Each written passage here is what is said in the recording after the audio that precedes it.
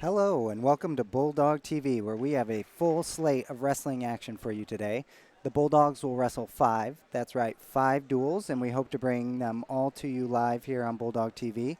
Hello, I am Nick Morphew, former Bulldog assistant coach and current youth club coach, and I will be joined behind the mic occasionally by industrial arts teacher and former Bulldog assistant coach as well, and beard grower extraordinaire Simon Anderson here throughout the day. The Bulldogs are currently undefeated at 9-0, and they will wrestle 5 meets today. They will first wrestle Olney, followed by Westville, Lawrenceville, Cumberland, and Leroy. So we will be here all day to bring that action. I think the Bulldogs are probably favored in every meet, but I would not take that too lightly. This has been a trap weekend for the Bulldogs in the past. Coming off of winter break, I've seen many of the Bulldogs' best wrestlers drop some inexplicable matches here, and there are a couple teams here who could upset them. So the coach's challenge today is not necessarily with technique or strategy, but it's motivation, pure motivation, and we'll be able to tell right away out of the gate watching the first period and these first few weights against Olney if the Bulldogs are ready to go today. Before we get to the Bulldog lineup, I'd like to thank our sponsors of Bulldog Athletics and Bulldog TV.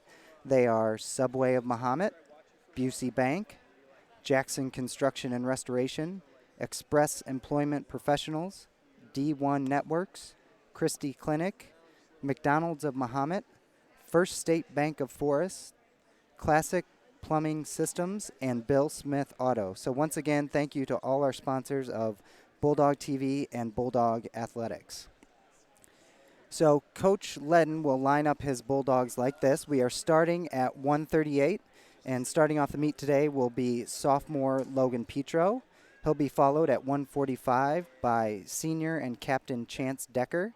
At 152, we will see freshman Brennan Hauser. 160 will feature junior Gage Granadino. 170 will be junior Hayden Nelson. At 182, we will see Colton Crowley represent the Bulldogs. 195 will be freshman Mateo Casillas. At 220 will be captain and junior Daniel Renshaw. 285 will be captain captain and senior Seth Buchanan. At 106, we'll see freshman Caden Hatton for the Bulldogs.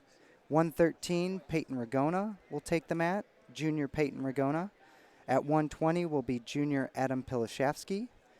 At 126 will be senior Noah Schnepper. The Bulldogs will send out Braden Heinhold, sophomore Braden Heinhold at 132.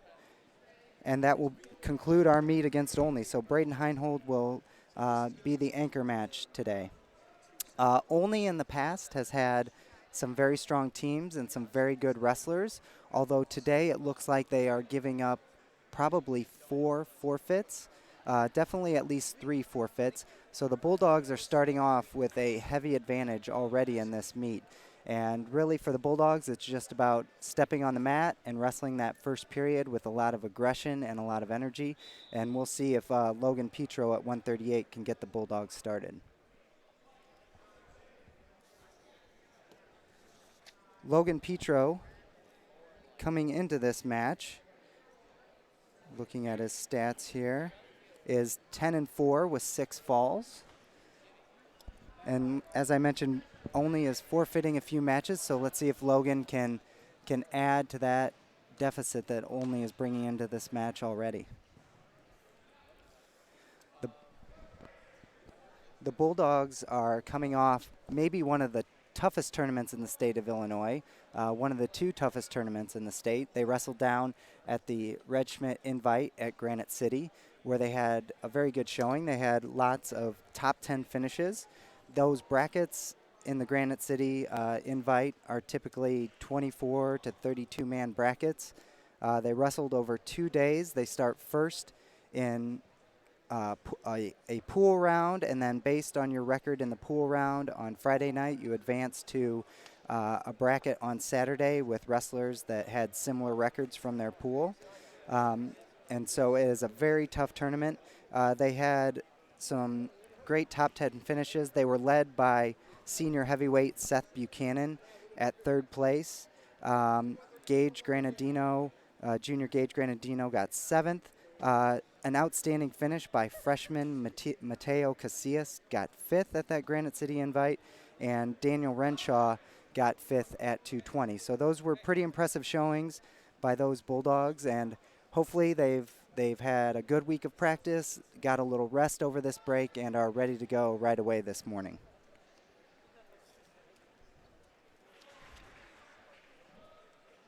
It looks like we are about to start here at 1:38, which will be Logan Petro for the Bulldogs versus Aaron Harmon from the Olney Tigers.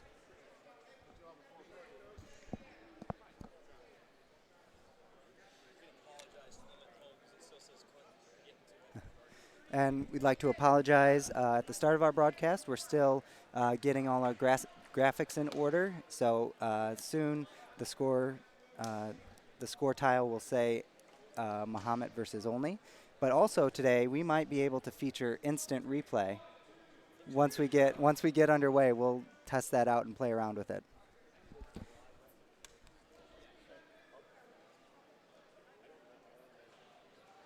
Okay, it looks like we're all set. Here's the first match of 5 dual meets today for the Bulldogs. Logan Petro starts right out, grabbing for the head. Gets the tie up. Fighting for position, takes a shot across the body, but is able to get the far single and hops over and hooks the legs, pops his arm and head out for a 2-point takedown. So in the first 15 seconds, Logan Petro gets a takedown. That's exactly what I wanted to see from the Bulldogs' first period aggression. And now he's got the legs in and maybe has a turn. He does. He has Harmon on his back, but Harmon fights off and gets to his belly. Petro gets the 2-point near fall, though. Petro goes right to work. He's got a lot of pressure on Harmon here. He's got the far arm trap driving in. He doesn't quite have a butcher because he needs to be over top of the arm and have the crossface. So he gets back on top and readjusts.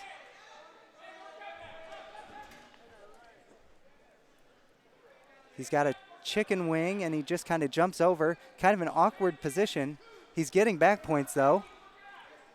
And he adds 2 more for a 6-0 score. So less than a minute in this first period, and Logan Petro is well on his way to a major decision. He's burying a half now here on the edge. He needs to hop off the legs and drop his chest. There he goes. He needs to drop his chest a little more, but he's able to force Harmon over. Petro has Harmon on his back, but getting a little high. He needs to settle back, maybe scoop the head in a reverse half position. Let's see if he can settle down, and he does get that reverse half, and there's the fall for the Bulldogs. A 6-pointer for the Bulldogs right in the first period. Logan Petro starts things off fast here. Great start for the Bulldogs on this full Saturday of wrestling. Logan Petro was really aggressive. I love to see the attack early in the match, and then he went right to work on top. Couple awkward positions, but he was able to settle down and get the fall. Up next is senior captain Chance Decker at 145. Chance has state qualifying aspirations this year, just came up short last year. Let's see if he can keep this momentum going.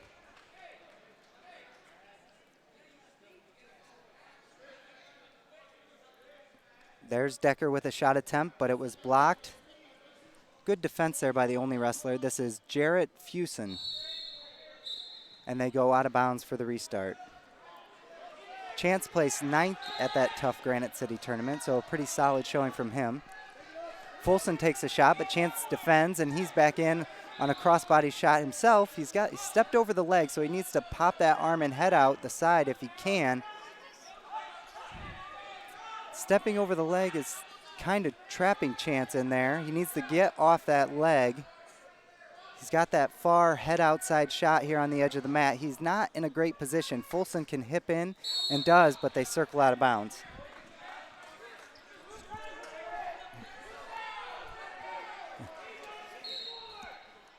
Restart in the middle with 1:13 left in this first period. There's a high crotch shot by Folson, but he tries to crack down over his head. He gets the double. He just has to step over, and he'll probably get the takedown here. Decker defending, and he gives up a takedown. So 2-0 Folsom in this first period. Decker lets the leg in. And Folsom has a crossface. Sorry, Fusen, not Folsom. Fusen has a crossface. Now he goes back to a 2-on-1. Chance has the ability on bottom to make guys slip off, catch people on their back. He's very flexible, kind of an unorthodox wrestler, so Fusen does have to be careful on top here. Fusen has the leg in, now to the power half. 15 seconds left here. Wrestlers near the edge of the mat. Doesn't look like Decker will be able to build his base and get the escape or the reversal to end this period.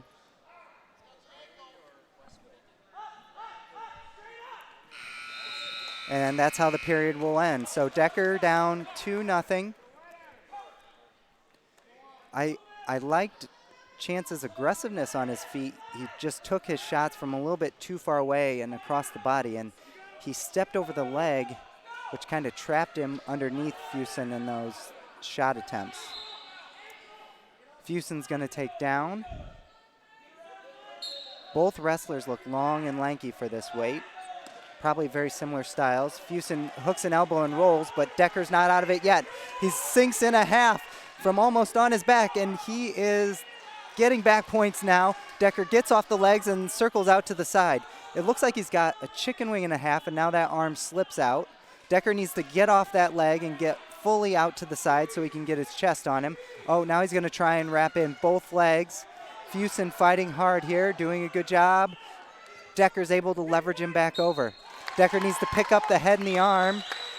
He's still on that leg, and he can't quite get pressure on him as long as he stays parallel. He needs to get perpendicular here and get off the legs.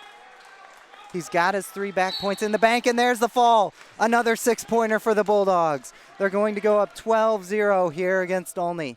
Great way to start this week. Here you can see Decker. Was that? Oh.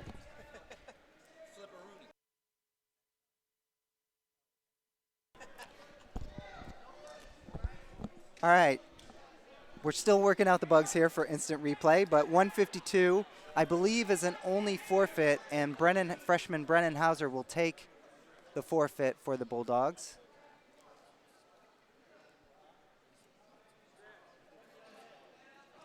Yes, so there's another 6 points for the Bulldogs.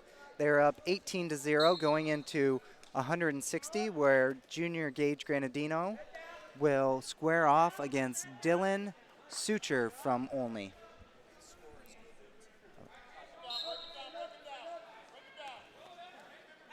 Gage is one of those wrestlers that I definitely want to see be more aggressive on his feet. He's got a great single leg. He always seems to finish them. So I think the more shots he takes, that'll turn into more takedowns for him. I'd like to see him move just a little bit more here. Oh, there's an ankle pick for the 2 points, and the legs go right in. Gage is so tough on top. He keeps his balance good. He's good with those legs in, and most importantly, he's mean with the legs in. In fact, at the end of last wrestling season, when I was practicing with him, I would not go down against him because he just punishes you. Gage working, alternating between tight waists and spirals. Finally gets that right leg in. Staying behind the arms.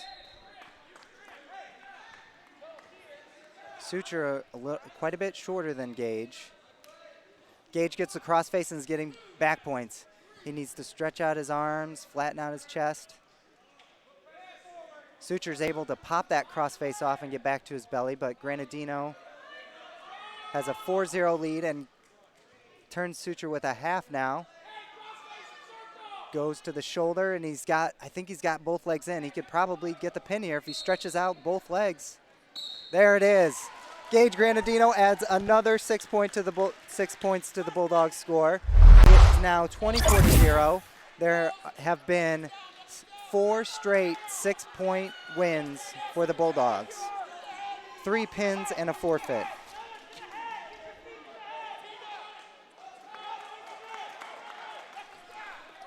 Okay, at 170 will be junior Hayden Nelson. And taking the mat for Olney will be Levi Seitzinger. Hayden Nelson, he's actually bumping up a weight, maybe two, to wrestle 170. So being on bottom may be a problem. Being in these tie-ups would not be advisable. He should probably stay a little bit outside the tie-up and shoot from a little bit of distance. Tight collar tie here from both wrestlers.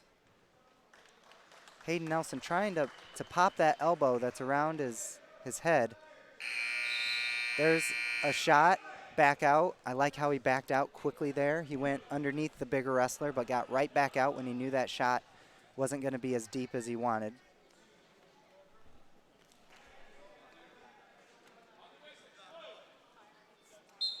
Nelson looking for some wrist control, getting caught in that collar tie though. There he gets forehead to forehead, but can't turn it into a setup. There's a tap and go. He's a little far away though, and he's not in bad position. It looks like he has the elbow, and he drives Seitzinger out of bounds. 1 minute to go in this first period. This is the 170-pound match. The Bulldogs have had 4 6-point wins. They're up 24-0.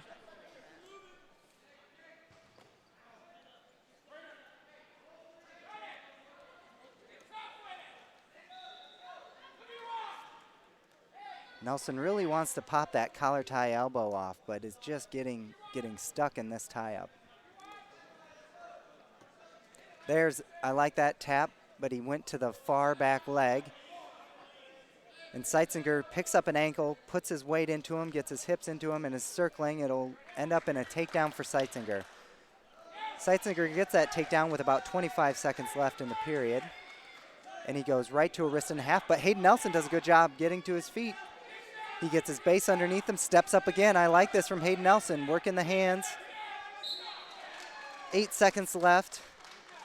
Looks like Seitzinger will ride Nelson out here at the end of the first period.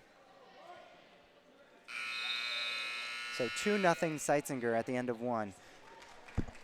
I liked what I saw from Hayden Nelson there on bottom. He got his knees underneath his chest. He stepped up right away as soon as he established his base, and he was fighting for hand control. Now, it looked like his one arm was kind of trapped, so he needs to make sure he gets both arms free, tight to his elbows to fight those hands next time.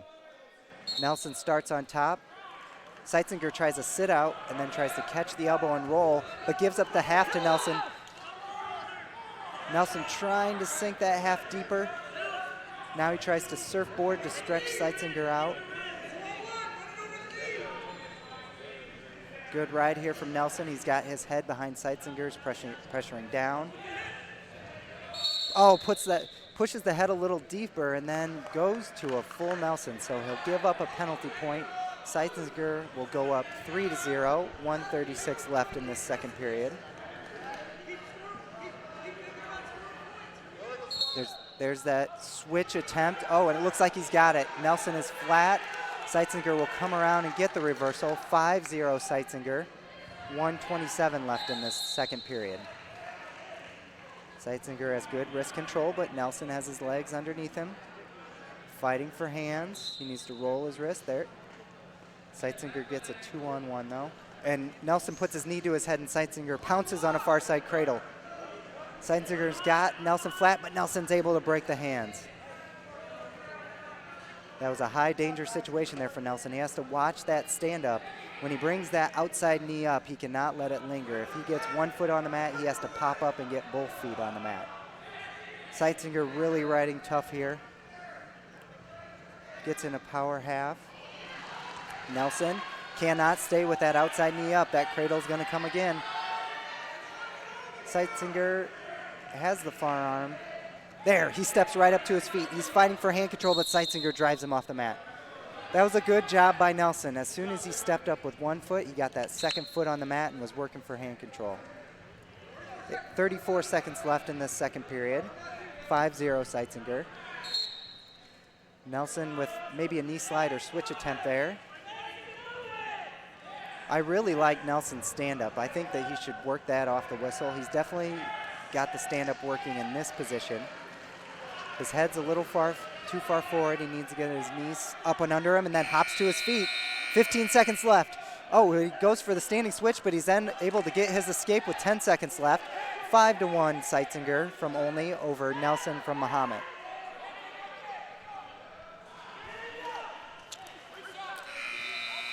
And the period will expire. Down.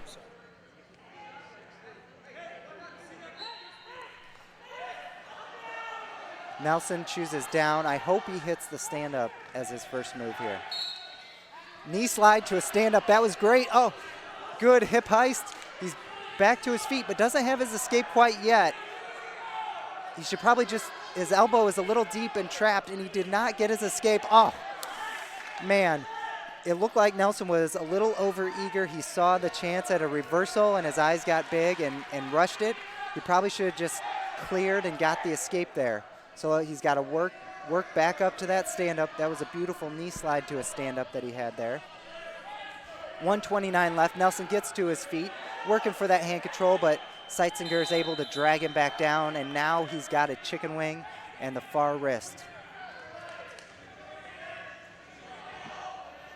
I'm really impressed with Nelson's strength here. I mean, he's undersized for 170, but he's been able to hang with Seitzinger. I don't think he's been overpowered too badly in this match.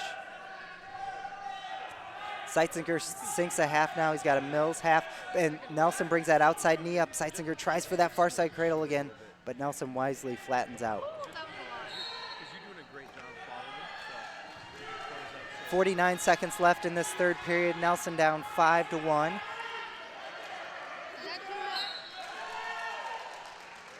Nelson finally gets to his feet, looking for hand control, but rotates out of bounds.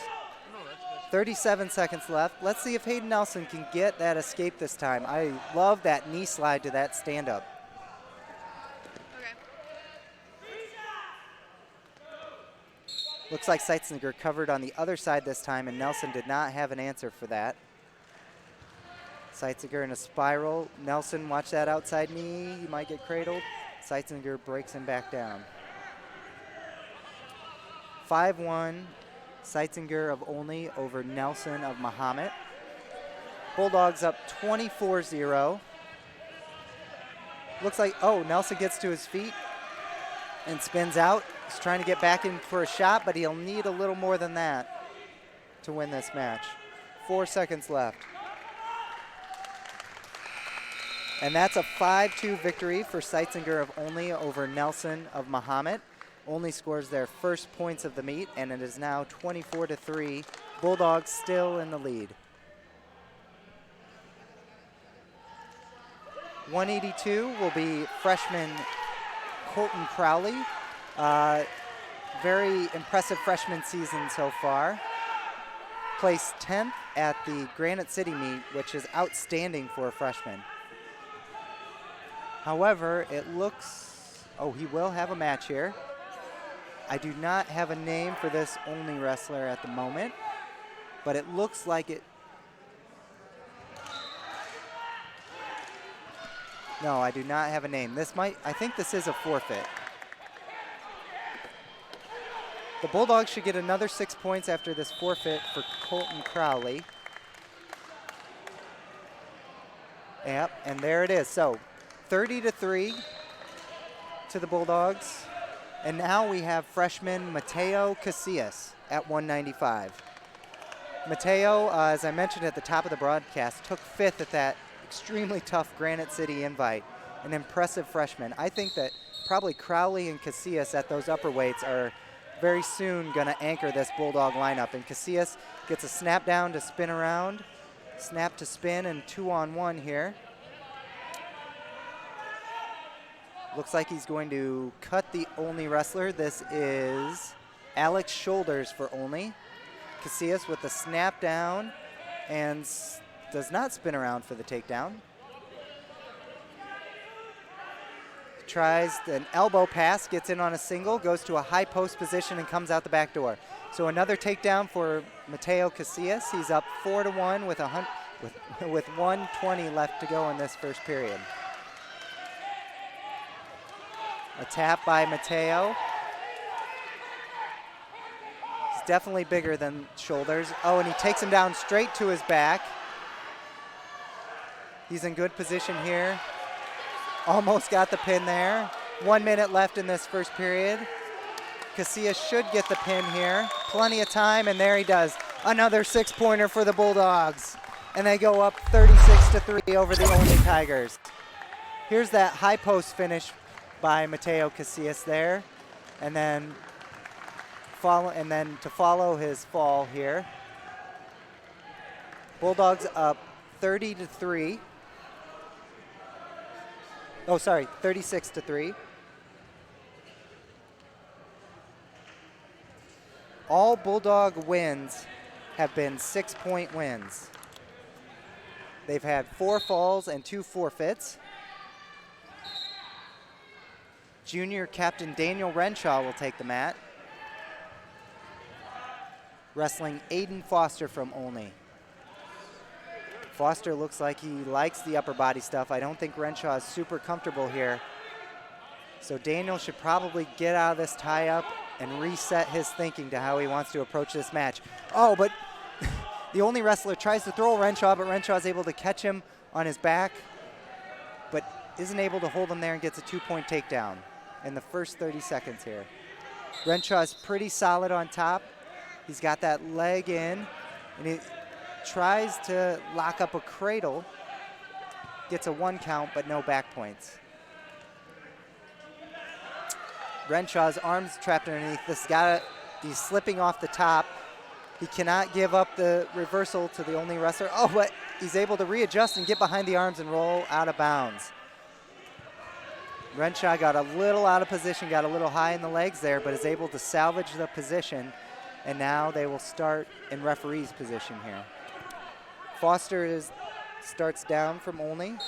Renshaw up 2-0 with a minute left to go in this first period. Renshaw trying to slip that leg in and sagging off to the side.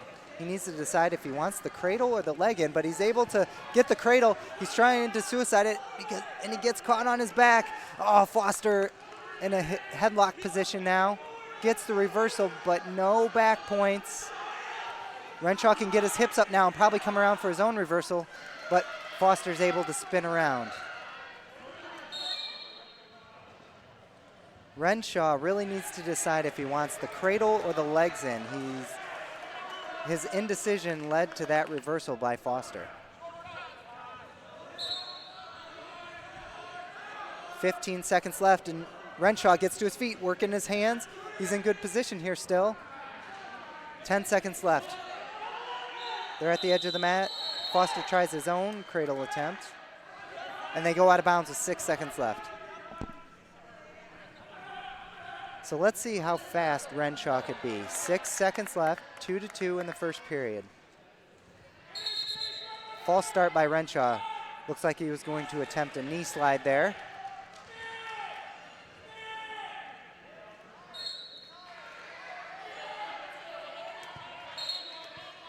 Knee slide, tries to change Foster to the other side, but takes too much time.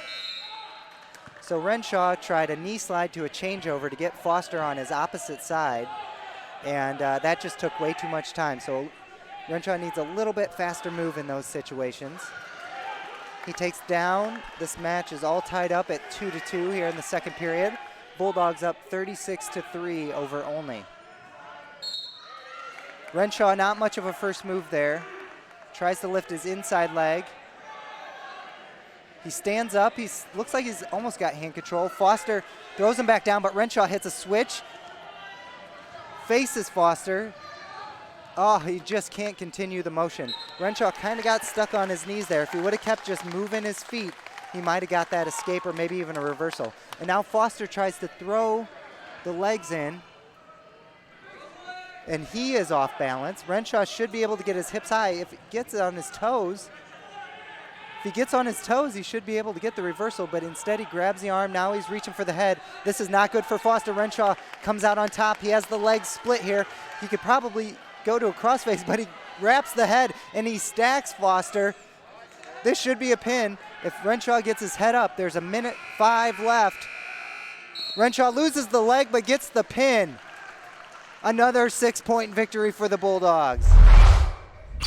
42-3 now for the Bulldogs, leading into senior heavyweight Seth Buchanan's match. Seth is the 6th ranked heavyweight in 2A.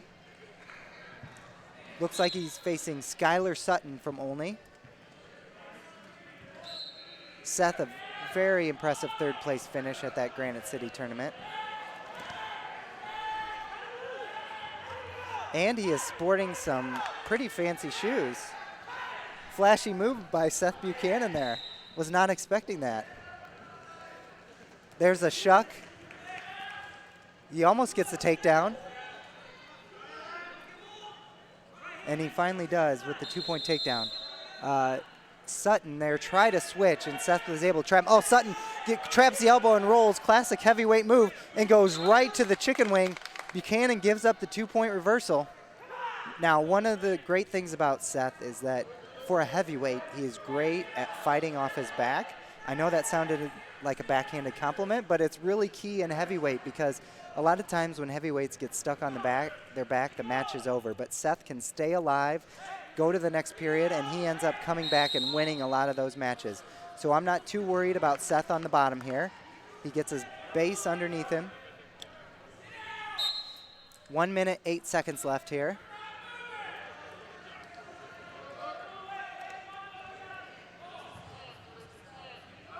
Seth needs to get his head off the mat, look for some hand control here. It looks like he's reaching for the hand now, but he lets go of it. Sutton gets that chicken wing again.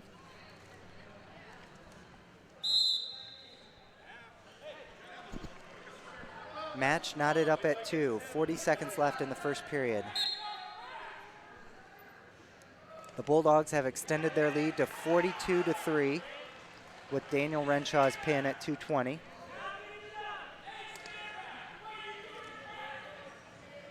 Buchanan still working, still hasn't really found that hand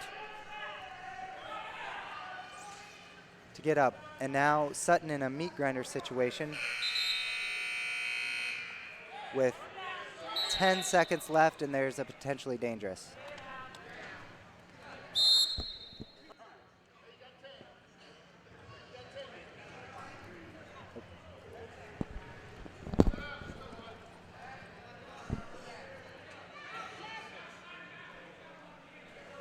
Buchanan starts down with 10 seconds left.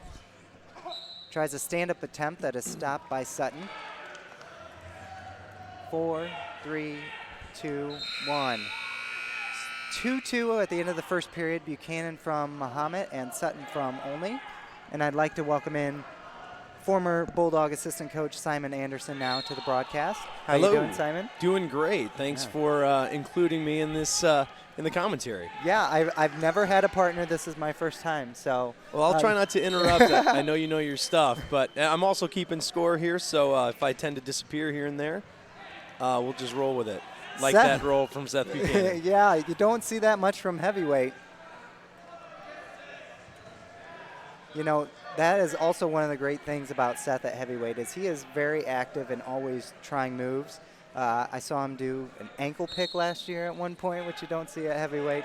So he's a lot of fun to watch. For sure. No, he's got a lot of agility for a young man of his size. And there he is keeping the arm as he rolls through, getting him 2 for a reversal there. And now he goes to work on top. Seth Buchanan is all of 285 pounds and really strong. So this is exactly where he wants to be. Yeah, he's got a tight forearm. Seems to be slipping out a little bit there. Yeah. Bit out of position. Well, don't want to be around front. He's trying the front quarter and pulls it off. Buchanan has Sutton on his back. 54 seconds left to go in the second period, and there's the fall. Another 6-pointer for the Bulldogs. We can check out that last little fall to the back right there. I think the replay just misses the pin. But great finish for Seth Buchanan. Yeah, it was kind of risky going out in front, but he was able to horse him over to his back in the end. Yeah, he committed for sure. And not sure what that was by Seth Buchanan. He's kind of a goofball, which is good. I teach here at the high school. I've had him in class before. great young man to have around. He's one of those where I wish I had a million of, and if I could insert a name there, Yeah. Seth would be a good pick. Yeah, always upbeat, doesn't get too down after losses, and always ready to wrestle that next match. We have a string of forfeits here for the Bulldogs. At 106, Caden Hatton will get a 6-point forfeit. At 113, Peyton Ragona will get a 6-point forfeit. And at 120, Adam Pilshafsky will also get a forfeit. So if I kept up, I think what you see for your team score there is correct. So a 66-3 lead for the Bulldogs heading into 126. This is senior Noah Schnepper, who's coming back after a long layoff and makes a double leg attempt there. What I like about Noah Schnepper is he's very active on his feet, very aggressive, lots of movement. He doesn't work from the tie-up. He actually works outside the tie-up, which is kind of unique among the Bulldog wrestlers, and I really like that style of wrestling, so I like watching Noah. Kind of reaching there on that shot, ending up on his knees, but switching to, makes it work for him. Yeah, tries that high post, and this is, let me get a name here. This is Dylan Ritter from Olney. Ooh, good crossface there.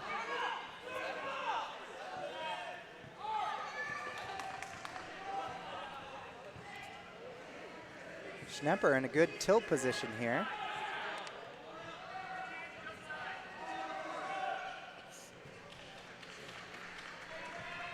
So Schnepper has a 2-0 lead here in the first period with 55 seconds left. This is Ritter from Olney, and Ritter gets the escape. 2-1 now. Schnepper goes back to work on his feet with 45 seconds left. Schnepper with a tap and shoots a double, but his head goes right to the middle. That's a coach's struggle big time, is just getting young men to realize how important head position is on a shot. I mean, he got deep, and now he's in the high post. But the effectiveness of a double or even single, it's putting the head in the right space and keeping it up is going to be way more effective in the long run. Yep. Out the back door again, though, for 2. Yep. Yeah, the one thing about Noah is he's pretty good with his knees on the mat in those extended takedown situations. So he does know what he's doing when he's there, but if you could shoot that double correctly off the bat, it would be a big help. Schnepper with a tilt at the end, but can't get any back points. He's up 4-1 here.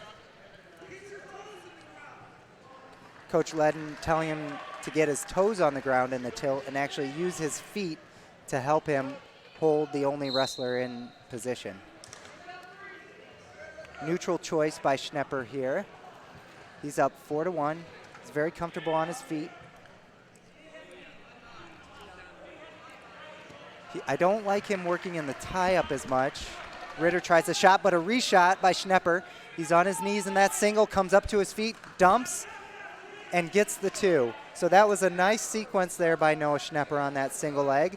Drove up to his feet, hit the dump, and is able to cover for 2 points. He's now up 6-1. Schnepper has 3 takedowns in this match with 1:24 left to go in this second period.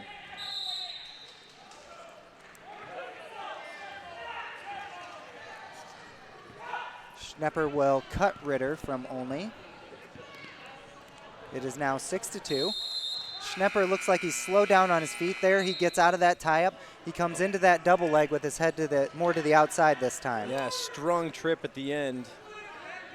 Keeping his hips under him. That body position helped him drive right through that one. Schnepper's looking pretty good here on his feet. Yeah, that is definitely his strongest position. I really like watching Noah wrestle on his feet. Still trying to work that tilt. He's in good enough position here to look to the bench, and you can see coaches and players, coaches and wrestlers all signaling the same thing, trying to get him to get that count. Oh, little sloppy on that tilt, but he stays on top, recovered well. A spry move to keep him in position there.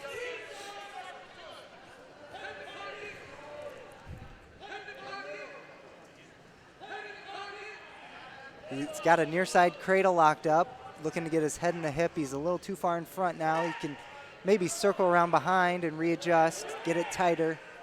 There's only 7 seconds left to go in this second period. Schnepper up 8-2. Well on his way to a major decision. Yeah, I'd like to see Schnepper keep the pace here in the third period. A lot of times some young men, when they get comfortable leads, tend to coast, but it'd be great for the team to see him score a few more. Decides to let him up here for one. Yeah, Schnepper is working on becoming more comfortable on top. In this match, he's ridden pretty well, but I wouldn't say he necessarily feels comfortable. A lot of times he likes to go to his feet. And there's a little bit longer shot, but once again, Schnepper on his knees is able to come to his feet. There's that dump again, but doesn't have the 2 yet. Now he covers for 2. Needs to get out to the side for that half. Here we go. Schnepper's up 7 points, working on that major decision if he can get one more. Yeah, this is a good deep half here. Great, I got to say, some great resistance from the Olney wrestler underneath. That was it looked like a pretty deep half. Strong position for Schnepper, but only manages to stay belly down. 1:15 left in this 126-pound match, and Schnepper will cut Ritter again. It is 10-4. Schnepper needs another takedown to get the major decision. Schnepper is not moving on his feet as much as he usually does. Let's see if he can pick up the pace just a little bit here. Double-handed reach was not advisable there by Schnepper.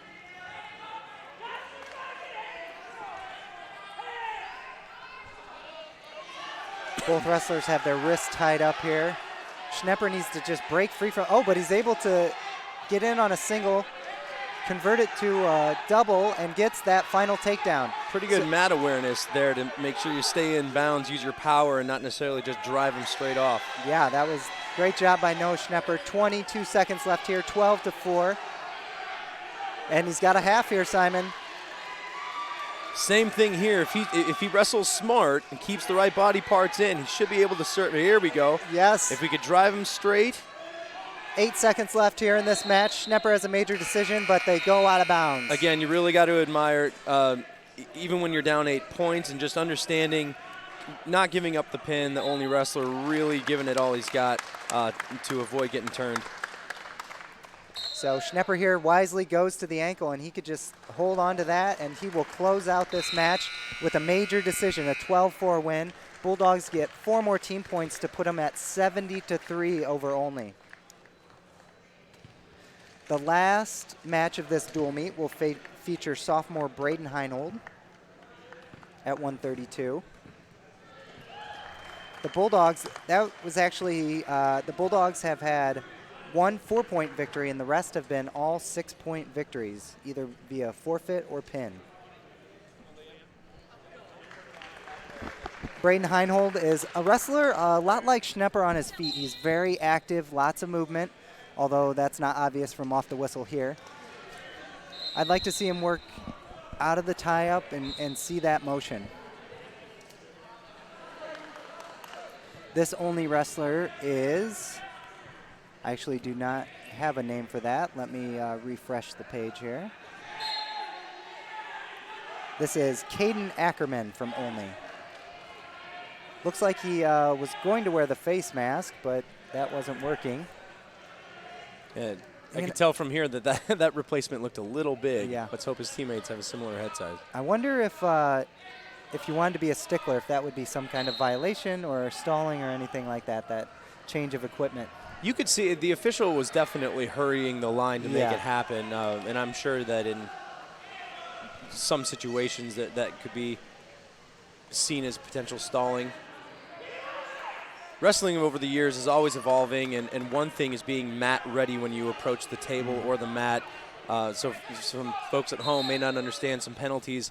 A lot of times if a wrestler's laces aren't properly taped or covered, or if something doesn't quite meet the standard of the IHSA, they give up a point right away. Yeah, and there's Heinold in on a single leg. He's in this high post position, we call it at Mahomet, and he's looking to come out the back door and does. He kept some pretty good hip position through that. Something I really like to see. Yep. Someone who doesn't panic in the high post. Inexperienced wrestlers a lot of time think that they're in a weird spot there, but if you watch a lot of collegiate wrestling, you'll see that happens more often than not. Yep. And so Heinold right to the chicken wing here with 50 seconds left. I call this a chicken wing. Coach Ledden calls it a bar. Right. I call when you put the arm across the back a bar. That's so, same. And so Heinold is able to circle around. He's getting back points.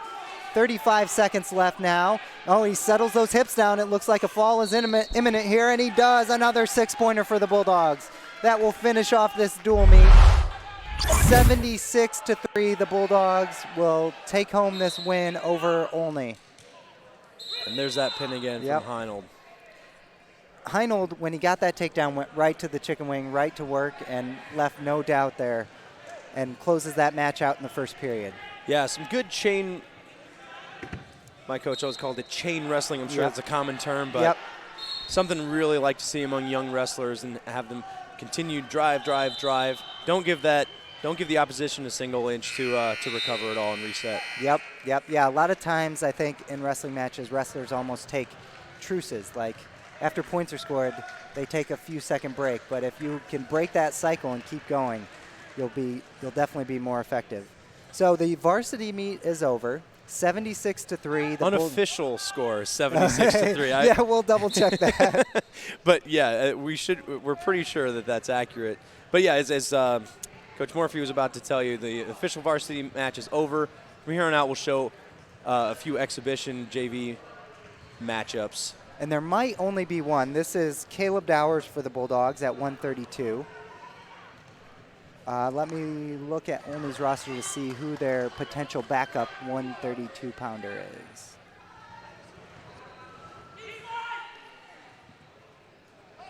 This might be an extra 138. They have a few 138s, so I'm sorry I do not know this Olney wrestler's name, but this is Caleb Dowers for the Bulldogs.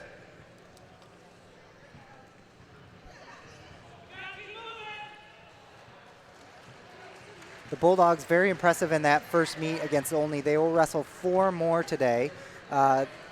Coming up next will be the Bulldogs versus Westville. Then later today, the Bulldogs will face off against Lawrenceville, Cumberland, and Leroy.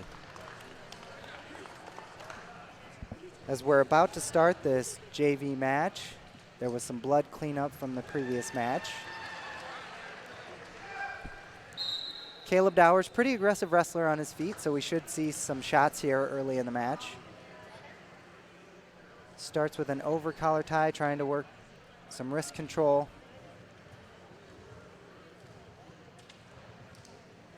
Dowers looks like he's trying to drag that right arm of the Olney wrestler.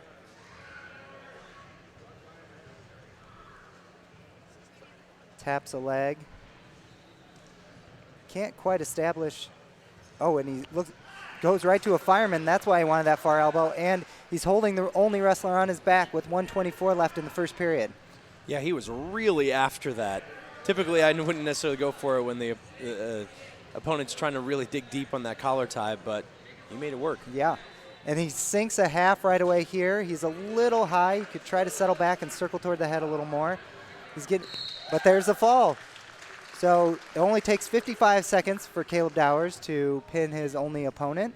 And I think that was the final match of our meet. So just to recap, the Bulldogs win 76-3 on the varsity level. They had one major decision, and the rest were 6-point wins, either via the fall or forfeits. Next up for the Bulldogs, they will face the Westville Tigers when we come back. Before we end today's broadcast of this first meet, I'd like to give another thank you to our sponsors of Bulldog TV and Mahomet Athletics.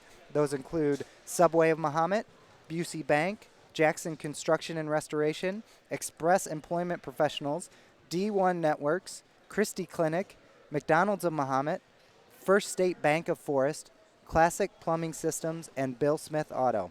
So the Bulldogs pick up another victory. They remain undefeated at 10-0, and we will see you in a little bit with the Bulldogs facing off against the Westville Tigers. For 150 years, you've believed in Busey. You dreamed of owning your first home. You partnered with us to customize a plan. You started a business. You trusted us to guide you through the ups and downs. You wanted to leave a legacy. You allowed us to bring your dreams to life. We thank you for the opportunity to serve you and your family for generations. Busey, fulfilling dreams since 1868. At D1 Networks, we take our role in connecting, protecting, and monitoring businesses in Central Illinois very seriously. When you need us, we'll be there, with service that sets the standard. From access control and structured cabling, to video surveillance and fiber installation, we always strive to provide creative solutions to the ever-changing technology needs of our clients. Contact D1 Networks today. Visit our website or call us at 855-836-6363.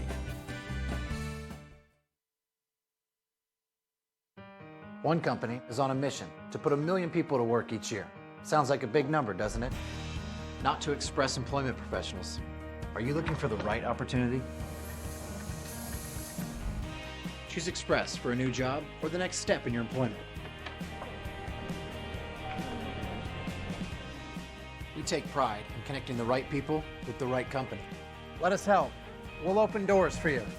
Express is on a mission to put 1 million people to work each year. Mahomet-Seymour alumni Jordan Rock on how high school students are important to Fisher National Bank of Mahomet. I think some important considerations in high school banking are how much money you're going to set aside for the future, because I remember getting my first paychecks, I just wanted to spend it all at once, and that's really not a good idea. So I think one of the important things is to figure out how you're going to save the money, and also setting some money aside to spend and have some fun with. I'm Ryan Heiser. I work at Fisher National Bank of Mahomet. Please stop by and see us soon. Stop by and meet Ryan and Jordan and the team of Fisher National Bank of Mahomet. Jackson Construction and Restoration is a family-owned and operated company specializing in residential and commercial services. We have been serving Central Illinois for over 20 years. If you want to remodel a room, restore a deck, or even start fresh with a new house, Jackson is there. And in the times of need after any fire or storm damage, our team of experts is there to help you rebuild or restore your home. Call now for an estimate on your next project.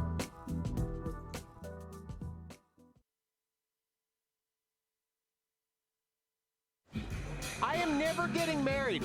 Never. Guaranteed. You picked a beautiful ring. Thank you. We're never having kids. I love it here. We are never moving to the suburbs. We are never getting one of those.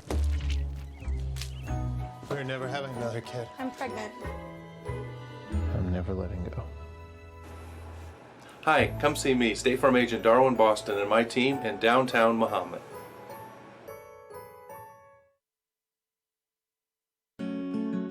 For 150 years, you've believed in Busey. You dreamed of owning your first home. You partnered with us to customize a plan. You started a business. You trusted us to guide you through the ups and downs. You wanted to leave a legacy. You allowed us to bring your dreams to life. We thank you for the opportunity to serve you and your family for generations. Busey, fulfilling dreams since 1868. At D1 Networks, we take our role in connecting, protecting, and monitoring businesses in Central Illinois very seriously. When you need us, we'll be there, with service that sets the standard. From access control and structured cabling, to video surveillance and fiber installation, we always strive to provide creative solutions to the ever-changing technology needs of our clients. Contact D1 Networks today. Visit our website or call us at 855-836-6363. One company is on a mission to put 1 million people to work each year. Sounds like a big number, doesn't it? Not to Express employment professionals. Are you looking for the right opportunity? Choose Express for a new job or the next step in your employment. We take pride in connecting the right people with the right company. Let us help. We'll open doors for you. Express is on a mission to put 1 million people to work each year. Mahomet-Seymour alumni Jordan Rock on how high school students are important to Fisher National Bank of Mahomet. I think some important considerations in high school banking are how much money you're going to set aside for the future, because I remember getting my first paychecks, I just wanted to spend it all at once, and that's really not a good idea. So I think one of the important things is to figure out how you're going to save the money, and also setting some money aside to to spend and have some fun with. I'm Ryan Heiser. I work at Fisher National Bank in Mahomet. Please stop by and see us soon. Stop by and meet Ryan and Jordan and the team of Fisher National Bank of Mahomet.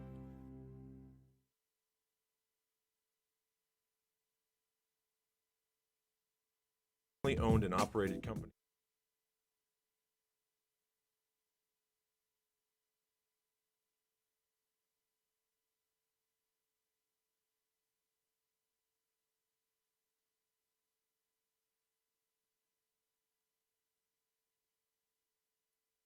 Perpendicular here and get off the legs. He's got his 3 back points in the bank, and there's the fall. Another 6 points. I think he's got both legs in. He can probably get the pin here if he stretches out both legs. There it is. Gage Granadino has another elbow pass, gets in on a single, goes to a high post position, and comes out the back door. So another takedown for 1 minute left in this first period. Casillas should get the pin here. Plenty of time, and there he does. Another 6. It should be a pin. Renshaw gets his head up. There's a minute and 5 left. Renshaw loses the leg but gets the pin. 2 for a reversal there.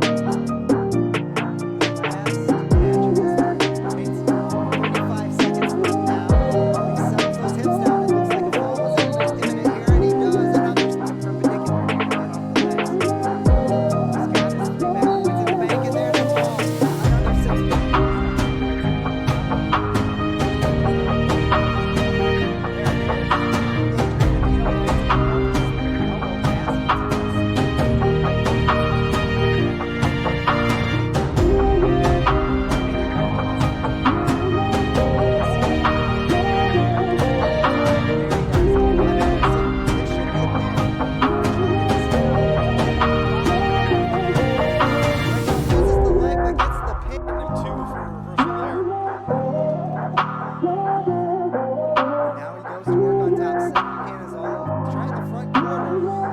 Pulls it off. Buchanan has Sutton on his back. 54 points to put him at 7-3.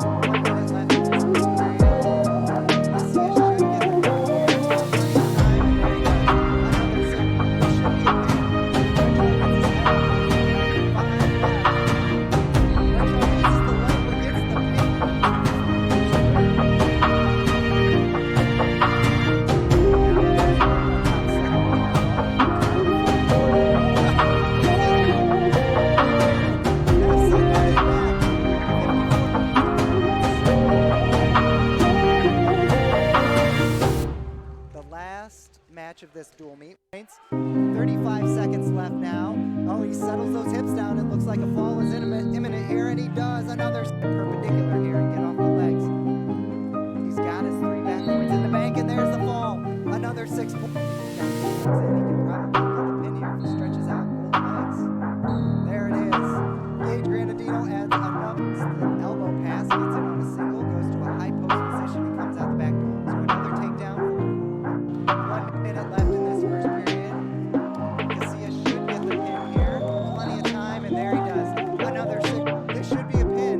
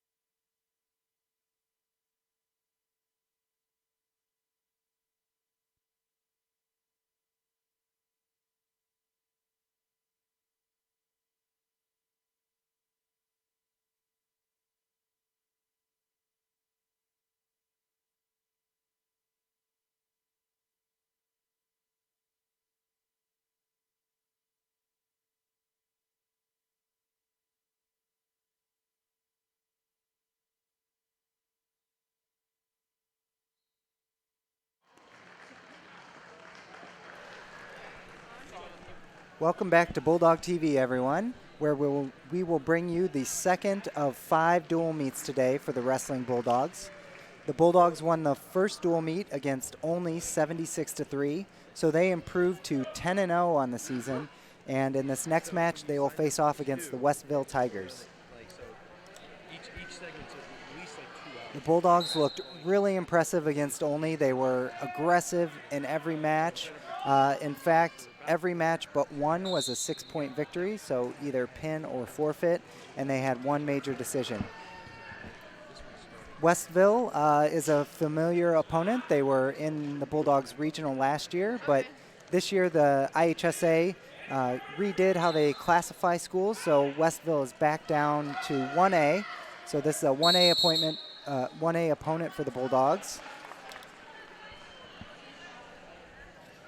The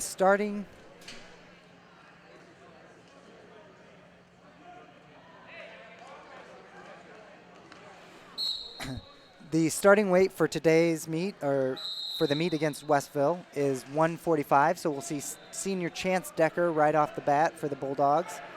He had a fall in his first match of the day,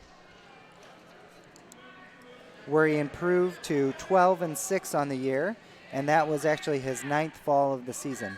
So 12 victories for Chance, 9 by pin.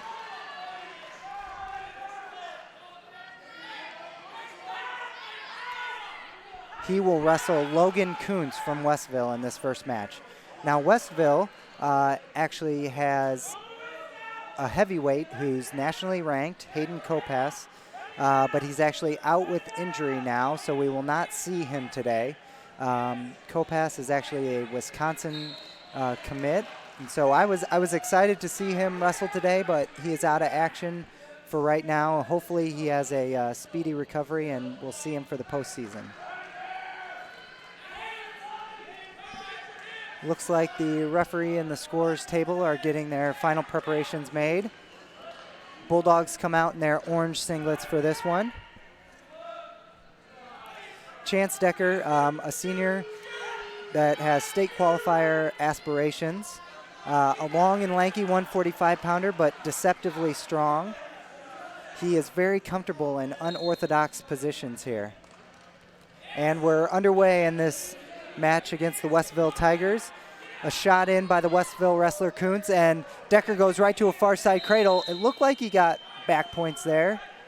He definitely has the 2-point takedown, and now he's getting swipes. So right off the bat, Decker has got the Westville wrestler on his back. 1:38 left, and there's the fall. A 6-point victory to start this match for the Bulldogs. Chance Decker, in his shot defense, went right to that far side cradle and is able to get the pin within the first 20 seconds of the match. Decker sure didn't waste any time with that. He sunk it real deep, got confident. Yeah, great way to start the meet for the Bulldogs. This weekend, the Bulldogs have been sluggish in these duels in the past, but today it looks like they've come out ready to wrestle. Junior Gage Granadino will take the mat at 152. He is wrestling Andre Johnson from Westville.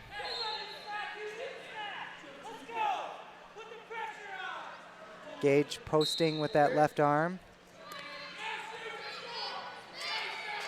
Gage has great single legs to either side. There's that single leg. He's very good at finishing here. He's able to get his head in the knee and come around to the double. He's going to cut Johnson. Johnson gets the escape. It's 2-1 now, Granadino. 1:35 left in this first period. Oh, Johnson actually got lower than Granadino on that shot attempt, but Granadino was able to stuff the head and spin. And right to the leg. Gage is really great with the legs in, and now he's got 2 legs in. I do not envy Johnson at this moment, because Gage is so tough on top with those legs in. He's got a half sunk, and this is going to be a fall. Those shoulders are almost down from this angle. Johnson fighting hard, though. Gage is so close to a pin. And there it is, a fall in the first minute of the 152-pound match for Gage Granadino. He now improves to 16-6 with 10 falls on the year. good aggressive match by Gage Granadino. Although I may caution him that those orange singlets are kind of see-through, so he might need to change his undergarments the next match. Solid advice. That's my coaching tip for Gage in the next time he wears that orange singlet. Well, just wait. Hopefully he's got a spare pair because they got championship white coming up in a few duels, I think. Okay, at 160 will be freshman Brennan Hauser. He goes underhook to a single leg shot, gets off balance, but is able to circle up and face. Oh, the only wrestler jacks him up with double underhooks, but they go out of bounds. This Westville wrestler, sorry if I said only, this Westville wrestler is August Balsamello. You could see Coach, well, maybe you couldn't see. We could see Coach Ledden really warning against that. Say, hey, twice now he's working an underhook. Then he got the double, tries to jack him up into a bear hug. Oh. Great duck under there. Yeah, he just scooted right under that elbow. Doesn't have the takedown yet.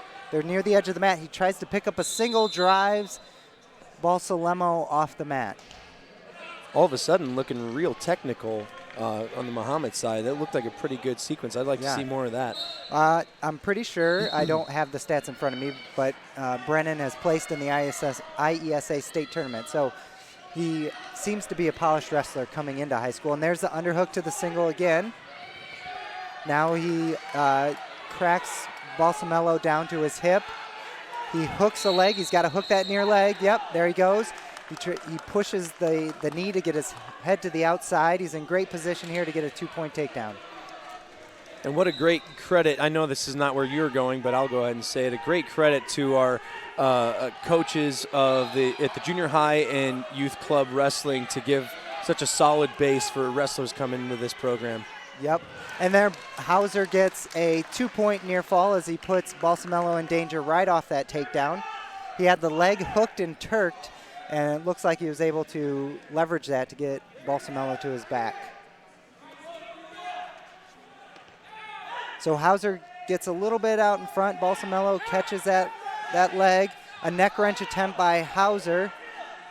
They're on the edge of the mat. There's nothing yet, and he got a near side cradle hooked up with 24 seconds. Oh, but Balsamello slips out and is able to he hasn't got the escape yet, but Balsamello looks like he might have a cradle of his own. Yeah, if that's locked up, it's going to be called 2 here in a second. Here we go. Yeah, and it's 4-2 Hauser, 10 seconds left, but he is in danger of getting turned. Needs to really turn down, fight the grip. Yep, and that's exactly what he did. He fought those hips and belly down. Something a lot of wrestlers tend to almost neglect. They want to force out with their legs, use power to break the grip, and they don't even think to work the fingers. Mm-hmm. And that Westville wrestler had a pretty tight cradle. Yeah, that's tough in a wrestling match to focus on kind of the micro and focus on the hands and not worry about your strength as much. Absolutely. Hauser starts back on his feet. There's that little elbow pass duck under to a single, and now he's got Balsamello down again for his third takedown. 6-2 Hauser, looking very good on his feet at the 160-pound match. The Bulldogs have 2 6-point wins and are up 12-0 on the team score. Hauser was laid off at the beginning of the year, so these are some of his first matches of the season. Hauser cuts Balsamello, and it's now 6-3. Balsamello takes a long shot. Hauser didn't really react, and Balsamello slides his head to the outside. Oh, and goes right to the half. That was a great sequence by Balsamello. Hauser in real trouble here. Hauser's got to keep fighting. There's a minute left in this second period. Balsamello has come back to make this match 6-5, but he may get the fall. And there it is. So the Bulldogs give up their first bonus point loss of the day. Westville gets 6 points at 160. And credit to the Westville wrestler there. That was a fantastic return. A lot of high school guys, again, talking about focusing on the micro, they just want to go for a hard slam, and they give up great position by doing that. He got him down with just the right force and continued into the pinning combination. Yeah, yep, that was a great move. And, Hauser looked a little slow to react on that shot because that shot came from distance. So shot defense may be something the coaches need to focus on in these upcoming weeks. At 170 will be Hayden Nelson for the Bulldogs and Riley Edwards from Westville. I don't remember how far Edwards made it in the postseason last year, but I know he is a very good wrestler. This is going to be a very challenging match for Hayden Nelson. And there's that double underhook. Westville looks comfortable in that upper body stuff. Nelson giving up some weight here as well, bumping up to 170. You got to imagine two wrestlers in the varsity level, similar weight, are going to be partners a lot of the time in the room. You're likely to see a couple of those same moves show up, and sure enough, opening seconds, you got a double underhook. Yep. And now there's the body lock. Trips Nelson back, straight to his back. Nelson trying to fight to his belly. Edwards getting the near fall. Still a long ways to go in this match. It's only 30 seconds down in this first period. Nelson fighting here. Edwards doesn't have quite the hold to get that far shoulder down yet, or I should say near shoulder to the camera down. Nelson is fighting pretty hard here. Oh man, he almost snuck that arm down and got to his belly. Edwards really comes up on top now. Still can't force that right shoulder down of Nelson. Less than a minute to go here, but still a long way in this first period. Oh, there Nelson gets his own. Yes. 3-point near fall for Edwards. He's up 5-0 with 45 seconds left in this first period. Got to love the effort to get off your back. He was in a rough situation. Takes a lot out of you, though, and with 35 seconds left, we hope he can keep the stamina to make it out of the period. There's that, what we like to call him, bar. Yeah, the bar across the back. Oh, man, and Edwards has some good strength, gets Nelson over again, and his shoulders are close to down, but not quite yet. 18 seconds left in this first period. Can Nelson fight off this pin attempt by Edwards? Nelson showing some great fight here. 5 seconds left. 3. Looks like Nelson will hold off the fall and only be, he'll be down 8-0, so a big deficit, but keeps the pin off the board for the Westville Tigers.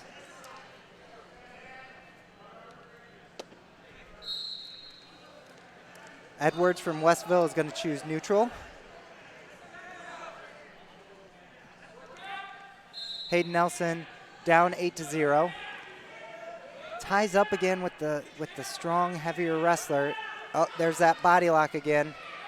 Head buried in the chest and a back trip for another takedown for Edwards. He is up 10-0 with 1:45 left in this second period.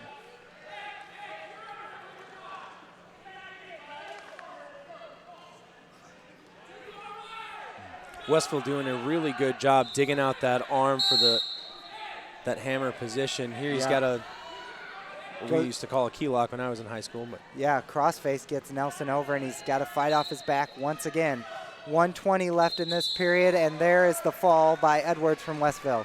So a very overpowering performance from Edwards. Nelson was giving up a lot of weight and strength there and really fought hard, but succumbs to the fall in the second period. And so this meet is now all tied up 12-12.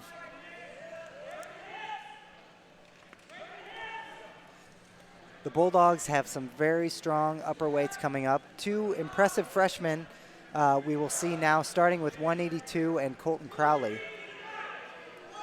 Although Colton had a forfeit in his previous match, and it looks like he has a forfeit here again. So I really want to see Colton Crowley wrestle today, and he's had 2 forfeits. At 195 will also be freshman Mateo Casillas, and he gets a forfeit as well. So 24-point boost for the Bulldogs. I really want to see these freshmen wrestle at some point today. But that leads into junior captain Daniel Renshaw at 220.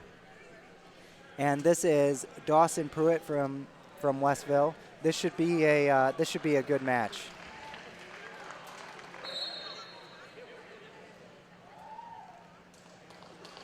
you heard Nick a few moments ago talking about the ranked and D1 commit heavyweight from this team. And like I said before, a lot of greatness comes in pairs. You got to imagine this young man at 220 spending a lot of time on the mat with that heavyweight, and knows a thing or two. Yes. In fact, the upperweights from Westville all look very solid. They match up well with the Mahomet upperweights here. It's a shame they don't have an 82 or 95 to go along with everyone else.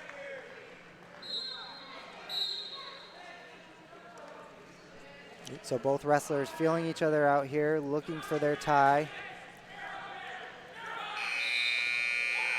Renshaw in great position with an underhook here. Great head position. Yeah, for sure. Showing some pretty good smarts on his feet so far. But doesn't shot put that shoulder enough to get down to that single. I'd really like to see him shoot that single with both hands instead of leaving one hand up on the head. If I were on the sideline, I'd be saying when he gets in that underhook or collar tie position when you're head to head, I'd like to see him look into the side of the temple, dominate that position, and get the Westville wrestlers head out of position. Yep. So Pruitt's able to drive Renshaw off the mat. They will start back in the center with 48 seconds left to go in this first period. No score yet. Both wrestlers have been working for position and hand fighting. Over collar tie from Renshaw, gives up an underhook, and Pruitt tries to do a throw by single there on the end, on the edge. 34 seconds left now. Let's see if one of these wrestlers can get a takedown, which is always a killer at the end of the period. If you can get it with short time left. Renshaw forces a fireman's, but he's got that elbow tight. And now he's on his knees. He needs to turn and face now. He's lost the position. Pruitt has the advantage. Renshaw really needs to turn and face, circle to his feet. He gets flat, and Pruitt steps over for a 2-point takedown. And there's that killer takedown at the end of the period we were talking about. With about 7 seconds left, Pruitt gets the takedown and takes a 2-0 lead. I like the aggressiveness. I mean, Daniel's showing, like, hey, I want to make something happen, but that's a risk that he needs to be prepared for with the weight of his opponent coming down on him. And instead of going into this period 0-0, he's down 2, and he's going to be fighting to come back the rest of the match. Yep. That fireman's, it looked deep, but he wasn't upright. He was slouched over on his head. And here he is. We talked in the last match about him needing to make a decision a little bit about what to do with his legs, commit to one move or the other. So here he is throwing the right leg, far leg in. Yep, and now he slides off the top. Renshaw is actually pretty solid in top, but he does slide off the top sometimes. He had him flat there, right there. He couldn't quite capitalize on the power half he wanted. There it is. This is a good position for Renshaw. Pruitt showing some pretty good strength. Renshaw sliding off the top now. Oh, wow, he adjusts his hips, sinks the half deeper. This is huge for Renshaw. He's got Pruitt on his back with 1:12 left here in the second period. Sinks the half. This would be a big win for Renshaw if he can get this fall. Oh, he can't settle down. Tries to switch to a scoop. Pruitt able to roll through, but big points for Renshaw. Yep. If he can keep going to work here on top, he needs to pop those elbows forward, get Pruitt flat, stay behind the arms. Keep the legs dug. He gets a little too high here. Pruitt could slip out. Renshaw shows patience and rolls through. It's getting more back points here. Good recovery there with the crossface as Pruitt rolls through. Renshaw needs to get his head up, chest down. Renshaw off the legs now. Has more back points. He's rotating Pruitt's shoulders down, but Pruitt's able to roll through. 3 more back points for Renshaw. 6-2, and now Pruitt gets the escape. It's 6-3 with 16 seconds left to go in this second period. Big points from Renshaw on top.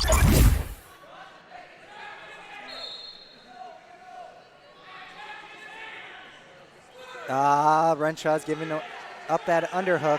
Not a position you want to be in. There's that high crotch shot from the underhook. Pruitt's still trying to drive in and get a takedown with 4 seconds left.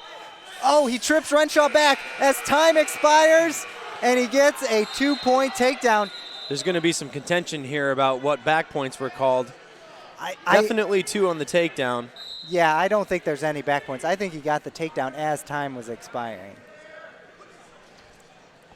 Man, once again, a late period takedown given up by Renshaw, and it is 6-5. And I believe it's Renshaw's choice, so he can go down here. Renshaw is pretty good on bottom, or would you choose top and hope you get the back points? It'd be pretty risky. Yeah, it's a tough one either way. We're going down here, though. But Pruitt has had the advantage on their feet. Renshaw chooses down. This is the 220-pound match. Mahomet is up 24-12 over Westville. I will take this moment real quick to recognize the great table help we've always got in this community. And at the table there, you see some two longtime family members of Mahomet Wrestling. Mahomet Wrestling. The Staffords and the Browns really know their stuff. Also today on the camera, we have Malia Thompson-Garland doing a fantastic job following the action. Renshaw is able to tripod up. Oh, and Pruitt cuts him right on the edge. Now I'm wondering if Pruitt smells a little blood in the water. Renshaw not returning to the center of the mat too quick. Yeah, and right to that underhook for Pruitt. Yeah, so right now I think the Westville coaching staff is probably deciding if we get this takedown here, do we cut him right away? I think Pruitt's going to need 2 takedowns to win this match. Not sure what Coach Ledden is. Maybe a caution on the restart? I think he's arguing about Renshaw. There was a caution right there on Renshaw. I missed that. So 118, Renshaw, a 2-point lead in the third period. This has been a great match. Pruitt has gotten all the takedowns. Renshaw has gotten on top and gotten back points. So both wrestlers scoring by different ways. Pruitt's trying to go to that underhook, but Renshaw beats him to it. Great head position by Renshaw. Oh, takes a far shot. Pruitt spins around for 2. Quick 2 called there. It is 7-7 now with 1 minute to go in the third period. So, I mean, some strategy here from Renshaw. If you get the escape, you got to try and look active, but maybe not take too many risks on your feet. Agreed. He doesn't have a stalling call, and just right there before the takedown, I was about to say, I like how Renshaw is pushing back. He knows how to work the mat. He knows how to avoid that stalling call. Yeah, I think Westville and Pruitt, they could either try and get that extra takedown or ride him out and try and beat Renshaw again on his feet in overtime. Oh, a locked hands call. That's a free one for Renshaw, and he gets the escape. So 34 seconds left. Can Renshaw stay active enough but not get in bad position? Renshaw has the underhook now here on the edge of the mat. He just needs to stay here in this position. Snap down here would be excellent. Big. Yep. Oh. He's missed that opportunity twice now. When Pruitt has got his head under Renshaw's chest, and I don't know why Renshaw isn't snapping him down to the mat as hard as he can. 18 seconds left. 9-7 Renshaw in this third period. Great match by these two competitors. Yeah, Renshaw doing a great job here. 8 seconds. Pruitt really has to go for it. 5 seconds. He can't pull the trigger, though. There it is. 2 seconds, and this match will end. Big win for Renshaw. Yes, yeah. Pruitt is once again, I don't have it in front of me, but I know he went far in the postseason last year. That was a great win for Daniel Renshaw. 9-7 decision, 3 more points for the Bulldogs. They will go up 27-12 over the Westville Tigers now.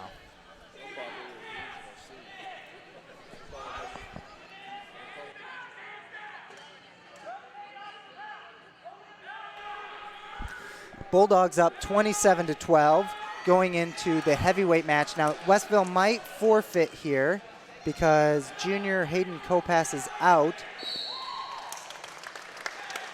No, it looks like they do. I think they have some backup 220s. So Seth Buchanan will wrestle Alex Doggett from Westville. Seth has definitely the weight and size advantage here. I would like to see him work a snap down, go behind, and then end this match as quick as he can. Absolutely. It takes a lot of guts to step out on the mat, though, if you're the Westville wrestler, probably giving up, at least 60 pounds. Yeah, no doubt. There's that. Just like you called, there's that front headlock, snap down. Right to work with the wing. Oh! Good movement. Yeah, Doggett is able to roll out of it. Butcher now by Seth, and he's got all 285 pounds on Doggett, and that match ends in 36 seconds. So another 6-pointer for the Bulldogs. They go up 33-12 over Westville, leading into the lightweights. Seth Buchanan now has 16 wins on the year and 15 falls. Wow. Seth was definitely, I think he had over 35 wins last year. A lot of those by pin as well. He was the MVP last year for the team. I definitely hope to see Seth on the IHSA medal stand in February. Freshman Caden Hatton will wrestle for the Bulldogs against Grayson McBride from Westville. Hatton, I think, once again, one of those successful IHSA wrestlers coming up from Coach Heinold's junior high program. Caden being pushed back pretty hard, fires away with a quick shot, but a little low. Yeah, Hatton has given up a lot of weight at 106. I don't even know if he weighs 90 pounds, so he's definitely got to play a no tie-up outside shot game, and he shot right in underneath his opponent that time.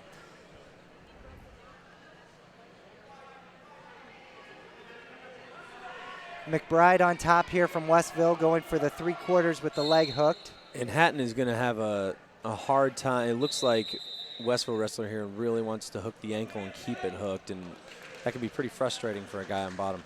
Yep. Stand-up attempt by Hatton, stopped by McBride. McBride up 2-0 in this match with 1:05 left in the first period. Did we see Hatton in the last duel? He had a forfeit. Okay. Yep, the 3 lightest weights for the Bulldogs all had forfeits in the last duel. Hatton does fight for hand control pretty well. You could just, that size disadvantage is really showing right now.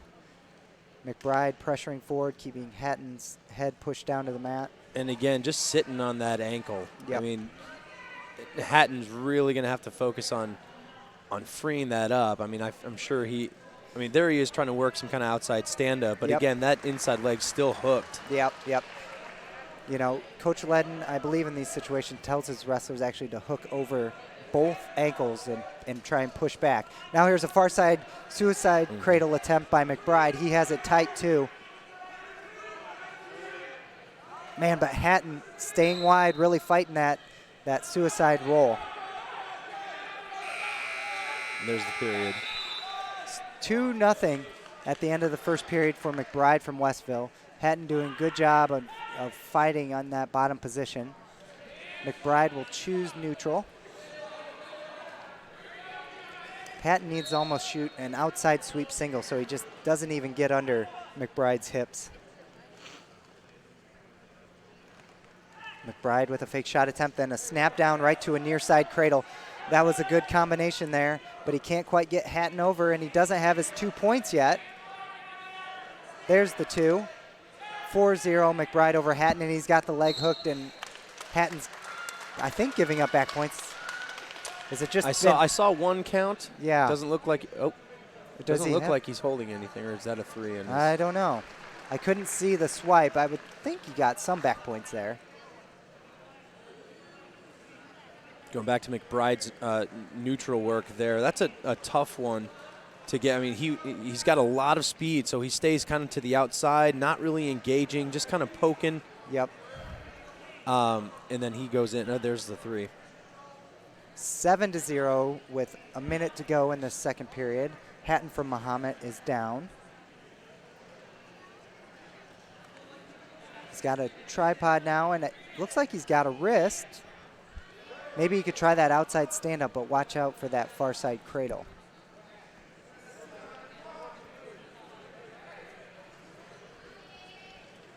.40 seconds left in this period. McBride trying to work a 3/4. Hatton fighting the hands. Good focus there from the young Bulldog. I hope he keeps that hand he just took. Yep. Yep.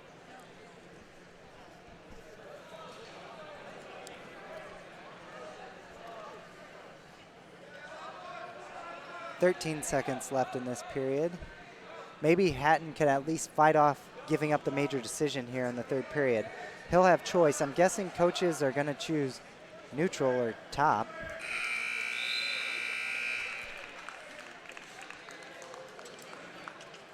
Coach Akery talking to Hatton now. I think they're going top. So it's going to take all of Caden's pressure forward, all the weight he has. He needs to keep the weight on McBride's hands, drive forward, and really use technique. The Reaches legs deep for that far side claw and then works the legs. Crossface, but no back points. Yeah, if he turns his chest down, he might have back points. Hatton able to shimmy back on top, gets both legs in, staying behind the arms. Looking for the power half now. McBride trying to dig out one of the legs. Hatton staying with him impressively trying well to right chest now. down. If we Oh. Still in top position, hasn't given up anything yet, working hard for that back. If he can keep he's got that toe hooked under. Yeah.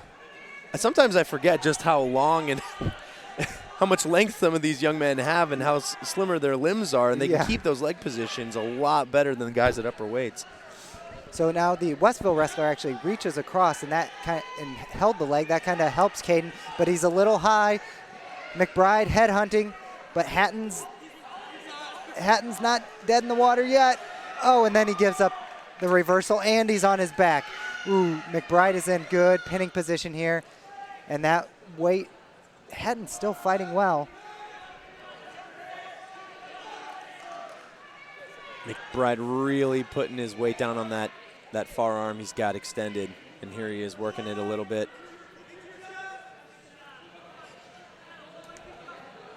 Hatton showing great fight here, giving up some weight.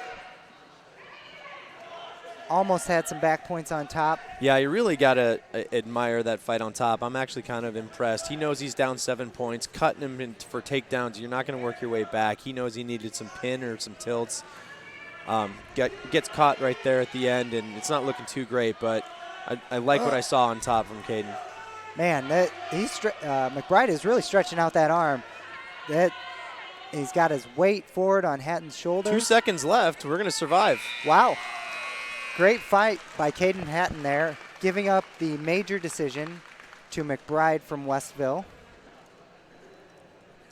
That's one that Caden should not be too disappointed in, if you ask me.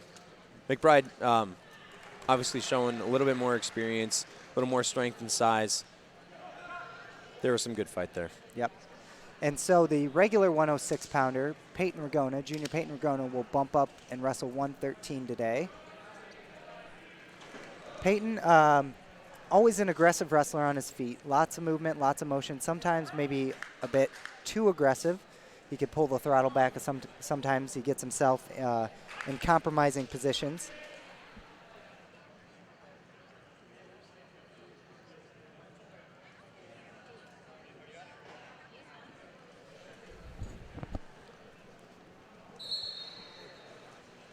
Peyton Ragona, a lot of varsity experience, shoots ahead to the middle double, but is able to turn his hips down and come back on top. Takedown 2 for Ragona with 145. So in the first 15 seconds of this match, Ragona gets a takedown. There's that aggressiveness and energy that I like to see from Peyton Ragona. And he's got a deep half now. He's turning the Westville wrestler. This is Jacob Pyle from Westville. And this should be a fall in the first period for Peyton Ragona. There it is, another 6-pointer for the Bulldogs. They will go up 39-16 over the Westville Tigers, leading into the 120-pound match. Bulldogs just all day have been earning a lot of bonus points.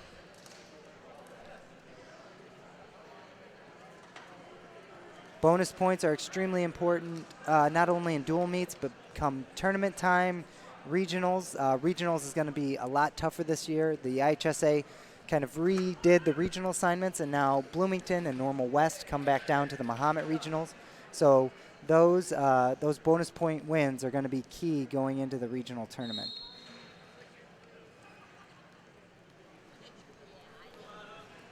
I do not have an updated name for this Westville wrestler, but this is Adam Pilashevsky for the Bulldogs at 120.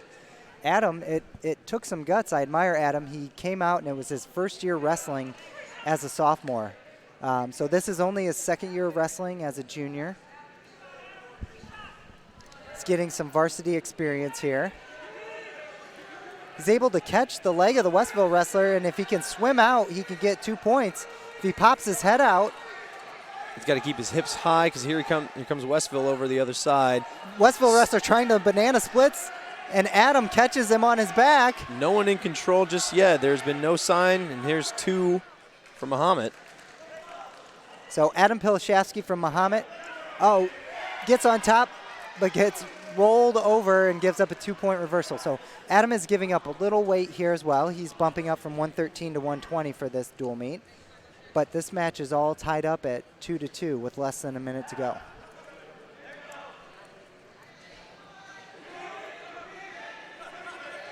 Adam is turned in the double chicken wing now. Westville wrestler sitting up. 40 seconds left in this first period.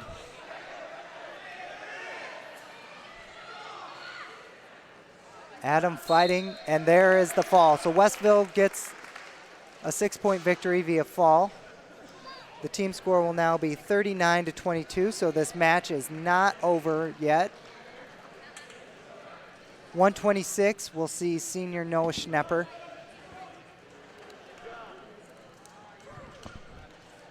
And these lightweights will really need to finish the job because this match is not out of hand yet. Westville still within striking distance. 3 matches left. Oh, and there was a forfeit from Westville. So that was Schnepper. Yep, so that will ice the meet. The Bulldogs have earned their 11th victory of the season. They remain undefeated. And we will see sophomore Braden Heinhold at 132. I'd like to see Braden really move his feet here in neutral. Starting off a little patient, and there's a snap and spin in the first 7 seconds for a 2-point takedown. Braden Heinhold up 2-0, tries a tilt right away. Good missing his feet position there to keep him there. If we could work a little toe hook on the far or near leg. Here we go. He's got something. Getting counts. He might actually be able to get a fall here if he really tried to force it. But he's got his 3-point near fall, so it's 5-0 from Braden Heinhold. He goes right from the tilt, right to a chicken wing. And we're only 40 seconds into this match. Those at home might be wondering sometimes, so he gets counted the near fall. The official does not reward it until there's been some kind of break.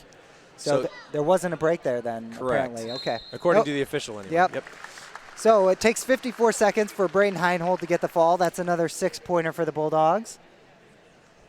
They are now up to 51 points on the scoreboard over to 22 for Westville.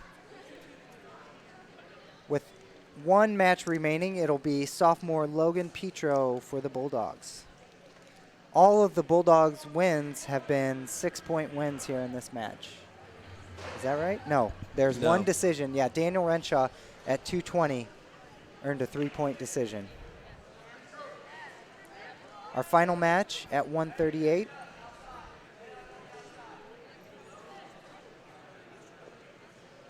Logan Petro has a record of 11-4.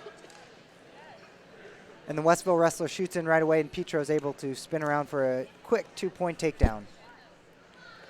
This is Petro's sophomore year, if I'm not mistaken. Yep. He was another one who came in, and I was impressed last year seeing the skills that these young men are entering high school with already. Yep. Petro likes riding the legs here. He can get a little out of position, though. If he tightens that up, I think that if he watches Gage Granadino and works with Gage Granadino, that would really clean that up a lot. As he gets the turn here with the power half, isn't able to hold the Westville wrestler. Gets 2 near fall out of it.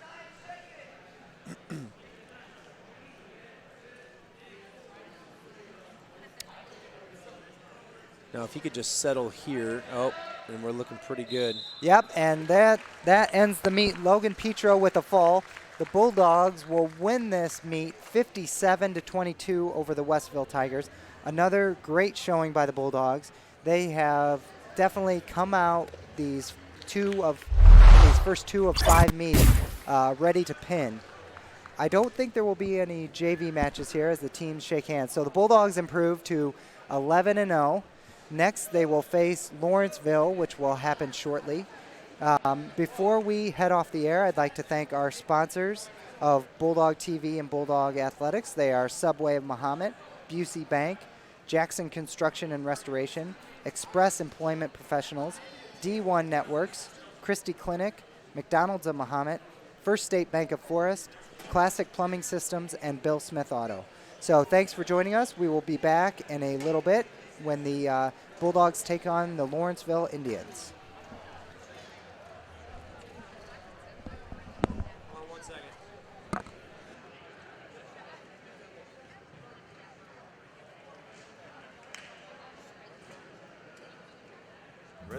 Residential and commercial services. We have been serving Central Illinois for over 20 years. If you want to remodel a room, restore a deck, or even start fresh with a new house, Jackson is there. And in the times of need after any fire or storm damage, our team of experts is there to help you rebuild or restore your home. Call now for an estimate on your next project.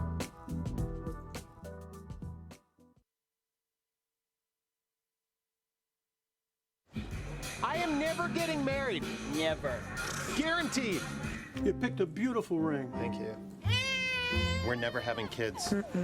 I love it here. We are never moving to the suburbs. We are never getting one of those. We're never having another kid. I'm pregnant.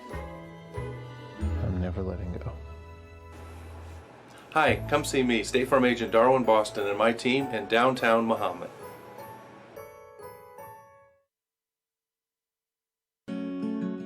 For 150 years, you've believed in Busey. You dreamed of owning your first home. You partnered with us to customize a plan. You started a business. You trusted us to guide you through the ups and downs. You wanted to leave a legacy. You allowed us to bring your dreams to life. We thank you for the opportunity to serve you and your family for generations. Busey, fulfilling dreams since 1868.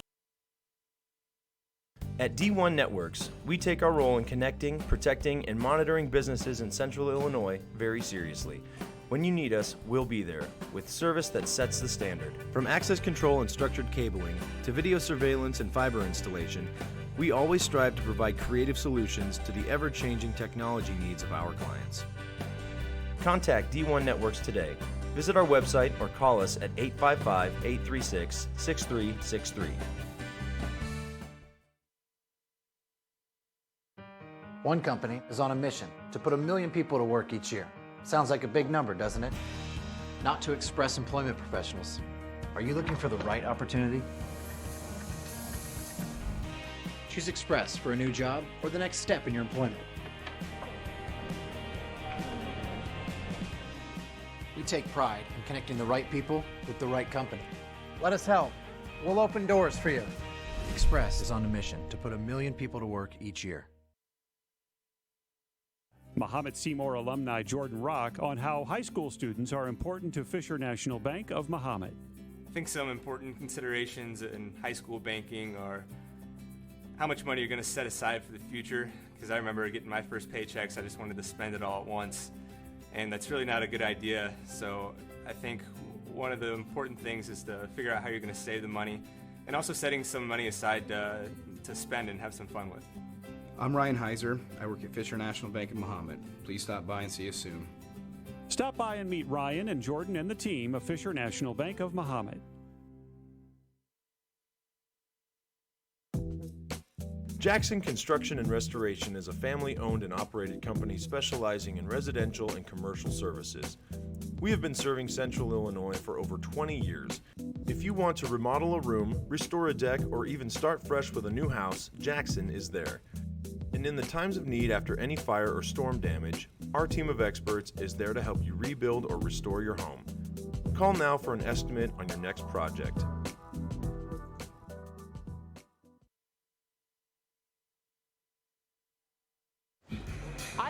never getting married. Never. Guaranteed. You picked a beautiful ring. Thank you. We're never having kids.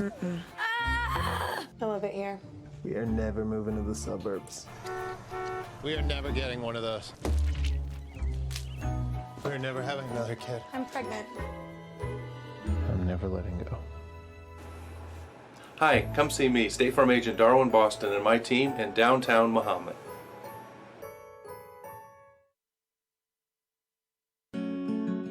For 150 years, you've believed in Busey. You dreamed of owning your first home. You partnered with us to customize a plan. You started a business. You trusted us to guide you through the ups and downs. You wanted to leave a legacy. You allowed us to bring your dreams to life. We thank you for the opportunity to serve you and your family for generations. Busey, fulfilling dreams since 1868. At D1 Networks, we take our role in connecting, protecting, and monitoring businesses in Central Illinois very seriously. When you need us, we'll be there, with service that sets the standard. From access control and structured cabling, to video surveillance and fiber installation, we always strive to provide creative solutions to the ever-changing technology needs of our clients. Contact D1 Networks today. Visit our website or call us at 855-836-6363. Perpendicular here and get off the legs. He's got his 3 back points in the bank, and there's the fall. Another 6 points. I think he's got both legs in. He can probably get the pin here if he stretches out both legs. There it is. Gage Granadino has another elbow pass, gets in on a single, goes to a high post position, and comes out the back door. So another takedown for 1 minute left in this first period.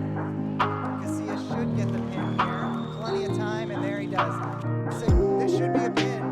If Renshaw gets his head up, there's a minute and 5 left. Renshaw loses the leg, but gets the pin. For a reversal there. Now he goes to work on top. Set the pin is all. Trying the front quarter. Pulls it off. Buchanan has Sutton on his back. 54 points to put him at 73. The last match of this movie. 35 seconds left now. Oh, he settles those hips down. It looks like a fall is imminent here, and he does. Another. He's got the Westville wrestler on his back. Minute 38 left, and there's the fall. A 6-point victory to start. Fighting hard though. Gage is so close to a pin. And there it is. A fall in the first minute of 150 hips. 6.5 deeper. This is huge for Renshaw. He's got Wood on his back with a minute 12 left to go. That was a great win for Dana Renshaw. 9-7 seconds for break. Yep, and that ends the meet. Logan Petro with a fall. The Bulldogs will win the perpendicular here and get off the legs. He's got his 3 back points in the bank, and there's the fall. Another 6 points. He's got both legs in. He can probably get the pin here if he stretches out both legs. There it is. Gage Granadino adds another elbow pass, gets in on a single, goes to a high post position, and comes out the back door. So another takedown. 1 minute left in this first period. Casillas should get the pin here. Plenty of time, and there he does. Another 6. This should be a pin. If Renshaw gets his head up, there's a minute 5 left. Renshaw loses the leg, but gets the pin. And 2 for a reversal there. Now he goes to work on top. Seth Buchanan is all trying the front quarter. Pulls it off. Buchanan has Sutton on his back. 54 points to put him at 7. Last match of this period. 35 seconds left now. Oh, he settles those hips down. It looks like a ball is imminent here, and he does. Another. He's got the Westville wrestler on his back. And there's the fall. A 6-point victory to start the fighting hard though. Gage is so close to a pin. And there it is. A fall in the first minute of the 150 hips. Sinks the half deeper. This is huge for Renshaw. He's got Pruitt on his back with a minute 12 left. Far in the postseason last year. That was a great win for Dana Renshaw. 9-7 decision. 3 more points for the Bulldogs. So it wasn't a break there then. Correct. Okay. to do the official. Yep. So it takes 54 seconds for Braden. Yep, and that ends the meet. Logan Petro with a fall. The Bulldogs will win it perpendicular here and get off the legs. He's got his 3 back points in the bank, and there's the fall. Another 6 points. I think he's got both legs in. He can probably get the penny if he stretches out both legs.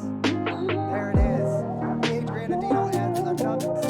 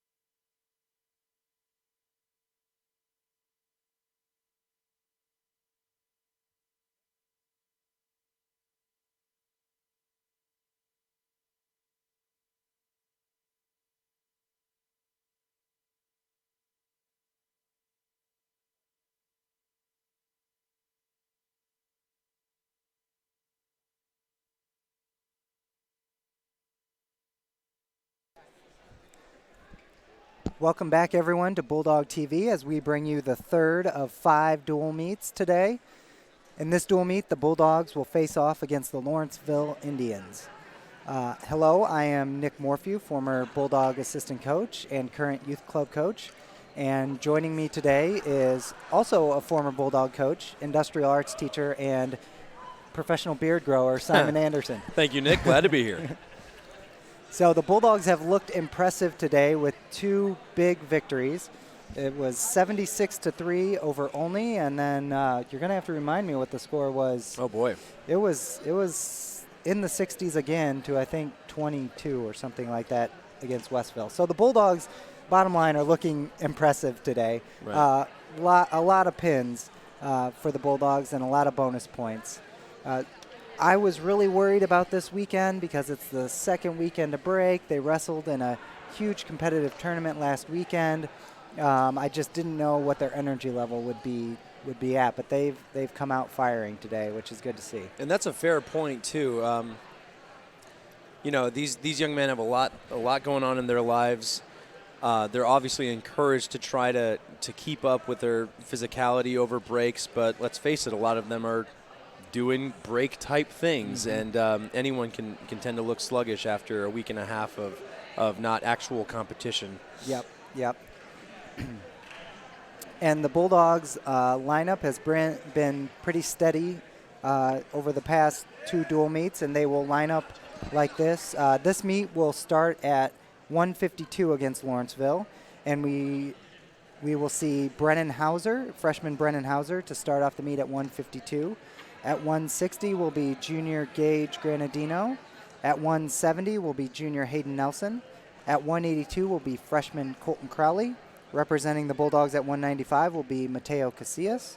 220 will be junior captain Daniel Renshaw. 285 will be senior captain Seth Buchanan. At 106, freshman Caden Hatton will wrestle for the Bulldogs. Peyton Ragona will wrestle at 113. Junior Adam Pilashevsky will wrestle 120. Senior Noah Schnepper will take the mat at 126. At 132, we'll see sophomore Braden Heinhold. At 138, sophomore Logan Petro. And 145, senior captain Chance Decker will wrap things up against Lawrenceville. So looks like Gage Granadino is actually going to wrestle 152 for the Bulldogs here. Gage already has 2 wins today, both via pin. His head is kind of caught up in that collar tie, so he elbow passes out of it. There he posts the elbow into a good double and takes the Lawrenceville wrestler down at the edge of the mat. This is Brian Seed from Lawrenceville, and once again from Gage Granadino, you see those legs go right in. He's got a banana splits. There he's got it, and he's getting back points on the edge of the mat, but they are almost off. They're still in. Gage has 3 back points to add to his total, so there he is up 5-0 with about 35 seconds into this first period. This is the first match. The Bulldogs are facing the Lawrenceville Indians. This is the 152-pound match, and junior Gage Granadino representing the Bulldogs. He gets a bar on the back right away, and he threads in a chicken wing using that bar. He's underneath, and he's got the wrists. He's in good position here with a minute to go in this first period. Driving that shoulder to the ear, good-looking chicken wing, and he's trying to settle in now, 57 seconds. Gage is working on his 3rd fall of the day. And there it is, another 6-pointer for the Bulldogs, and they will go up 6-0 after 1 match against the Lawrenceville Indians. Gage Granadino starting things off very quickly. He's looked very good today on top and on his feet. 160, the Lawrenceville looks like they might be forfeiting, and freshman Brennan Hauser will get that forfeit for the Bulldogs. Bulldogs out to a quick 12-0 lead in this dual meet. We quickly move on to 170, where junior Hayden Nelson from the Bulldogs will face off against Nick Fitch.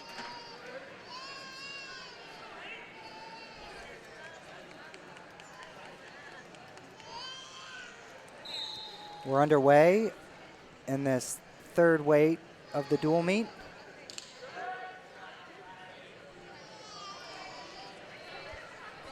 Fitch showing a lot of energy and a lot of movement. Nelson fights off a half shot attempt, but is stuck in that collar tie. Getting snapped down to a front headlock. But Nelson pulls on the elbow and fights off that front headlock well as they come back to the center.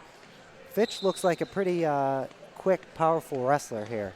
So Nelson may have his hands full. Fitch tries to slide by. Nelson tries to catch the head to a hip toss, and Fitch is able to get the takedown. That was some impressive strength from Fitch, doing that almost reverse double. Yeah. He didn't even lock up around the hips. He just kind of had a an arm around each thigh. Yep, seems like he's definitely a powerful wrestler. And Hayden Nelson's already bumping up a weight class, so this is going to be a real challenge against a strong, powerful full 170-pounder. 1 minute down in this first period. Fitch from Lawrenceville up 2-0 over Nelson from Mahomet. Fitch applying good forward pressure. Nelson trying to work that outside knee up so he could push back onto his base.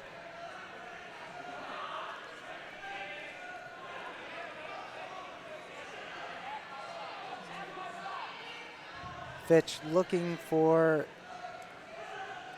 a pinning combination, a pinning hold, but just riding at the moment. Nelson's able to get to his feet, but Fitch returns him quickly. So it looks like on top, maybe Fitch is an athletic wrestler, but it looks like he's maybe not quite as comfortable on top as he is in other positions. He does get a power half here. Nelson putting up a good fight, and the period expires. So a 2-0 lead, Fitch over Nelson from Mahomet. Fitch chooses down right away.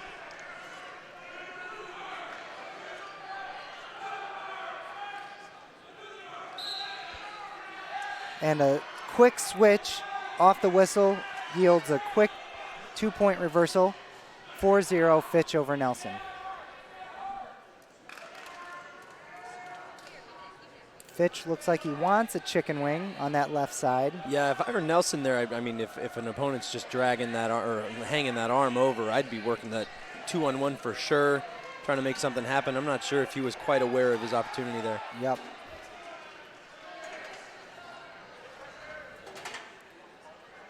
Here we go, working an outside stand-up. Fitch goes for a lock in the crotch, able to return him. Nelson looked maybe a little dazed there, and Fitch goes right to the half. So Nelson paused for just a couple seconds, but he's able to fight off the half, and we have lost the scoreboard. They're trying to signal the official. He's letting things go, and hopefully he's counting. I did not see the time before that expired. Fitch riding hard here. Things are returned. The clock is not running, so again, hopefully the official is counting. Yep. Oh, but Nelson's able to. This would be a great opportunity too. Nelson's able to scramble out of there and get the 1-point escape. He's getting stuck right back in that collar tie, and then the throw by again by Fitch, and sags down for another 2-point takedown. Fitch has 2 takedowns and a reversal in this match. He leads 6-1 over Nelson from Mahomet. I see. Again, the ever so wrestling savvy family, the Browns, was keeping it on a separate timepiece. And the second period expires, and it's now 6-1. Fitch over Nelson from Mahomet. Nelson chooses neutral.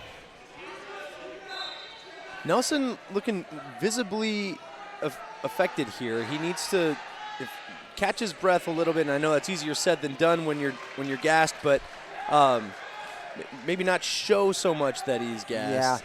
Yeah, he's pushing around a lot of weight and a lot of strength in this match. So, man, it's tough. Even if you go in practice, wrestle up a couple weight classes, you get tired very quickly with those bigger, stronger wrestlers. Absolutely. A minute 30 left in this third period. Fitch up 8-1 after that most recent takedown. He does not have the major decision yet. He's not looked real efficient on top, so if Nelson can just keep his base and avoid the turn, the team might avoid the major decision.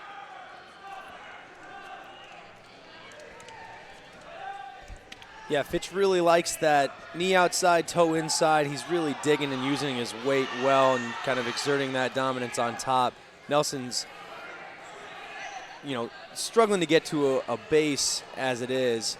There he is digging for that chicken wing that isn't really there. Nelson's avoiding it just fine. I wish he'd capitalize on that arm. 45 seconds left in this third period. Fitch only has a 7-point advantage, so no major decision yet for the Lawrenceville Indians. Nelson tries to slide his knees forward and establish more of a better position, but can't quite get it. Fitch chops him down. Fitch once again looking for that chicken wing, but can't pull it back. Nelson doing a great job of fighting here. 15 seconds left. Oh, Nelson gets to his feet, tries to hit a switch. They're on the edge of the mat. Nelson's still digging, and they go out of bounds with 6 seconds left in the third period. So Nelson still fighting, still trying to score points here late in the third period. He is down 8-1.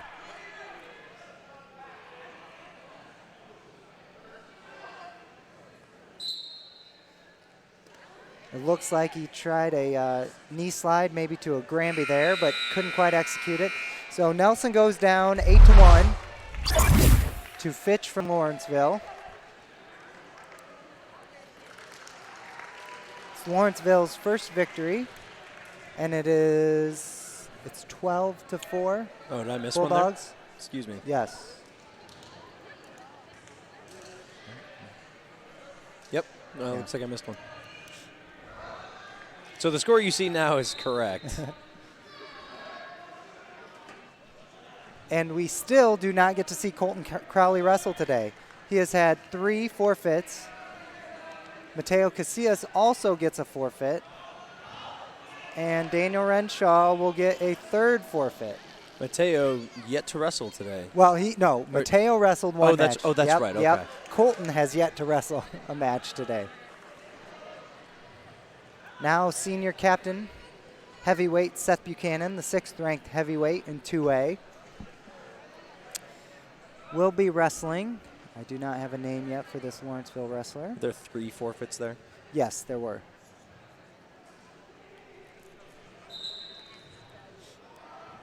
Lawrenceville wrestler is Kyle Bowen. Seth goes for the slide by almost immediately. Just uses his power to drag him down the rest of the way. Gets the 2. Gets Bowen on his back. Maybe it's Bowen. Gets Bowen on his back. Does not get any back points, though, it doesn't look like. I know Seth's going for something quick here. I'd like to see him. I mean, I definitely love how much he's just bang, bang, bang. But he's rushing things. Yeah, a little bit. Yeah. The aggressiveness is awesome, though. Yeah. And so 39 seconds into the first period, Seth Buchanan gets another 6-pointer for the Bulldogs. He has 3 victories today, all via the pin. So great day already for the senior captain and his flashy green shoes.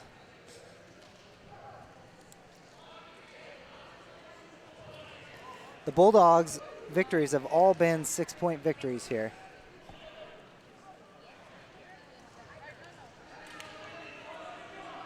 At 1:06, Caden Hatton takes the mat for the Bulldogs. It looks like Lawrenceville has 2 female wrestlers, and I think female wrestling, all female wrestling will be an IHSA sport soon enough, which is great to see. I think it's one of the fastest growing sports in the country, women's wrestling. And I agree. What a great thing to see. Young ladies being confident enough, building enough strength to get on the mat. And there, I've seen several be very successful, and it'd almost be remiss to not bring up one of the most successful in our state, Mary Kelly, who was in my graduating year in 2002, and even went on to have a great wrestling career beyond high school. A Mahomet grad. Yes. Yes. So Hatton was in on an early shot there, but couldn't quite convert. Hatton, nice low single off the whistle. His head's to the outside, though. Can he just circle around? It might be potentially dangerous before he can capitalize. Yep. So if he shoots that low single, Coach Ledden really wants the head right on the inside of the knee, not on the outside.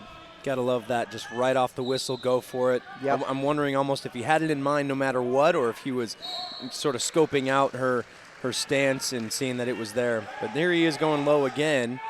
He's got a good tripod. Yeah, See if he can circle around, make it work. I'd be driving the shoulder into the thigh, working his way up, but Lawrenceville, some good flexibility from Lawrenceville, some good takedown defense. It looks like it's Shang higher. And so Hatton driving in, has to cut over to the double or just cover the hips now if he can get that right hand free. And he does, but Heyer brings her hands up before it could be 2, and there Hatton is able to capitalize on that shot. 2-0 Hatton over Heyer from Lawrenceville. 24 seconds left in this first period.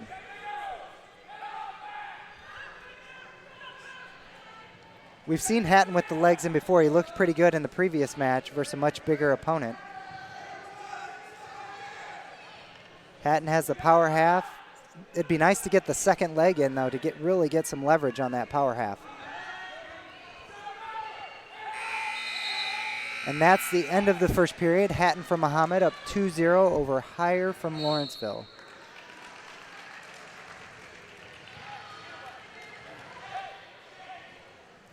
Heyer will choose down.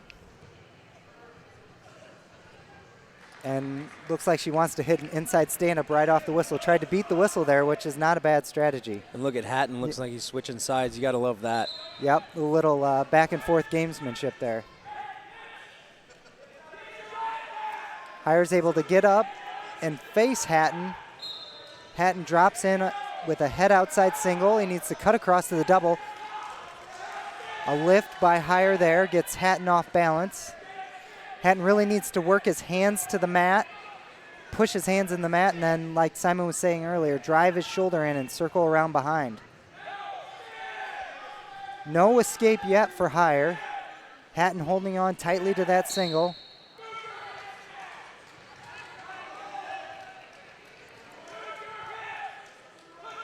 Heyer should maybe shift her hand to the head and push down on that head to circle, but Hatton's able to regain his feet. Now that he's got that leg hooked, he can almost work up the body, but looks like she's able to, here we go, get to her feet.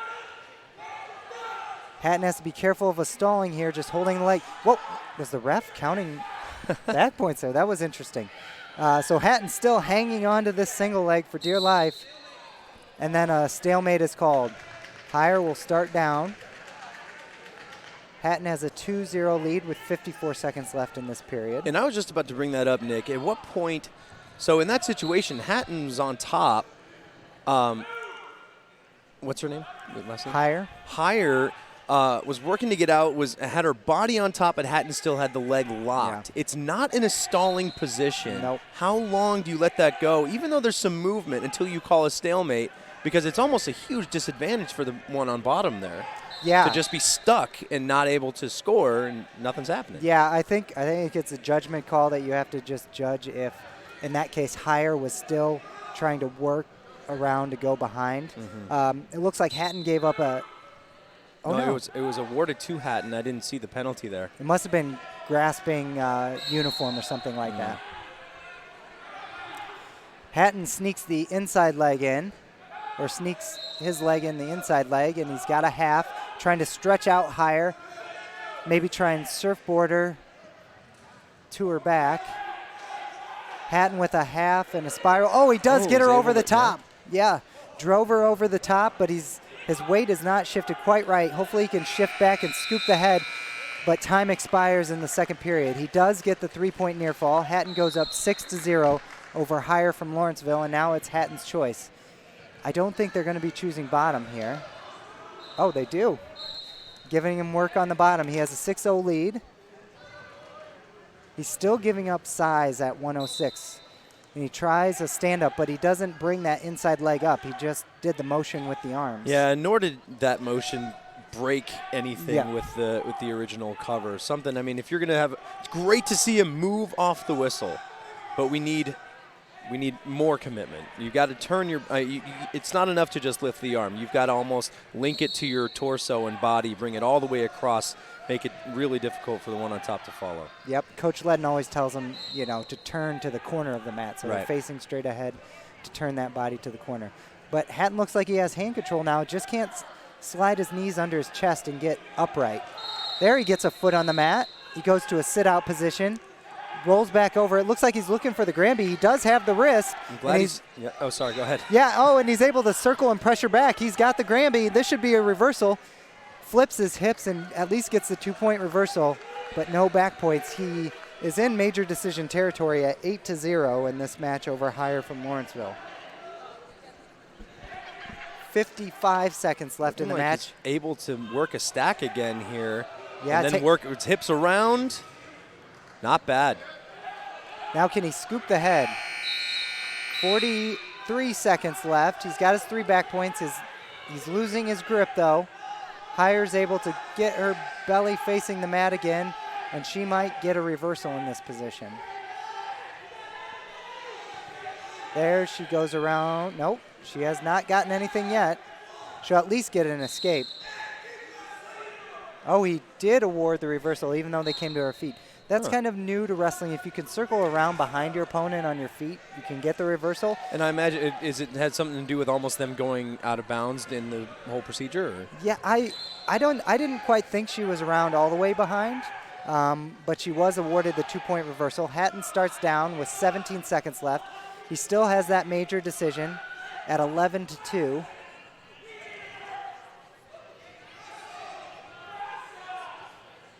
Hire doesn't look like she'll be able to lock up anything with 3 seconds left here. Caden Hatton gets a varsity victory with an 11-2 win over Hire from Lawrenceville. 4 more points for the Bulldogs. And they are up 40-4 now over the Lawrenceville Indians. When a wrestler walks off a mat, there's always, in a coach's mind, multiple things that you could talk about to improve upon. Plenty of things stood out there, but I really have enjoyed watching Caden wrestle today. I feel like that was actually a pretty decent match for him again. Yep, he's managing that weight deficit pretty well. You could definitely tell he's got the technique, and as he grows into that weight, he's going to be a force at 106. So now at 113 is junior Peyton Ragona. He is facing off against Bree Ritchie from Lawrenceville. Ragona in on a double leg, drives. Now he needs to hook the leg to finish it, but he's able to spin his hips down and get the takedown anyway. Ragona a quick takedown in the first 20 seconds of this match. Looking for something solid on the turn here.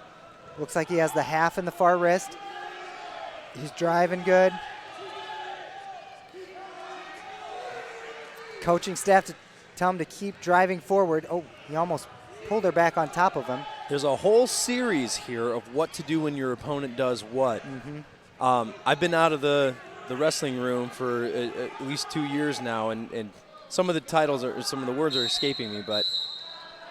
Yeah, I think much like Hatton did, he probably could go over the top with that. But he might just to switch up kind of the position and the resistance, almost surfboard it across the knee and combo that back with a regular half. 40 seconds left in this match. Peyton Ragona up 2-0 for the Bulldogs. Bulldogs up 40-4 on the team score. Ragona looking for a chicken wing now on the far side of the mat. Or does he just have the wrist? It looks like he just has the wrist. Goes to pick up an ankle to a chop. He has good forward pressure. He's keeping Ritchie flat to the mat.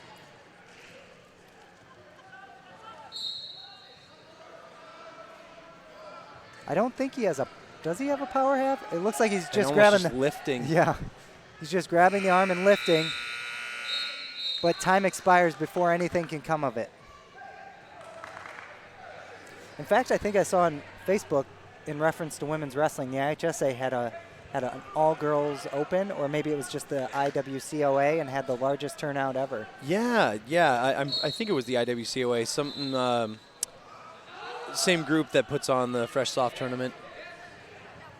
Good movement from Ragona, gets hand control, turns to face, and Ritchie shoots in on a leg, but Ragona's able to stuff the head, stretch her out, and spin around. So it's 4-0 Ragona at the 113-pound match. Early in the second period. He might be trying to lock up a ball and chain tilt, but lets that hand go and goes up to grab the wrists. And here we go. So she's had her head down a handful of times, had her head up a handful of times. I'd like to, if I'm Peyton, should be waiting for those opportunities. Head up, go crossface, head down, go half. Yeah, he hasn't been able to lock anything real solid up yet.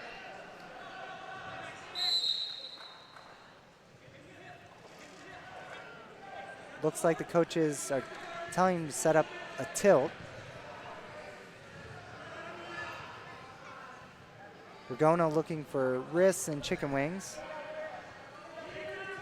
He is doing a good job of grabbing wrists. At our kids club, we call that hungry hippos. Just nice. Grabbing the wrists. Oh, I see. Yeah, like the head's Yes, motion. yep. Yeah, it's excellent.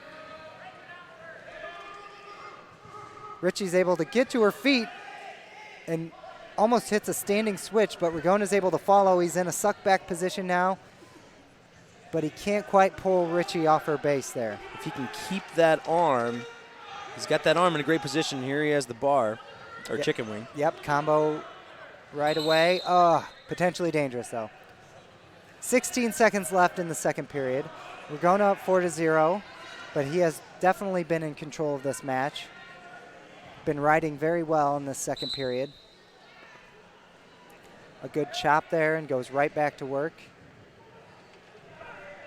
There's that crossface when her head was up, Simon. Yeah. And look, and she's got her knee under her. He was working that far side cradle as he should in that position. That was good. Second period ends. Ragona up 4-0. Coaching staff tells him to choose neutral. He hit a double on his first shot, and it looked like it was a single. Now to the high post position. He steps up, turns his hips down. Richie still defending. She's trying to scrambling. She's over top of Peyton's leg. It's the right move from Peyton there to just really do something with the head. Richie's hanging onto that leg. Needs to drive the head away. Get her stretched out as much as possible. If he picks up the near ankle, I think he would have it. Oh, he reverses. Coach and staff tell him to run the other way. Smart move, keeping the far arm. He needs to be wary. He's getting the back points.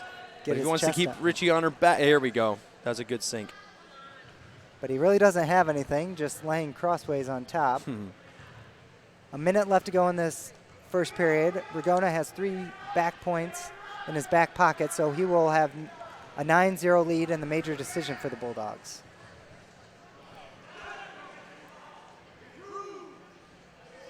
.50 seconds left in this match at 1:13. Ragona trying to force something. That was risky. That's something I see my kids club kids do a lot, is try to pull their opponent to their back instead of pushing and driving forward.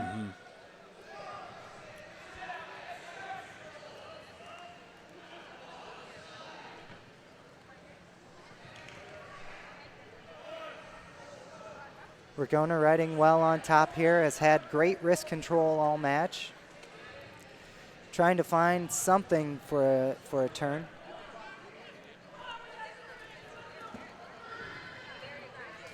Ten seconds left. Peyton Ragona has the major decision. Richie still working, gets to a sit-out position. Ragona tries to come to a crossface, but time expires, and it's a 9-0 victory for Peyton Ragona. 4 more points for the Bulldogs.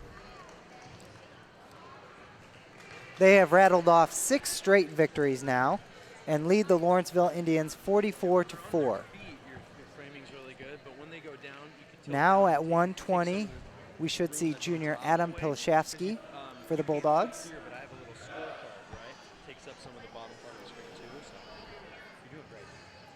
The Bulldogs have been pretty impressive today. Lots of bonus point wins in all of their dual meets. And in fact, in this one, they have 6 pins and 2 majors. Is that right?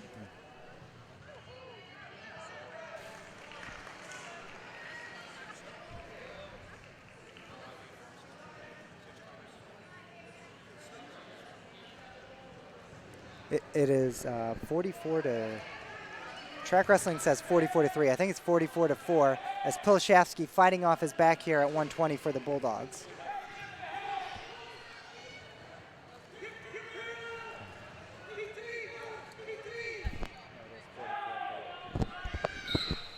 And there's a fall for the Lawrenceville Indians at 120 pounds.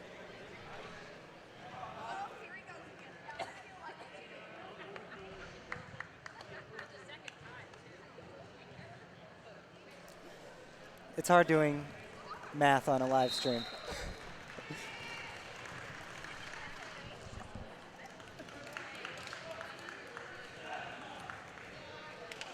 .126, senior Noah Schnepper will take the mat. He is undefeated today and will receive a forfeit, so the Bulldogs get 6 more points to add to their total. And Braden Heinhold at 132 will also receive a forfeit.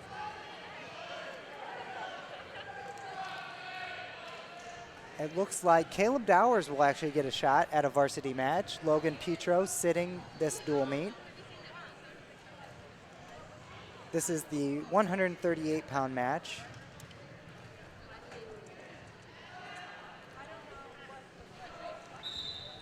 Caleb Dowers takes the mat for the Bulldogs. He had a JV match earlier where he got a fall. And once again, Dowers is trying to control that elbow. You think a fireman's coming on that side? Oh, he went for it. Yeah, but he doesn't quite get deep enough. Oh. He's still got the elbow. Oh, and he's able to horse it over. Call that. For the 2-point takedown. He's got the wrist in the half now. He's just keep running it. Now he needs to take it over his knees forward.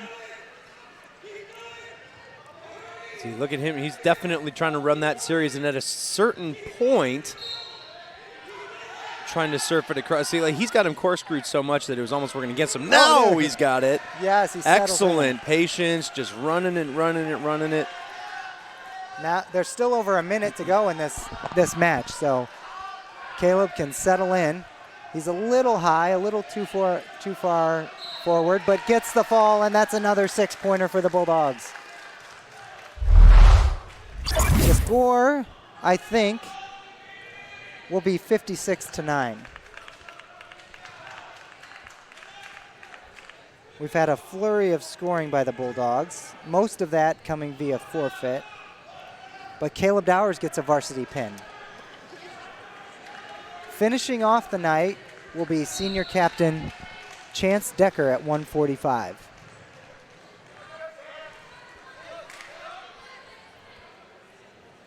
Chance also has 2 victories today. This is the 3rd dual meet the Bulldogs are wrestling today. They have 2 more to go. Upcoming versus Cumberland and Leroy to finish the day off.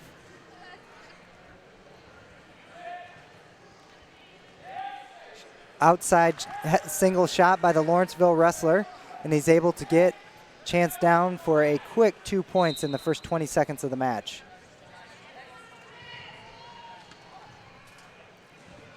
Chance is able to get to his feet, but return back down by the Lawrenceville wrestler. This is Lathan Chisholm from Lawrenceville. Decker in a pretty solid position there, trying to work his base up, trying to push his hips back, gets his knees underneath him, but is leaving his arms straight. He can definitely expect that hard chop coming from, is it Chisholm? Yes, Chisholm. So, I mean, he's going to work to his base again here. I can only assume Chisholm's going to try that again. I'd try to get him right there, some kind of shrug position, knee slide to shrug, work that power in his favor.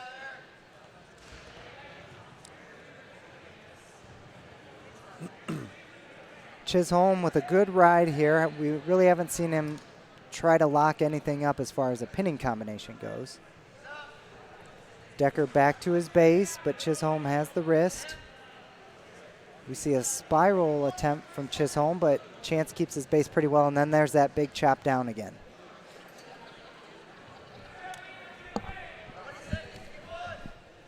"20 seconds left. Chisholm tried to force a chicken wing over, it looked like.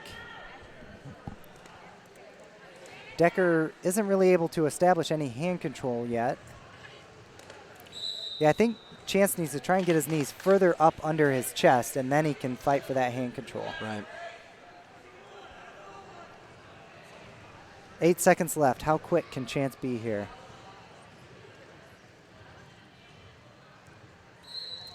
Knee slide to the changeover. So I've seen a couple Mahomet wrestlers do that. The changeover is to try and get the opponent riding on the other side, Correct. but with 8 seconds left, that's almost one too many moves to go to. It should just be a knee slide straight to the stand-up. Yeah. So there's a knee slide to a stand-up, but time expires. There's only 3 seconds left in that first period. Decker down 2-0 to Chisholm from Lawrenceville.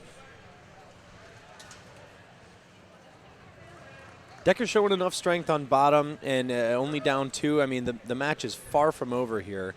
He's definitely going to have to dig deep, though, because he could be giving up some strength to this guy. Yeah. Yep, Chisholm looks like a strong wrestler. Chance is following well. Now Chance is unorthodox. So if Chisholm gets a little bit out of position, Chance can take advantage, or if there's a situation that's kind of awkward, I will put my money on Chance coming out on top. Caution on Decker there. Chisholm goes to a stand-up. Chance hops sides, chops to a chicken wing. This is a good position. Chance trying to drive that elbow, push with his chest.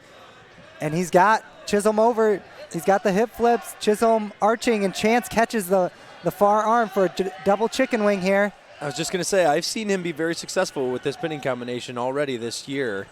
He's got great position. He doesn't like driving around the world as you see a lot of younger wrestlers do. He tries to drive the shoulder to the ear, forward motion. Oh, and here he's sitting out into pretty good position. There is 1:18 left in the second period, so Chance can just hang out here. He's still working Chisholm's shoulders down. He might be losing his grip, though. It is very close to a fall here. Chance almost needs to get his hips out to that same side his head is at. I think he might be, what we can't see, he could be risking losing the other arm. Oh, okay. Oh, here we go. There it is. Great. There's another 6-pointer for the Bulldogs. Chance Decker with a fall. Hey, you called that one really well. You're absolutely right. I mean, he just kind of stuck it out there and made it happen. And that will actually conclude this meet. This was a very quick meet. Lawrenceville had a lot of forfeits, and the Bulldogs pick up their third victory today, 68-9 over the Lawrenceville Indians. The Bulldogs will face off very shortly against Cumberland in the fourth match of the day, and then we will have Leroy in the fifth match. Quick shout out again to all the folks helping us. I'm sure there's a lot of people at a lot of tables, but here on Mat 1, the Brown family, the Staffords, again, huge thank you to Nick for being here today. You're the man. And, of course, on camera is Malia Thompson-Garland doing a fantastic job following all the action. Have you got a list of sponsors here? Yeah, and along with thank yous, we'd like to thank our Bulldog athletic sponsors, Subway of Mahomet, Busey Bank, Jackson Construction and Restoration, Express Employment Professionals, D1 Networks, Christie Clinic, McDonald's of Mahomet, First State Bank of Forest, Classic Plumbing Systems, and Bill Smith Auto. So thank you for joining us. We'll be back shortly when the Bulldogs face off against the Cumberland Pirates.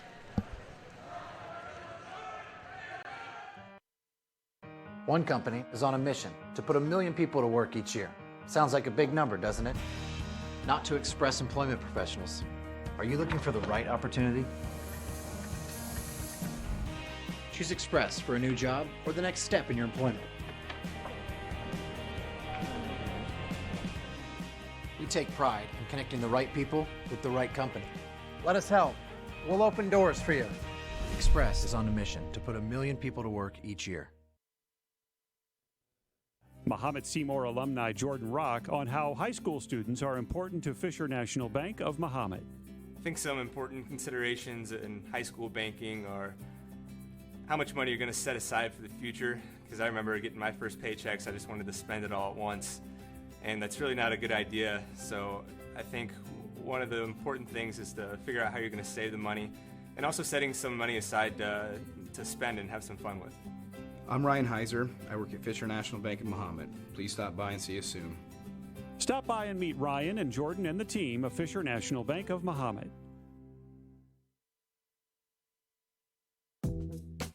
Jackson Construction and Restoration is a family-owned and operated company specializing in residential and commercial services. We have been serving Central Illinois for over 20 years. If you want to remodel a room, restore a deck, or even start fresh with a new house, Jackson is there. And in the times of need after any fire or storm damage, our team of experts is there to help you rebuild or restore your home. Call now for an estimate on your next project.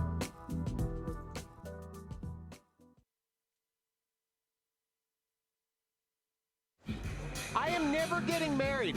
Never. Guaranteed. You picked a beautiful ring. Thank you. We're never having kids. I love it here. We are never moving to the suburbs. We are never getting one of those.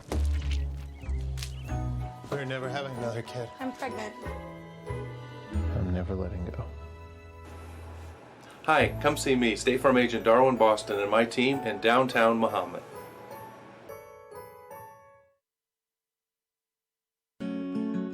For 150 years, you've believed in Busey. You dreamed of owning your first home. You partnered with us to customize a plan. You started a business. You trusted us to guide you through the ups and downs. You wanted to leave a legacy. You allowed us to bring your dreams to life. We thank you for the opportunity to serve you and your family for generations. Busey, fulfilling dreams since 1868. At D1 Networks, we take our role in connecting, protecting, and monitoring businesses in Central Illinois very seriously. When you need us, we'll be there, with service that sets the standard. From access control and structured cabling, to video surveillance and fiber installation, we always strive to provide creative solutions to the ever-changing technology needs of our clients. Contact D1 Networks today. Visit our website or call us at 855-836-6363. One company is on a mission to put 1 million people to work each year. Sounds like a big number, doesn't it? Not to express employment professionals. Are you looking for the right opportunity? Choose Express for a new job or the next step in your employment. We take pride in connecting the right people with the right company. Let us help. We'll open doors for you. Express is on a mission to put 1 million people to work each year.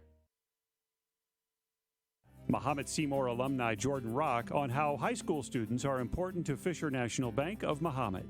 I think some important considerations in high school banking are how much money you're going to set aside for the future, because I remember getting my first paychecks, I just wanted to spend it all at once, and that's really not a good idea. So I think one of the important things is to figure out how you're going to save the money, and also setting some money aside to spend and have some fun with.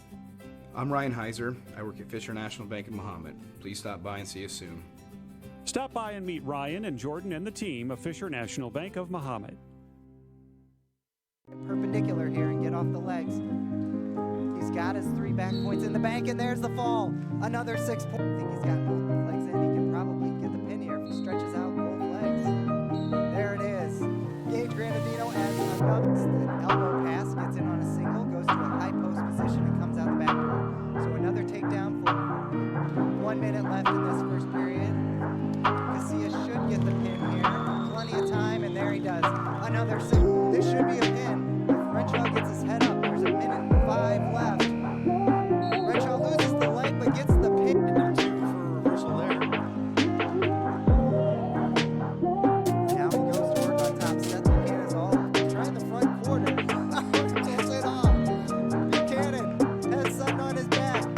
54. That's 70-3. The last match of this game. 35 seconds left now. Olney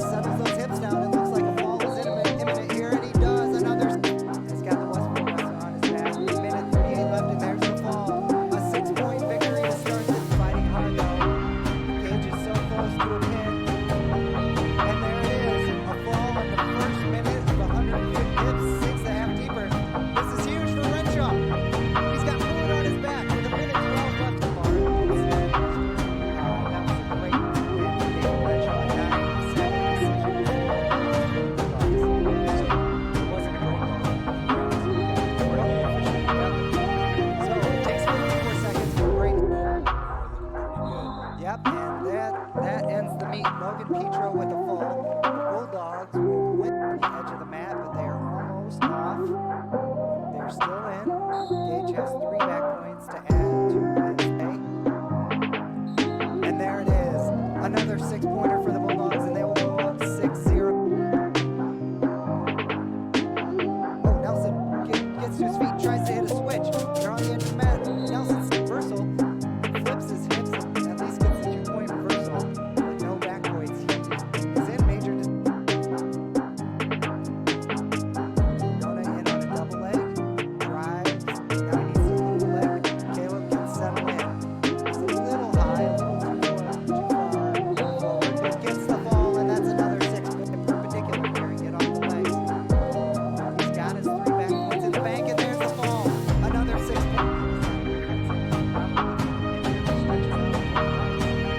There it is.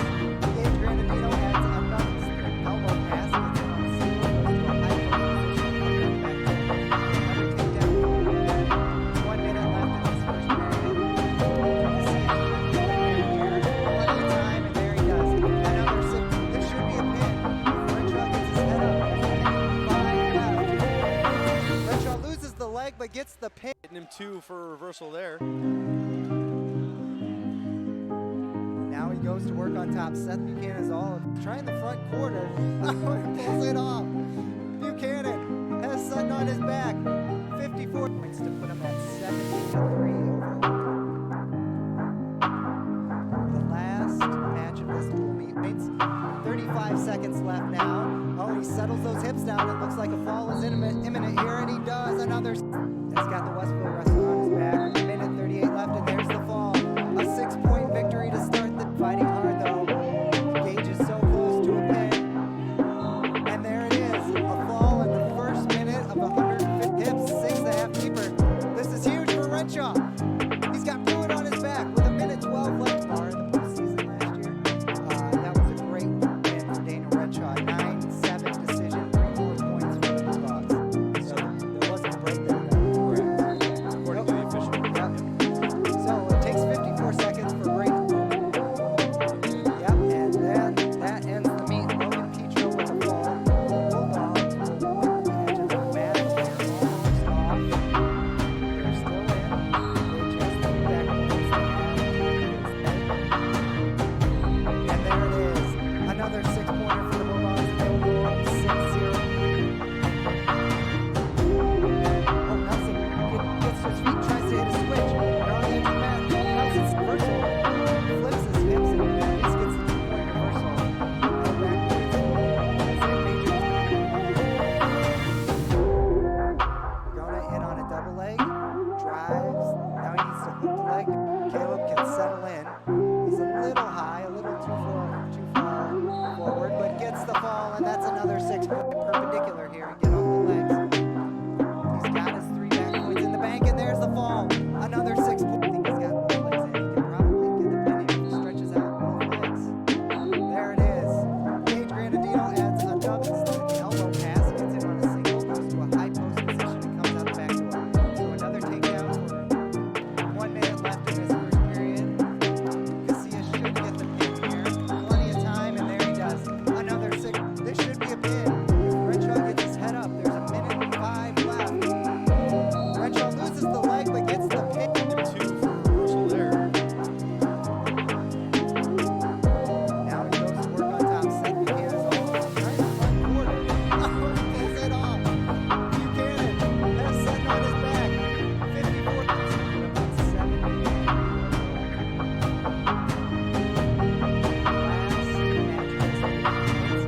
35 seconds left now. Oh, he settles those hips down. It looks like a ball is imminent here, and he does. Another. He's got the Westville wrestler on his back. 1:38 left, and there's the fall.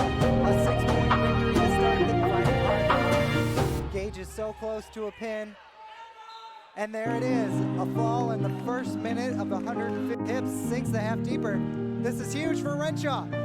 He's got Pruitt on his back with 1:12 left. Bar in the postseason last year. That was a great win for Daniel Renshaw. 9-7 decision, 3 more points for the Bulldogs. So there wasn't a break there, though. Correct. Okay. According to the official. Yep. So it takes 54 seconds for Brayden. Yep, and that ends the meet. Logan Petro with a fall. The Bulldogs will get the edge of the mat, but they are almost off. They're still in. Gage has 3 back points to add to his pay. And there it is. Another 6-pointer for the Bulldogs, and they will go up 6-0. Oh, Nelson gets to his feet, tries to hit a switch. They're on the edge of the mat. Nelson's reversal, flips his hips, at least gets the 2-point reversal. And no back points. He is in major in on a double leg. Drives. Now he needs to hook the leg. Caleb can settle in. He's a little high, a little too far forward, but gets the fall, and that's another 6-point. He's got his 3 back points in the bank, and there's the fall.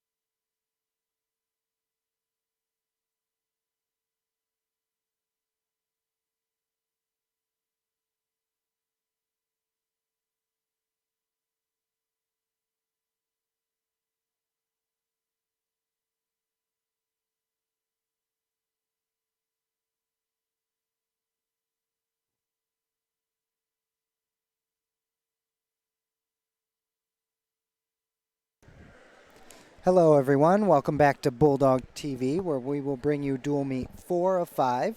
In this dual meet, the Mahomet-Seymour Bulldogs will face off against the Cumberland Pirates. The Bulldogs have improved to 12-0 with 3 victories today over Olney, Westville, and Lawrenceville, respectively. The Bulldogs have looked really good, getting a lot of bonus point wins, including a lot of pins. So this 4th match of the day will start at 160 pounds. And the Bulldogs have a couple options at 160 pounds. It could be junior Gage Granadino or freshman Brennan Hauser. So we'll see who Coach Ledden wants to send out as we are about to start momentarily. This Bulldog team, looking ahead, most of their schedule is upcoming in January, the heart of the schedule before the postseason in February. And they will kick off their Apollo Conference season as well coming up here in January.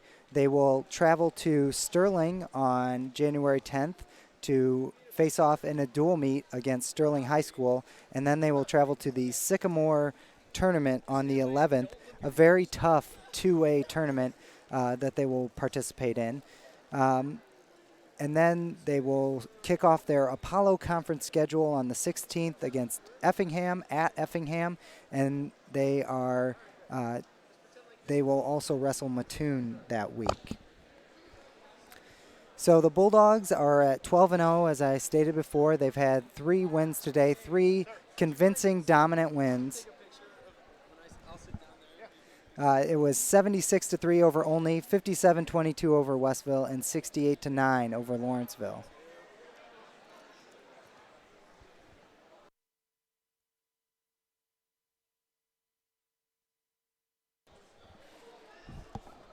It looks like junior Gage Granadino will start this dual meet off at 160 pounds for the Bulldogs. Gage already has 3 victories today, all 6-point pins.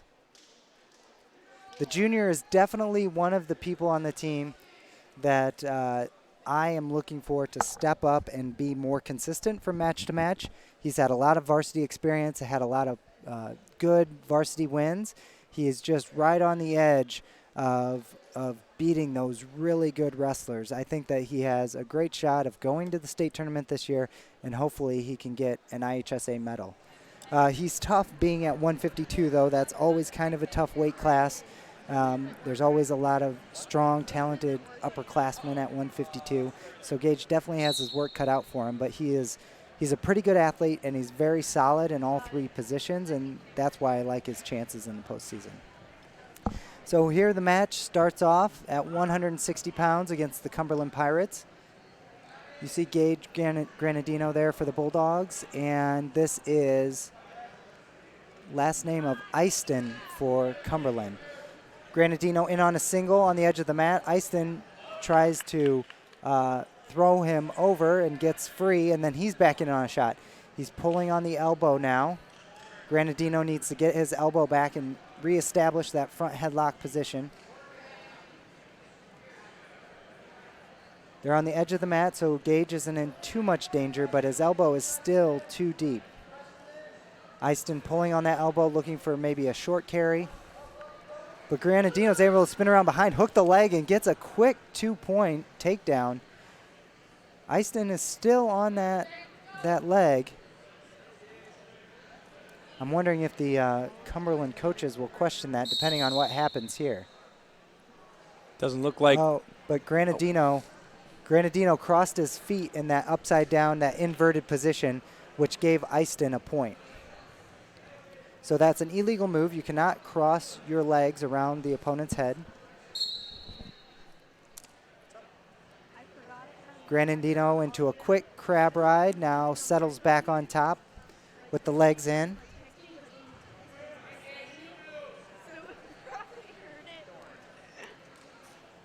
Granadino behind the elbows now, digging for wrists.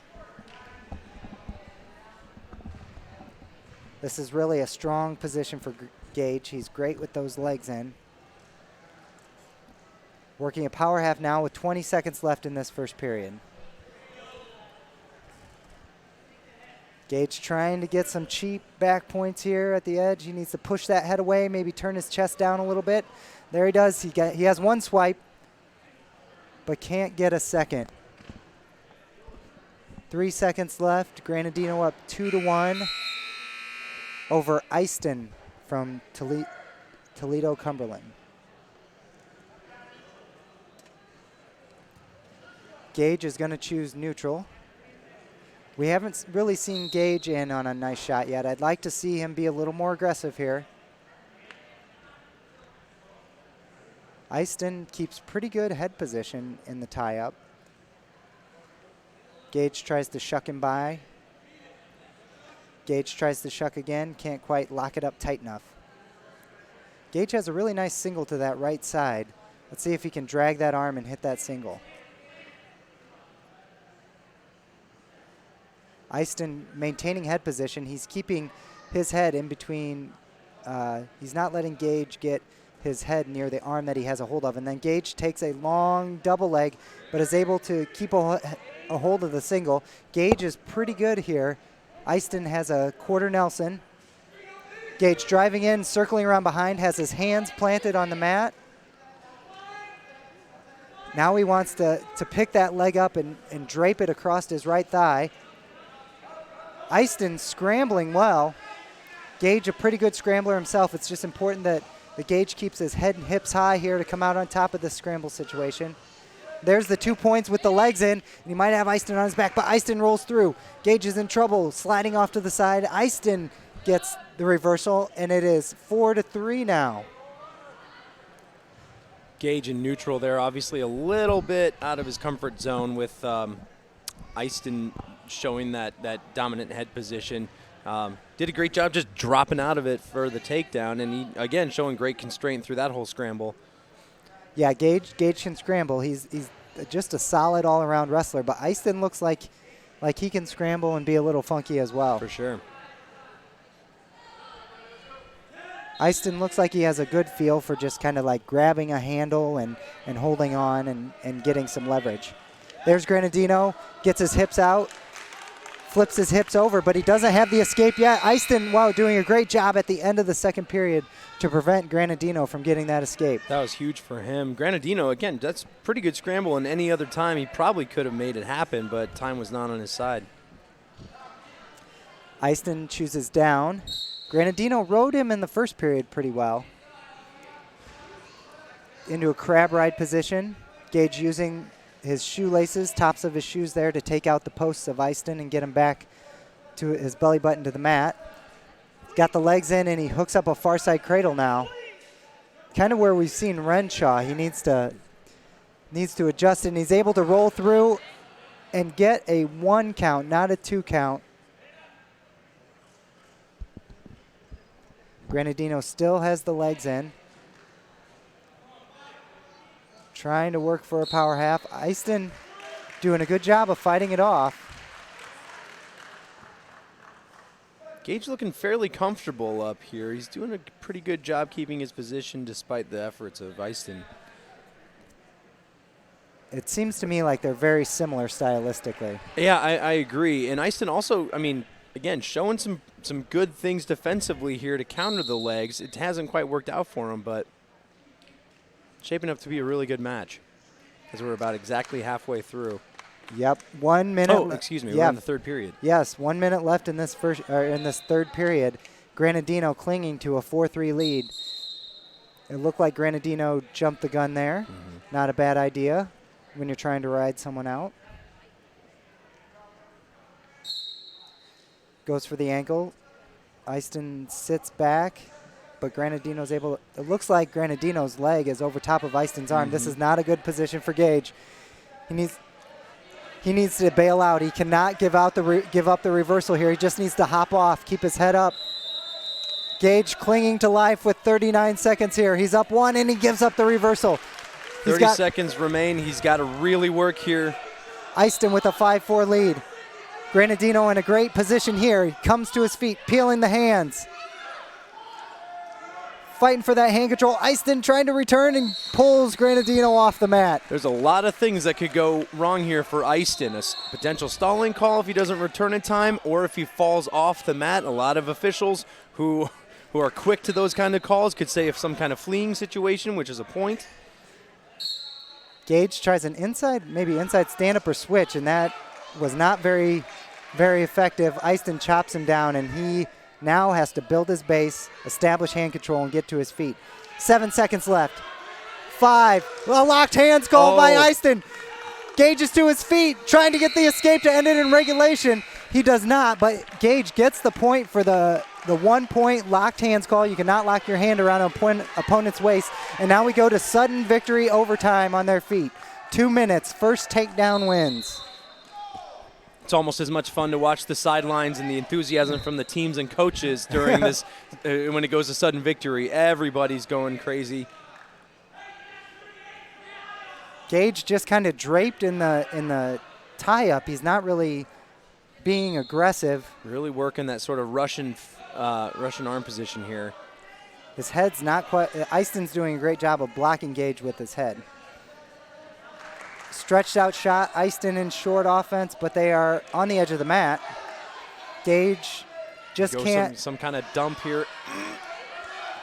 Gage trying to step over. If he gets the leg in, it's 2, but Eiston trying to step over and get 2. There's nothing yet, nothing yet. Oh, and there's the 2 points by Eiston. Wow, what a great match. Unfortunate for Gage at the end. Yeah, that was definitely the most exciting match we've seen today. It's a shame that the Bulldogs couldn't come out on top. So Cumberland takes a early 3-0 lead. That was just the first match of this dual meet between the Bulldogs and the Cumberland Pirates. Up next at 170 is Hayden Nelson. He will be facing off against Jared Carl from Cumberland. What a start to that duel. A lot of credit to Eiston there for hanging tough, because, I mean, it sure looked like Gage had it. I mean, he really did, but nothing's called till it's called. Yep. And I can't say I disagree with the official's decision there either. I think he waited it out in the right way. And yep. Yeah, Gage had that underhook and tried to hop over and throw in the legs and hope to get the quick 2, when maybe he should have tried to throw that underhook by and just spin around and get the more sure 2-point takedown. Mm-hmm. Okay, and we have Carl in on a shot for Cumberland. Comes up to a single, but Nelson's able to break his grip. Nelson has one of his arms. Carl trying to trip, and Nelson's able to fight off that takedown attempt by Carl.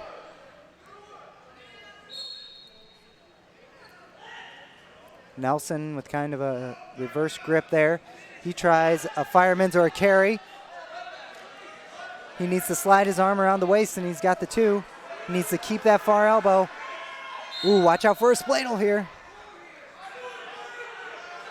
He's trying to drive across for 2 now. Man, great scrambling there by Carl. Now Nelson is stretched out. This is not a position he wants to be in. Carl should be able to spin around. If he steps over and hooks that leg, it's 2. And there it is. 45 seconds left in this first period. Nelson just gave up a takedown. He's down 2-0.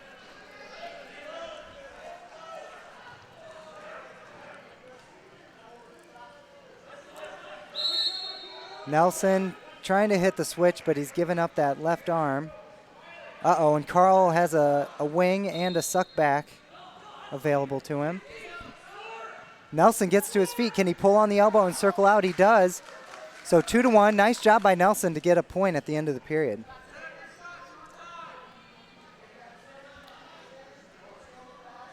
Carl definitely has control of this tie-up with the collar tie and the wrist.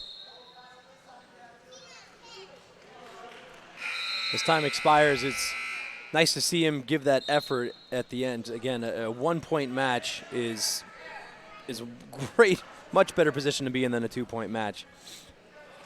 I know we're only 1 period down, but you gotta love to see that extra bit of effort as the period expires. Yeah, and Nelson has been a little overmatched today because he is wrestling up, but his effort has been great. And there you see Carl with a quick escape right into a fireman's and picks up 3 quick points to go up 5-1.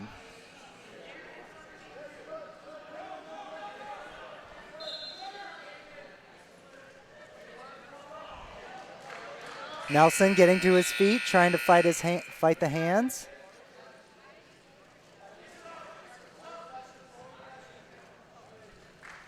Bulldogs in their 4th wardrobe change today, wearing the white singlet now. And I'm pretty sure they've got 5. It's something pretty impressive. Yeah, if you're just joining us, we are we're the second match deep in the 4th of 5 duels today. Teams haven't been totally complete on the opposition side, so there have been quicker duels. Yes, a lot of forfeits, and Nelson just gives up the fall. So Cumberland coming out firing. Mm-hmm. Starting out 9-0 over the Bulldogs. I do think Cumberland has forfeits coming up, though, so the Bulldogs will be able to get back in this match.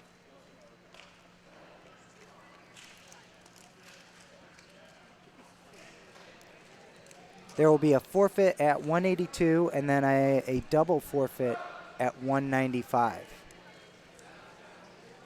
So Colton Crowley, the freshman who I was hoping to see wrestle today, still will not wrestle. 4 forfeits today for him. Good thing he taped that wrist. Well, you never know. Some of those officials have a firmer grip than Yeah, others. when you're getting your hand raised, yes. The force of it being raised. Okay, Mateo Casillas, I think this is the 220-pound match. I think Mateo is bumping up. Mateo, a very talented, promising freshman, loses his mouthpiece there. Yeah, as Nick said before, it was a surprising result if you haven't been following our youth group, but Mateo as a freshman with a very impressive finish in their opening tournament of the year. Very competitive. Is it Hinsdale South? Yes, yep. Mateo getting a quick takedown here and going right to work on top. He just as a freshman, you could tell he's just very physically developed and just a physical, aggressive wrestler.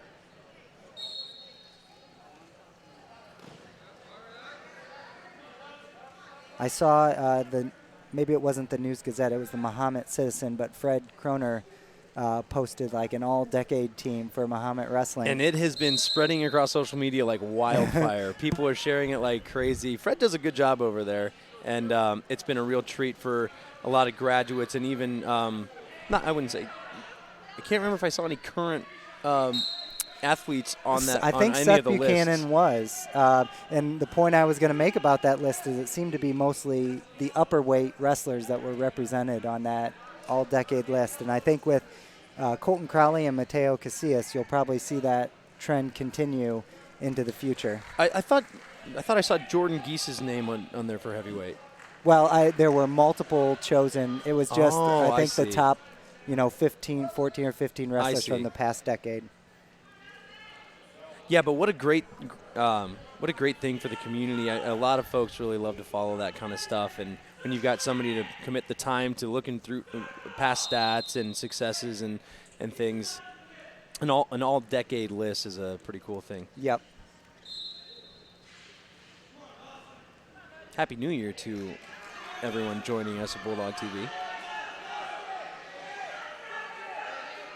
Yeah, and just when you look at Seth Buchanan at heavyweight, he spent his first 2 years as a backup to David Griffith and Ben Stahl, 2 guys who showed up on that list who are all staters. That's right. So Seth didn't get his opportunity until he was a junior, and now he's taking full advantage of it. Mateo Casillas up 2-0 here as we start the second period. He will choose down.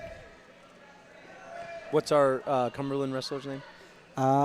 This is Damian Anderson from Cumberland. And yeah, Cumberland not with a legal grip, getting a caution there. But yeah, Anderson showing some pretty good fight on bottom. Yeah, Mateo was putting a lot of pressure on him, and he was able to fight a lot of that off. I love... a reach back. Wow. So not advised, if my youth wrestlers are watching, do not reach back like Mateo Casillas. You're not as strong as him.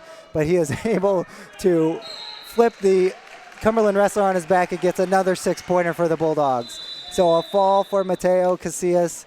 I'm sure that's just how they drew it up in the practice room. I'm pretty sure that was the 220-pound match where the Bulldogs got 6 points. According to my tally, it should be 15-12 now, Cumberland. Oh, wow, I'm way behind. What did I miss? The double forfeit counted.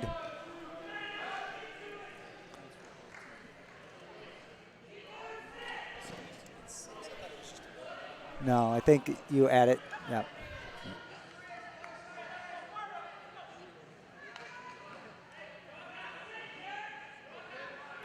All right, and I think there might have been a double forfeit at heavyweight, or did Seth Buchanan go out and we were discussing the score and didn't see Seth Buchanan get his hand raised.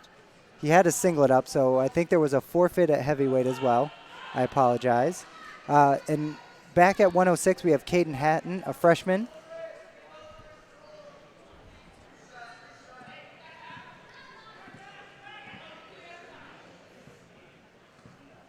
Yeah, forgive us as we try to double check what our team score is. I'm not sure what you see on your screen is correct. So double forfeits at 195 and 285. And does it show running team score there? Yeah, it did not give 6 points for those double forfeits. All right, so what do you have? I don't know. We'll get the team score figured out for you shortly. Once again, the dangers of doing math on the air, live on the air. Oh, good low shot by Hatton, and he's going to get a takedown here with 1 minute down in the first period. Boy, he sure mixed up both feet there. I mean, I've seen low singles before, but he managed to. Low double. Uh-huh. Now, this wrestler from Cumberland looks undersized as well. He looks pretty similar size to Caden. So hopefully we get to see Caden's true abilities here with someone a little more his size.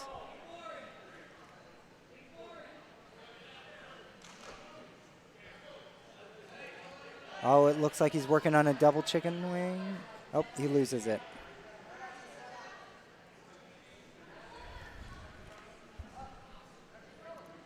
The score on track wrestling is 12-9 Bulldogs. Okay, yeah. The Bulldogs have regained the lead. Hatton riding well. He has a 2-0 lead with 12 seconds left to go in this first period.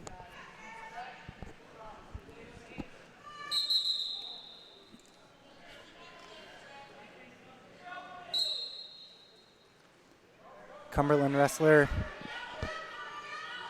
has good movement off the whistle, but Hatton follows well.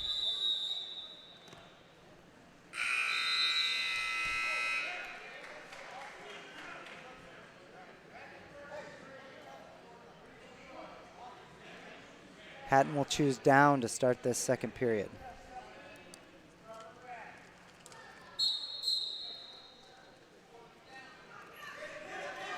Hatton with a sit out to a switch.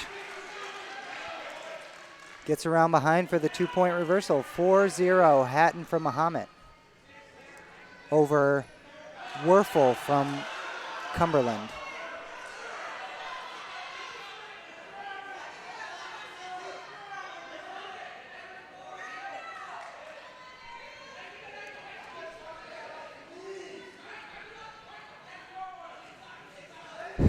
Both wrestlers circling and circling, and now it looks like Westville might have a Granby. Hatton needs to be careful here. Westville lets go of the Granby, but keeps moving. Hatton trying to tilt, little far wrist. Didn't do much with the other hand, but wow. He's able to flip him over with some strength. If he can maybe hook an arm. No points there. Oh, thought there would have been a 2 count. I think right as Westville was getting in danger, he kicked over and then Hatton followed.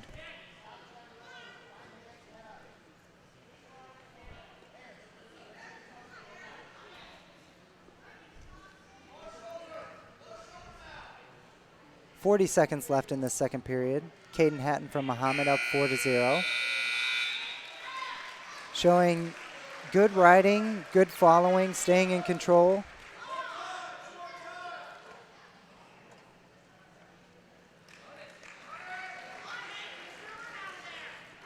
Hatton might have chicken wings in now, but they go out of bounds.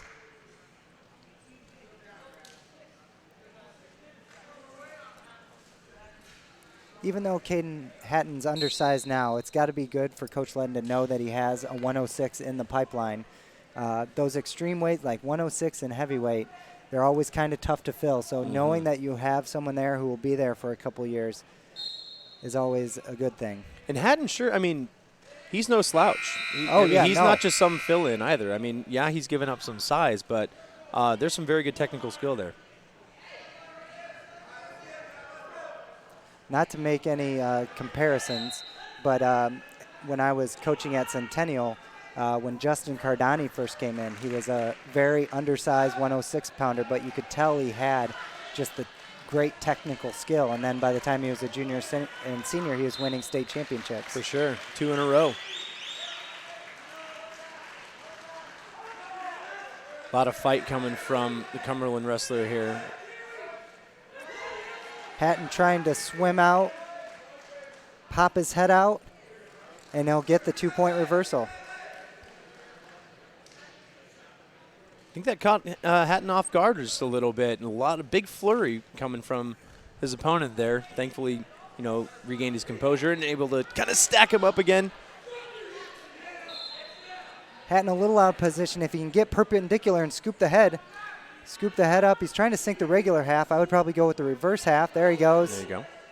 Oh, back to the regular. 1 minute left in this third period, and there's the fall by Caden Hatton. Another 6-pointer for the Bulldogs. The score, we think, is 18-9 now, Bulldogs.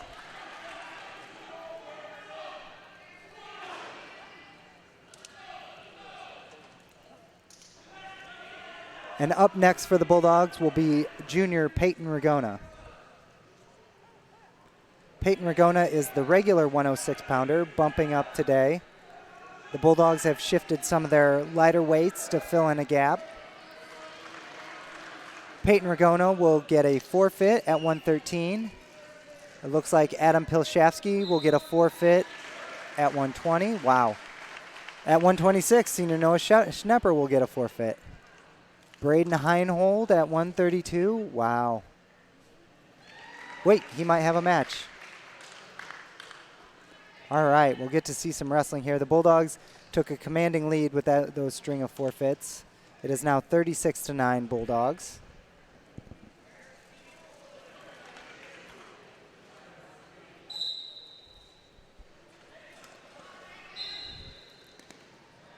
Cumberland wrestler tries to get a low shot or a pick, but Heinhold fights it off. I'd like to see some more movement from Braden, moving those feet a little more. Oh, a little misdirection there by the Cumberland wrestler, but can't convert. Similar styles on the feet here. Not too much early engagement, not a whole lot of wrist grabbing or collar ties or underhooks or anything like that. They're both reading each other, trying to get some, some stutters in, things like that. Yeah, this is Blaine Donsbach from Toledo, Cumberland. Oop, got to reset the match score here. Excuse me. Heinhold with a leg tap there. Heinhold, tries to pass the elbow, and it was almost too forceful, and he went into a single but keeps chasing it and ends up getting the takedown. Great finish. Right to that chicken wing. We've seen this from Braden Heinhold a couple times today, is a takedown right to a pinning combination. He's driving that wing over. I'd just keep that arm for sure.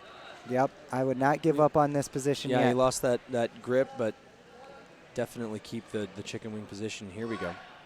30 seconds left, and Braden Heinhold has him on his back, and that is a fall for the Bulldogs, another 6-pointer for the Bulldogs. And the score is now 42-9. That will bring up sophomore Logan Petro at 138.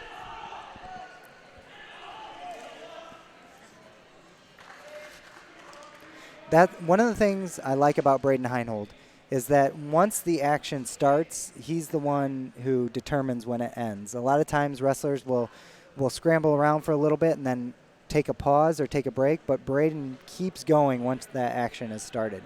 I was coached, it was you could have a million words for it, but it was a reset, right? Everybody wants to reset. Yep. Something happens and then you reset. Yep. It's the wrestler that, doesn't stop to do that and capitalizes on the opponent's reset, and that's what makes great chain wrestling. Yep, that's a great point.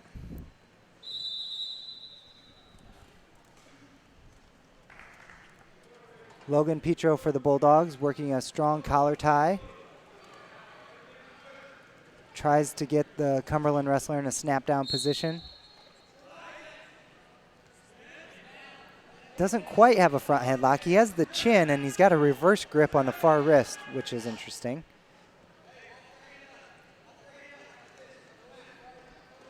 Now he goes to the underhook. He's still got that reverse grip on the wrist. He is at least trying to snap the Cumberland wrestler down, but gives up his leg while he does it, and the Cumberland wrestler hits a nice little short carry to get Petro down. Petro should be working. Oh, okay, he gets out of the little crotch wrist control there. Fixes his headgear malfunction. This is Race Zyke from Toledo, Cumberland. Petro does a good job getting right to his feet, and he's able to get the escape. Still 50 seconds left in this first period. Petro is up 2-1 over Zyke from Toledo, Cumberland. Or sorry, Petro's down 2-1.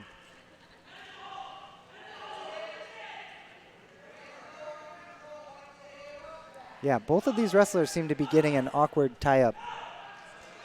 Awkward tie-ups, and they don't quite really know what to do. Petro kind of going in without much of a setup there. Like, I like that they're taking shots, but again, head position, there's just a starting head position makes a big difference. Scramble here, though.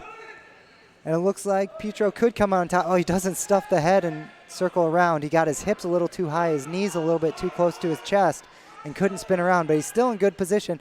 And there's another caught elbow by Zyke. Very good high arm reach around to get that takedown in the final seconds from Zyke. 4-1, Zyke of Cumberland over Petro from Mahomet.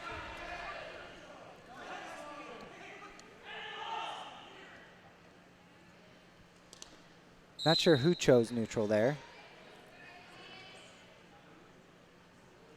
I know that Petro probably wants to get on top and try something at some point in this match. Petro with a 2-on-1 tie up there. Now he has a chance at an underhook here, but his hand isn't quite in the right position. Oh, a lateral drop by Zyke.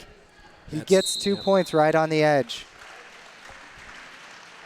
He felt that coming. I think he knew that pressure was there. There was no question about hitting that move for Zyke. 1:28 left in the second period. Petro is down 6-1, but man, he's gotten to his feet and gotten those escapes very quickly. Either Petro is really efficient with his first move on bottom, or Zyke isn't really interested in trying to ride Petro. I can see it as a combination sometimes. You can feel Petro's explosiveness there and doesn't really want to mess with it. Petro once again has an underhook. Oh, nope, he did not have the underhook.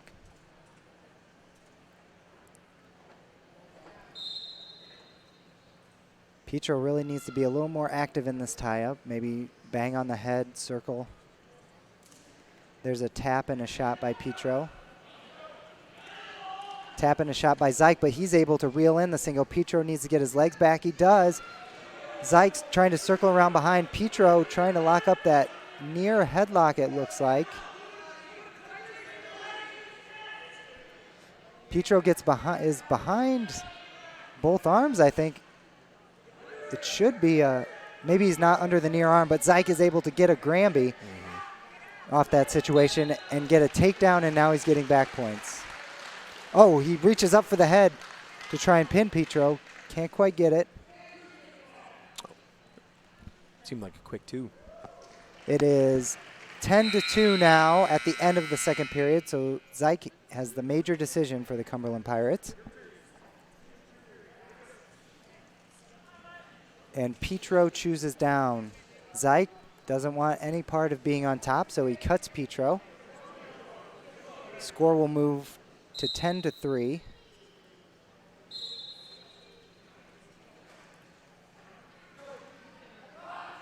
Petro has the underhook, but not the head position, and Zyke Tries that fireman's, and then he goes to that carry, keeping that far elbow trapped. And now he's getting back points with that trapped arm. Looking for a butcher here to finish things off.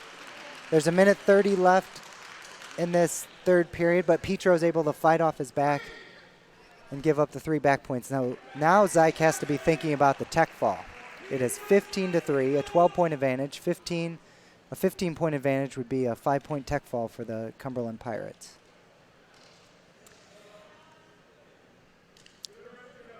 Yeah, Zyke maybe just doesn't feel confident on top. He's going to try and close this out on their feet. Oh, Petro is able to catch his arm and flip his hips. Going to keep that arm for sure. He's flipped it. Oh, a hard bridge from the Cumberland Pirates. Petro gets the reversal. Did he get any back points? No, just the reversal.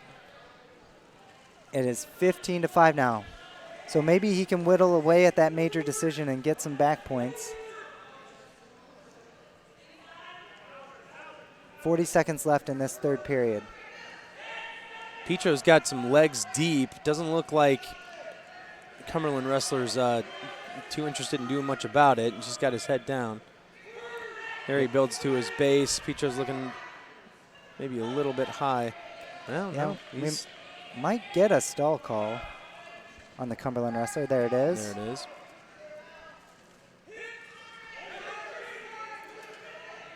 Doesn't look like Petro is going to be able to get the fall here and completely come back, and time is running out to even erase the major decision now. 3 seconds left. Cumberland gets a major decision at 138 pounds. Zyke over Petro from Mahomet. The Bulldogs will now send out senior captain Chance Decker.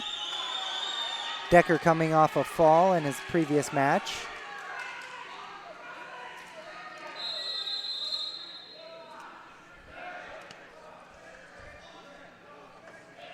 The Bulldogs have a commanding 42-13 lead here with only 2 weights to go, 145 and 152. Decker right in on the collar tie. Ooh, and a slide by the Cumberland wrestler, but he didn't look too urgent. Yeah, it didn't look terribly strong. I think Decker was just caught very much off guard. Decker in on a leg and hasn't got the takedown yet. There he needs to keep the leg split. He could go to a Turk here. Yeah, I like that, what he's doing there, trying to keep him. And pretty soon there's going to be a count from the official. There we go. He lets the ankle go. Yeah, he didn't have that Turk high enough in the leg to keep him split. He almost could have done more damage just leaving his arm where it was instead of trying to split it with his leg coming in. He gave up a little position there for what he thought was going to be stronger. This is Cade Warner from Toledo, Cumberland. Decker from Mahomet up 2-0 with 1:23 left to go in the first period. Decker catches that arm, gets a tilt. He's getting some swipes, I think. Yes, he has 2 back points. That was a nice off-the-whistle catch by Chance Decker. Decker gets the leg in, working for the power half. He's getting a little out of position here. Warner has a hold of the head. Yeah, Decker's got his arm in a weird spot. It needs to come off that half. There we go. Work something else. He's got a chicken wing with the leg in. Chance Decker does get in some unusual situations. He's got the leg in with the chicken wing, but only 1 leg in. Now a half. Now he could force that head down. Getting out of position a little bit here. Able to slide back. Decker is too far off to the side. He needs to get his hips back on top. But Warner can't take advantage of that position. Decker still kind of wild and out of position. There, Warner snatches a leg and is able to pop his head out for 2. And that was right at the end of the period. There's 5 seconds left in this first period. Warner's able to cut the deficit to 2 points. He is down 4-2 now against Chance Decker from Mahomet. Coach Akery's coming to the side of the mat to give him a little bit of, hey, shake yourself loose. Take a deep breath.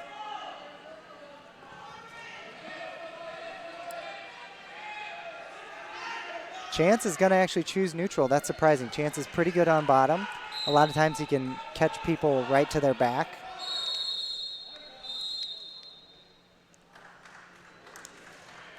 Warner on a shot. Decker tries to defend with a front headlock, but Warner drags out nicely. He can't get the 2 now, although he does get the legs in and over top.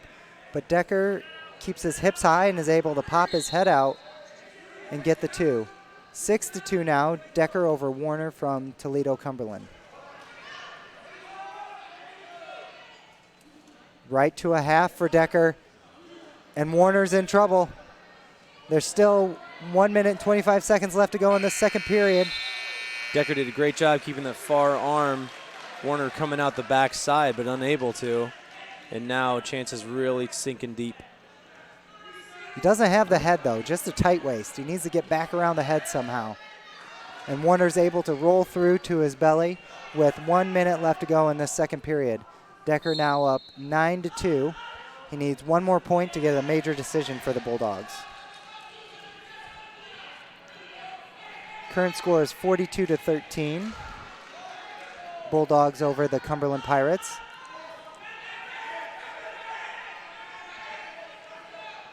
Oh, Warner tries to roll, but he rolls right to his back, and Chance is able to catch him right there. He needs to lift the head.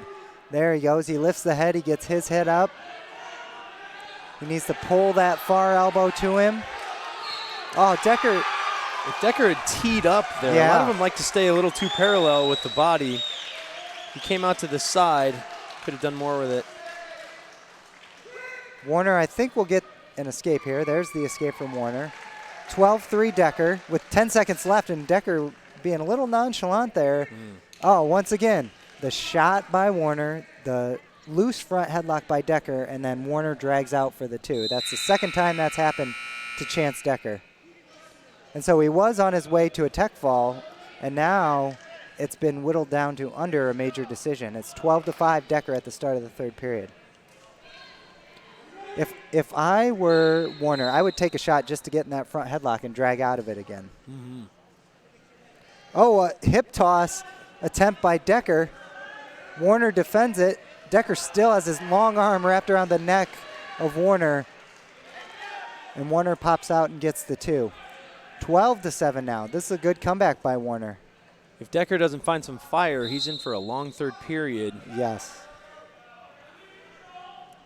Escape by Decker. It's 13-7. He can't rely on his opponent's mistakes anymore. He's got to, I would say, be aggressive, but it looks like he's kind of losing some steam. So he's got to find a way to be technical. He held onto that arm. There's no 2 awarded here. If he keeps his hips high and can swim over the belly, he could turn it into 2 for himself. If he's not careful, he could go the other way. This could be a stalemate, maybe, but they're still moving pretty well. Decker's burning time off the clock at the very least. Needs to get off his knee there, get his butt up. Yeah, Chance likes to step over that leg, and it kind of just traps him in that position. There, now he's got a high crotch, but Warner's able to cross-face.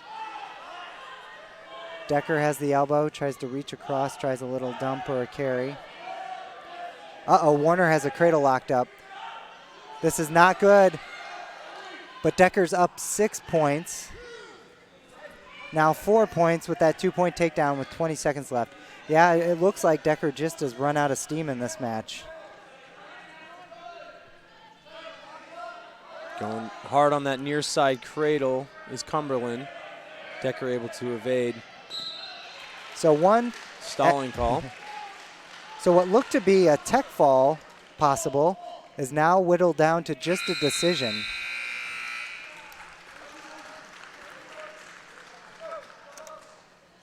At 1:45, Chance Decker still holds on to for the win, 13-9 over Warner from Cumberland. And the last match of this dual meet against Toledo Cumberland will feature Brennan Hauser from the Bulldogs. Stretches out both legs. There it is. Oops. Just showed a replay from the previous match. Excuse me.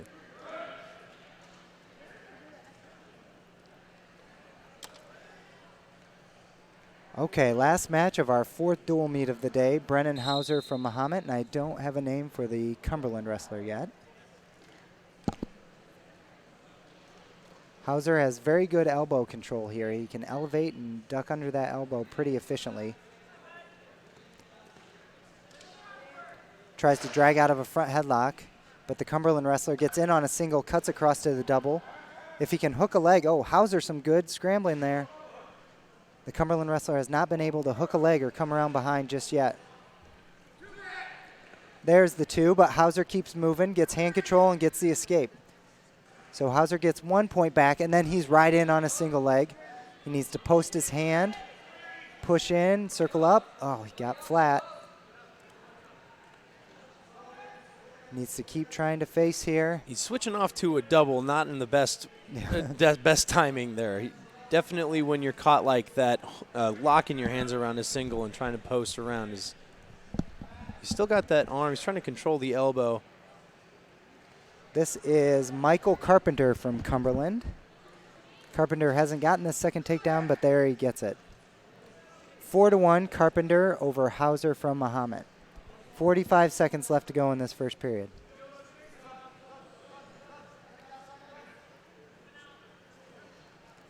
Hauser still working. Doesn't want to give up a cradle or a butcher here. He needs to peel that arm off the crossface there. See Brennan trying to peel that arm off.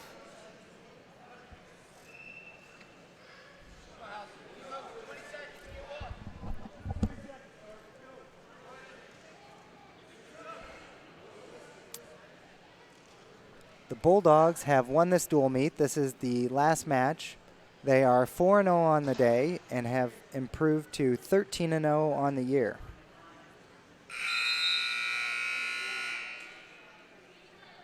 And as that dual meet record stays with 0 losses, you may see Coach Ledden's beard getting longer and longer. Is that what it is? I didn't ask him officially, but he's been known in the past to keep his wind beard going. I think a lot of the wrestlers on the team encourage him to do that.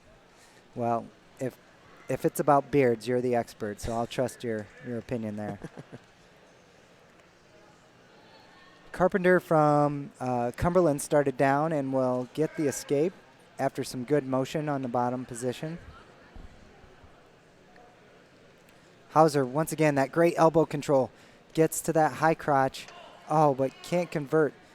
Man, it seems like Carpenter might be like deceptively strong, because he has knocked Hauser off position a couple times, and Hauser gets pinned to end this dual meet. Cumberland will add 6 points to their score. This dual meet will end at 45-19, but the Bulldogs pick up that 13th victory of the season.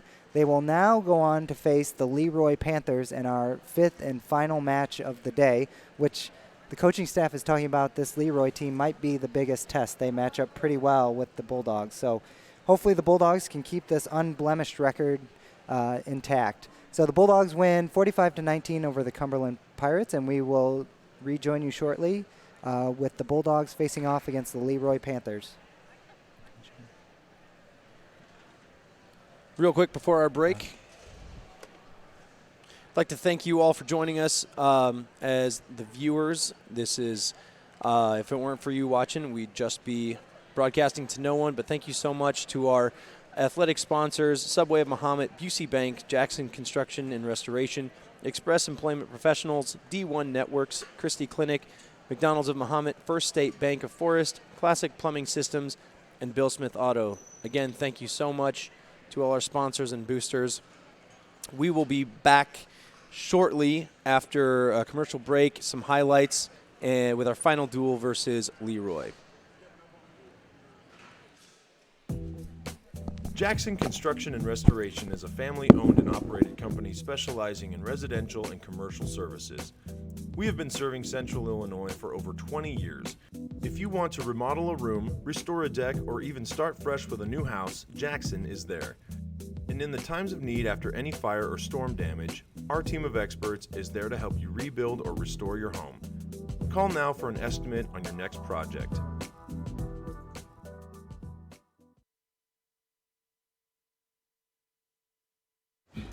I am getting married. Never. Guaranteed. You picked a beautiful ring. Thank you. We're never having kids. I love it here. We are never moving to the suburbs. We are never getting one of those. We're never having another kid. I'm pregnant. I'm never letting go. Hi, come see me, State Farm Agent Darwin Boston, and my team in downtown Mahomet.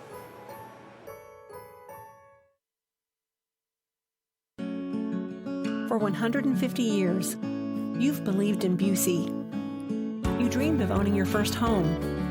You partnered with us to customize a plan. You started a business. You trusted us to guide you through the ups and downs. You wanted to leave a legacy. You allowed us to bring your dreams to life. We thank you for the opportunity to serve you and your family for generations. Busey, fulfilling dreams since 1868. At D1 Networks, we take our role in connecting, protecting, and monitoring businesses in Central Illinois very seriously. When you need us, we'll be there, with service that sets the standard. From access control and structured cabling, to video surveillance and fiber installation, we always strive to provide creative solutions to the ever-changing technology needs of our clients. Contact D1 Networks today. Visit our website or call us at 855-836-6363. One company is on a mission to put 1 million people to work each year. Sounds like a big number, doesn't it? Not to express employment professionals. Are you looking for the right opportunity? Choose Express for a new job or the next step in your employment. We take pride in connecting the right people with the right company. Let us help. We'll open doors for you. Express is on a mission to put 1 million people to work each year. Mahomet-Seymour alumni Jordan Rock on how high school students are important to Fisher National Bank of Mahomet. I think some important considerations in high school banking are how much money you're going to set aside for the future, because I remember getting my first paychecks, I just wanted to spend it all at once, and that's really not a good idea. So I think one of the important things is to figure out how you're going to save the money, and also setting some money aside to spend and have some fun with. I'm Ryan Heiser. I work at Fisher National Bank in Mahomet. Please stop by and see us soon. Stop by and meet Ryan and Jordan and the team of Fisher National Bank of Mahomet. Jackson Construction and Restoration is a family-owned and operated company specializing in residential and commercial services. We have been serving Central Illinois for over 20 years. If you want to remodel a room, restore a deck, or even start fresh with a new house, Jackson is there. And in the times of need after any fire or storm damage, our team of experts is there to help you rebuild or restore your home. Call now for an estimate on your next project.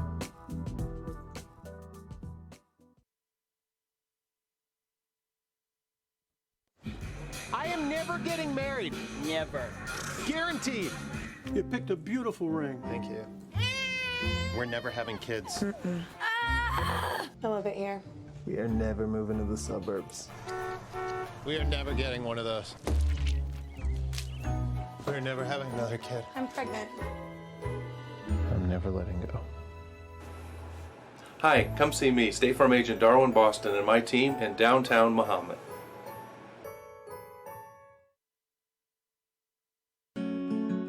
For 150 years, you've believed in Busey.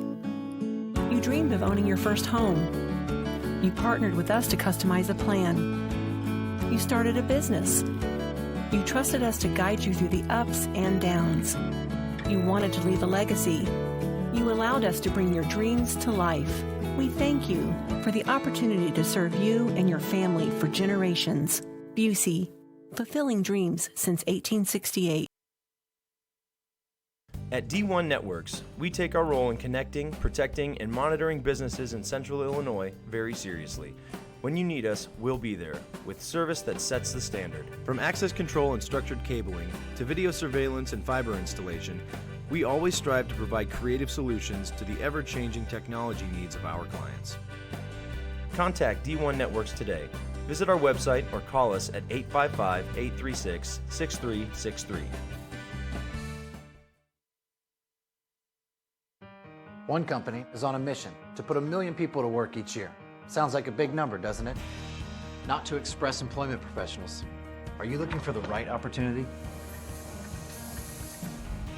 Choose Express for a new job or the next step in your employment.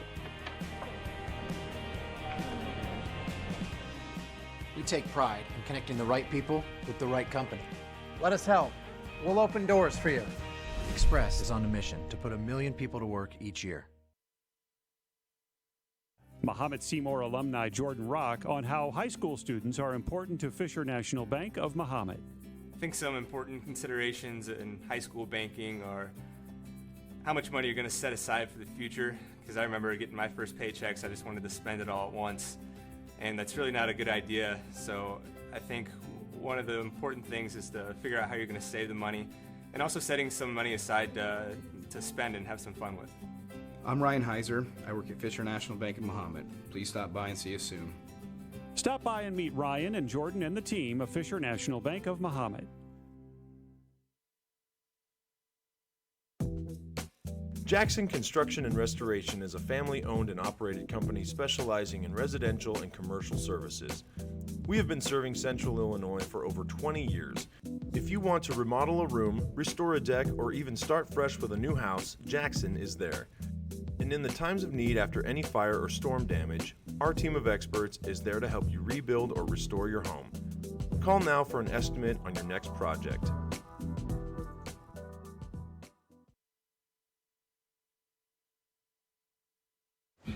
I am never getting married. Never. Guaranteed. You picked a beautiful ring. Thank you. We're never having kids. I love it here. We are never moving to the suburbs. We are never getting one of those. We're never having another kid. I'm pregnant. I'm never letting go. Hi, come see me, State Farm Agent Darwin Boston, and my team in downtown Mahomet. Perpendicular here and get off the legs. He's got his 3 back points in the bank, and there's the fall. Another 6 points. I think he's got both legs in. He can probably get the pin here if he stretches out both legs. There it is. Gage Granadino has another elbow pass, gets in on a single, goes to a high post position, and comes out the back door. So another takedown. 1 minute left in this first period. Casillas should get the pin here. Plenty of time, and there he does. Another 6. This should be a pin. If Renshaw gets his head up, there's 1 minute and 5 left. Renshaw loses the leg, but gets the pin. And 2 for reversal there. And now he goes to work on top. Seth Buchanan's all trying the front quarter. Takes it off. Buchanan has Sutton on his back. 54 points to put him at 70-3. The last match of this game, it's 35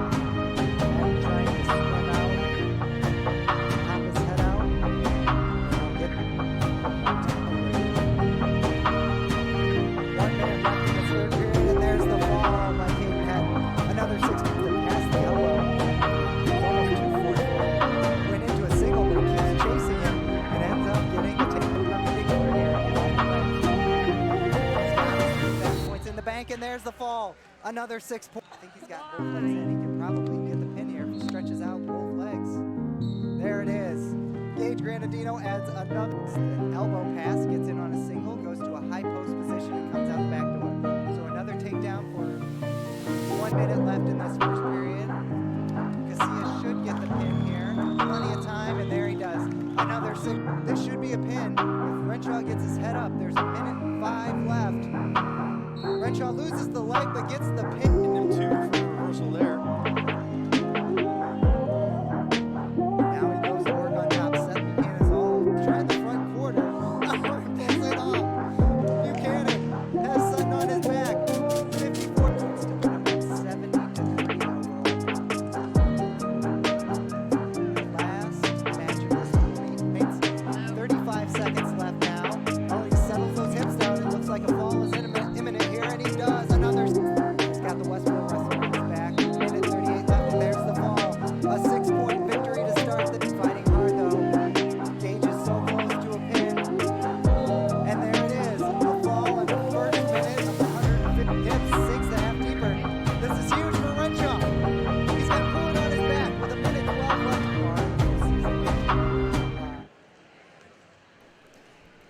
Hello and welcome back to Bulldog TV, where we're bringing you the final match of today's wrestling action. This is the 5th match for the Bulldogs. They are 4-0 on the day, improving to 13-0 on the season. And this final dual meet, they will face off against the Leroy Panthers. I'm told by the coaching staff that this might be the toughest meet of the day. Leroy matches up very well with the Bulldogs, so hopefully we see a high-energy, intense dual meet that will be a lot of fun to bring you. Thanks for tuning in. It feels like we're in hour 62 of coverage, doing 5 dual meets, but hopefully we end with a great one here today. This dual meet will start at 170, and Hayden Nelson will kick things off for the Bulldogs. It looks like from the information I have that he will get a forfeit, so the Bulldogs will start off with a 6-0 lead, which is good. Because this is going to be a very competitive dual match against the Leroy Panthers. I will say against Cumberland in the previous match, the Bulldogs' energy and enthusiasm looked like it was starting to wane, so hopefully they can get pumped back up for this important match. Leroy has been a really good program over the past decade. They've taken home some team trophies at the dual team state tournament, had a lot of state place winners. So it's a very healthy program, and the Bulldogs are definitely going to have to be ready to go to win this dual meet. Thank you, everyone, for joining us. I'm Simon Anderson, and our lead commentator today is Nick Morphew. Nick Morphew's a former assistant coach of the high school and currently, what's your title? Youth club head coach. Head coach. Yep. I am a teacher here. I'm actually the head of this Bulldog TV group that's bringing you today's program, and also former Mahomet High School wrestling coach. Who do we so we're starting at what weight here? That was 170. Hayden Nelson just received a forfeit for the Bulldogs. They go up 6-0 in our first match. Hey, we'll actually get to see Colton Crowley wrestle today. He's had 4 forfeits. He comes out at 182. He is facing off against Grant St. Amour from Leroy. Don't see too many last names with the Saint something. Yeah. St. Amour.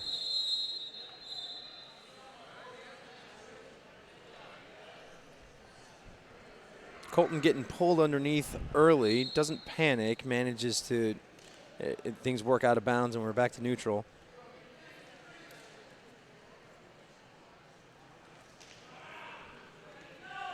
Slide by attempt by St. Amour.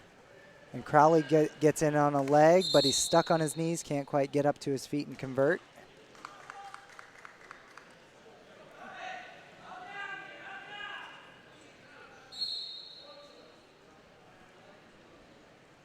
I wonder if teams meet us and see a few familiar names and and recognize them. Crowley is definitely a family name that's done a lot for wrestling in this town. Yeah, Colton's older brother, Hunter, I hopped in with the program as he was finishing up and got to see him walk in the Grand March. He's now wrestling at Millikan University. So less than a minute to go in this first period. Both wrestlers still feeling each other out. Colton Crowley looks like he likes that over collar tie. He likes staying in the outside position, but he is moving forward.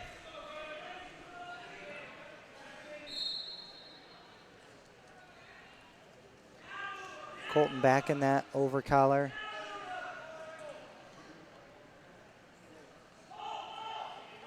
But good wrist control by St. Amour.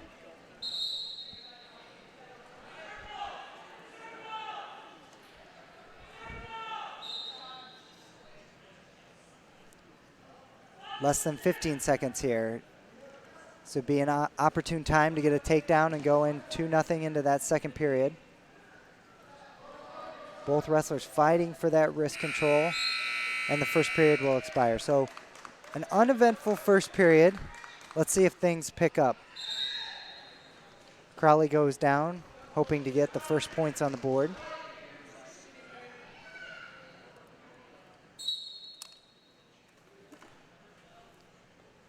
Drive forward by St. Amour.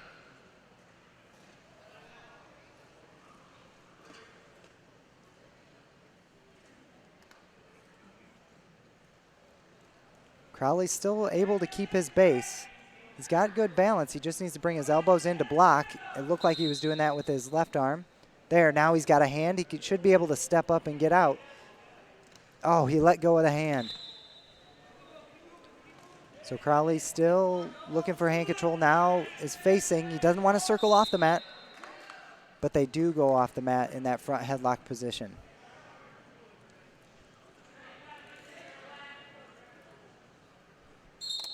Crowley starts back down, doesn't have much of a first move, but follows it up quickly with some movement.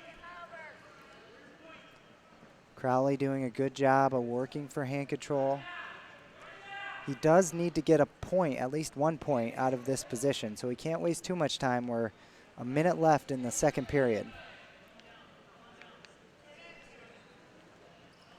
Amour, oh, falls off the top. Crowley's able to face and get the escape. Crowley gets that crucial first point of the match.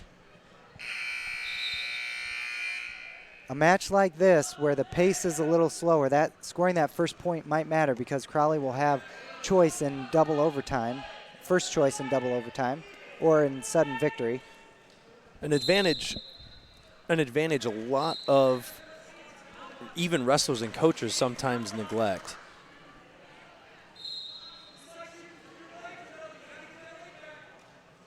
Crowley once again in that over collar position, but hasn't really tried to set anything up from it.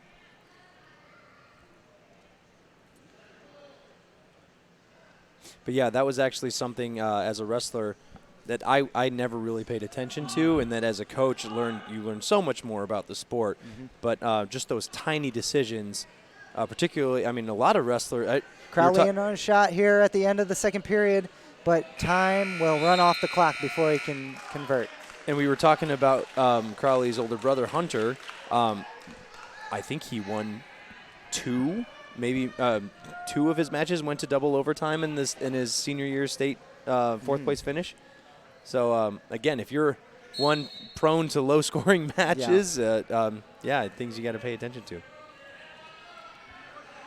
Crowley starts on top now at this third period. Riding hard, tries a mat return and just loses his balance and gives up the escape. 1-1, 1:44 left here in the third period. I'm guessing this is going into overtime from what I've seen, unless Crowley has taken 2 shots, but he needs to take them with a little more time on the clock so he can finish them. Shot by the Leroy wrestler, stopped by Crowley. He's got a front headlock, goes right to a single. That was a nice combination. Nice combination there by Crowley. Once the Leroy wrestler shot in, he fought it off and then went on his own attack. Crowley, with an ill-advised shot. He's on his knees. He needs to circle up to his feet. He does get back to his feet. That could have been a dangerous mistake. Could have cost him the match right there.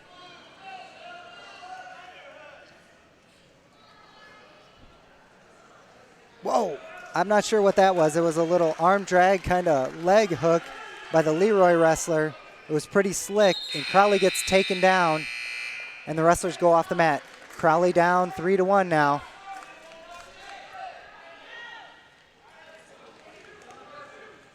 It looks like the Leroy wrestler is breathing a little harder than Colton. So maybe Colton could take advantage of some fatigue in this last minute. Colton doesn't like that 2-on-1 that Leroy's got on him right now.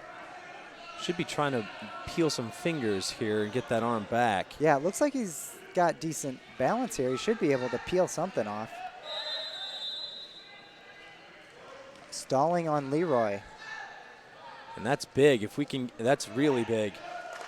Second stalling call plus an escape. Yep. Brings us to that OT. So not really a first move there by Colton. Didn't move his feet at all, but he's got a good base. He should be able to fight for a hand and come up. 20 seconds here. We just need one. If we can get one and then Crowley just drives him back, gets the second stalling call, but as time's winding down, it's looking to be less and less of a.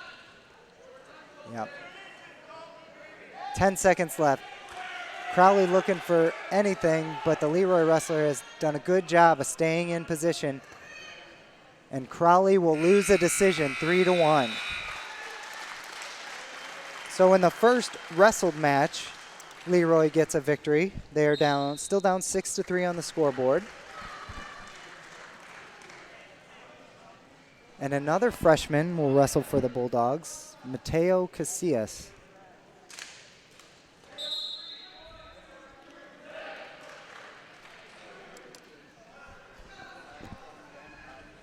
I think the Bulldogs really need to accumulate some points here in the upper weights. I think Leroy has some stronger lower weights, so you want an advantage going into those lower weights. Mateo with a club to an underhook. Oh, Leroy wrestler trying to throw a hip toss. Mateo's got his hips back, though, and gets the early takedown. There's stoppage here to fix headgear. Bulldogs definitely need 6 points out of this match.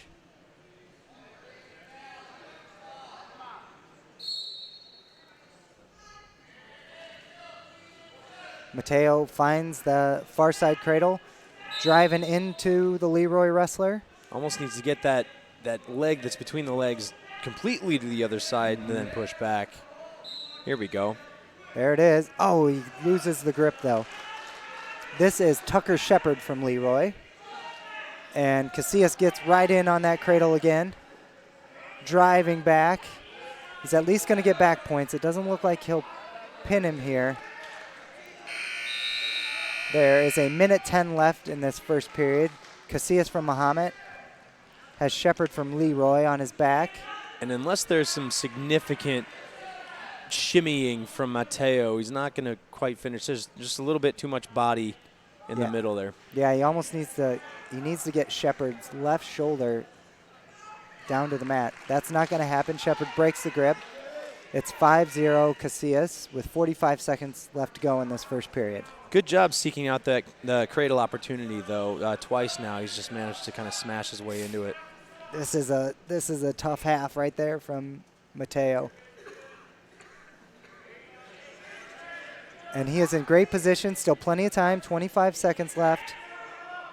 Just needs to settle down a little. He needs to get under that arm.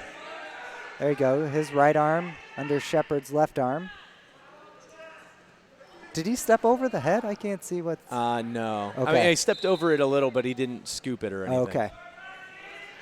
Oh, now he has Shepard pretty flat, 5 seconds left. Oh, Shepard doing a great job of fighting. Yeah, kudos to Shepard for avoiding the pin here because that was a tight final 10 seconds. And we can see one of his turns right here. Pretty good work from Mateo to up the score here. All right, Mateo will start on top. He has the major decision at 8-0, but the Bulldogs are hoping for a fall.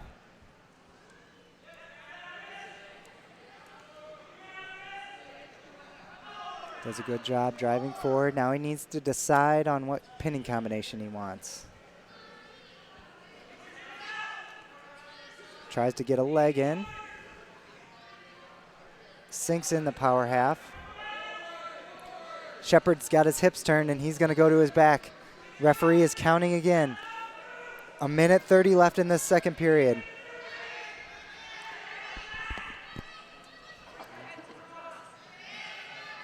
Mateo trying to settle in. His hips are a little high. Maybe he can get his weight a little more on Shepard's chest. And that's a good arm catch right there. Mateo should be able to. Ooh. Yeah, that was a vicious he lifts lift the right head, there. And that's the fall. Another 6-pointer for the Bulldogs. There's some serious strength in that young man. They will go up 12-3 on the Leroy Panthers, heading into the 220-pound match that will feature junior Daniel Renshaw.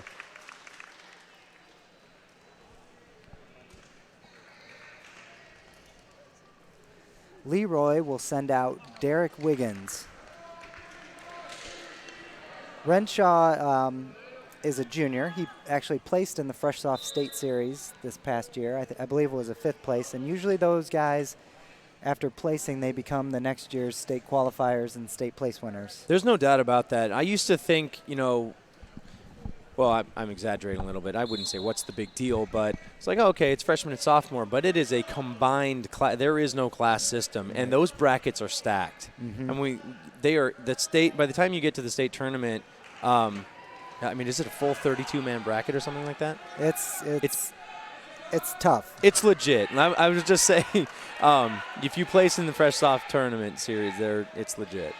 So there's Renshaw gave up a takedown there. Initially, he had his legs back and was giving good hip pressure, but Daniel tends to let his knees get sucked back in.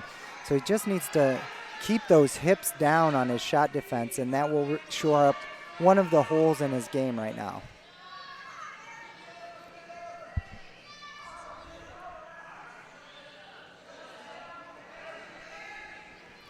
Wiggins from Leroy on top in the match and in position, 2-0.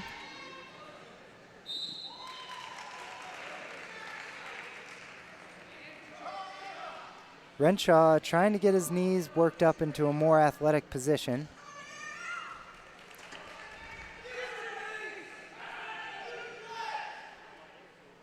I can't really see what Renshaw is doing, but I wonder if a stalling call is coming.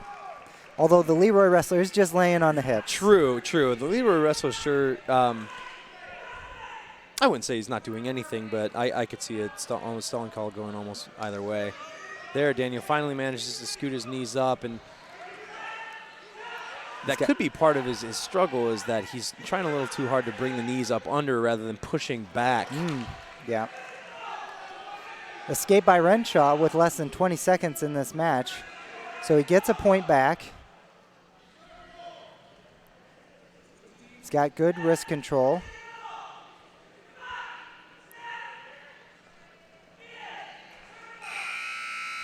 And time runs out on this first period. Renshaw from Mahomet down 2-1 against Shepard from Leroy.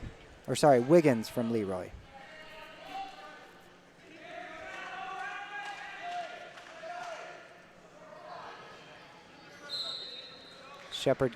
Wiggins goes down. Tripods up, pushes back. Fighting for hand control. Renshaw's able to drive him forward, trying to sneak in a leg. Renshaw still has that knee in position, trying to dig in that knee. Wiggins reaches back and grabs the leg. Renshaw has the far wrist. I don't think he's in too much trouble now. Oh, he tries to hook up the cradle, but he's too far forward. Renshaw trying to settle back, but Wiggins is able to grab the head. Renshaw still has it locked up. He just doesn't have much leverage here. There's no points yet. Renshaw still has that cradle locked. I wonder if he could use his feet. Yeah, get his feet in the mat and then pull it over. So Renshaw actually avoids disaster there and ends up in a pretty good position. He's leaning Wiggins back. It's a pretty awkward cradle. I mean, he's managed. Oh, nope. No back point. Oh. Oh, all that work, but doesn't get back points. Renshaw's still down 2-1 in this match. 50 seconds to go. Ooh, in the second period. That's a really good crossface. The Mahomet bench there was a little bit upset about the second swipe motion and then getting waved off for no two.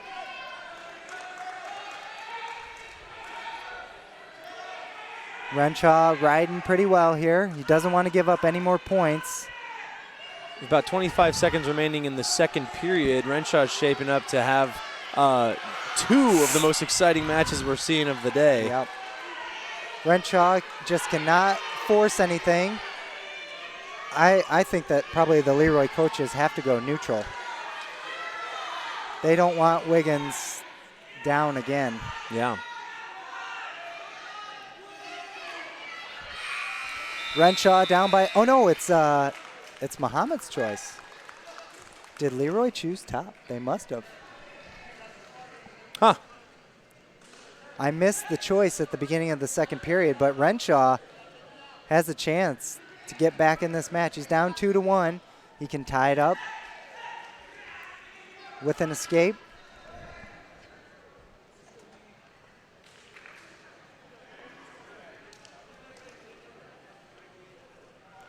Caution on Wiggins. Yeah, Renshaw has been involved in this, the second exciting match. I'm told that Renshaw beat a state-ranked Class 1A wrestler in his earlier today. So he's had a couple good wins here today. Renshaw trying to work to his feet. He's got an elbow hooked. He probably should just go up and grab the wrist instead of trying to hook the elbow. Tries to switch, but there was really nothing there.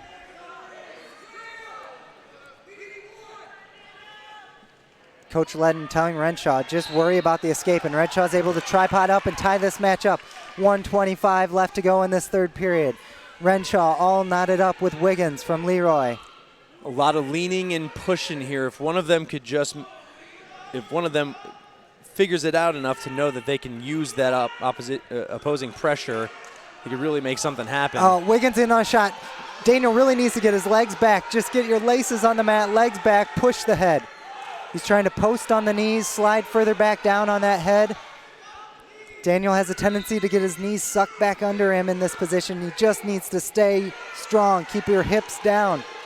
He's not pushing the head at all. He should be pushing the head. Oh, he catches an ankle and gets Wiggins off balance. And they call a stalemate. Whew. 42 seconds left. 2-2, third period. This 220-pound match between Daniel Renshaw from Mahomet and Derek Wiggins from Leroy. Renshaw has that, it's more of a blocking tie-up, which if the ref doesn't say anything, he might as well keep it there. Is there something about that that's... Well, it could be, some refs might call that for stalling if you keep sneaking that arm over the arm and under the chin. Oh, Renshaw with a pretty decent elbow pass that if he had just used. There's the stalling on Renshaw. Here's a shot with 9 seconds left. Wiggins is in deep. Renshaw trying to keep that hip pressure on him. Oh, he pushes that. He's trying to hook the leg. He's got to hook the leg. No. Oh, he got it. He did hook the leg. He got 2 points as time expires. And Leroy's coaches are headed to the table. They will tell their wrestler to stay in the middle. I could not see if Renshaw hooked that leg. I did. Oh, well, I'm sorry. Too excited to catch an instant replay. But I think the camera wasn't in position to see the leg hook. You know, that is kind of a judgment call. Some refs, even if you hook that leg, if you're kind of still perpendicular, they might not call that. So, Renshaw, big win. Yeah, squeezing out his second 2-point victory of the day, 1-point victory of the day.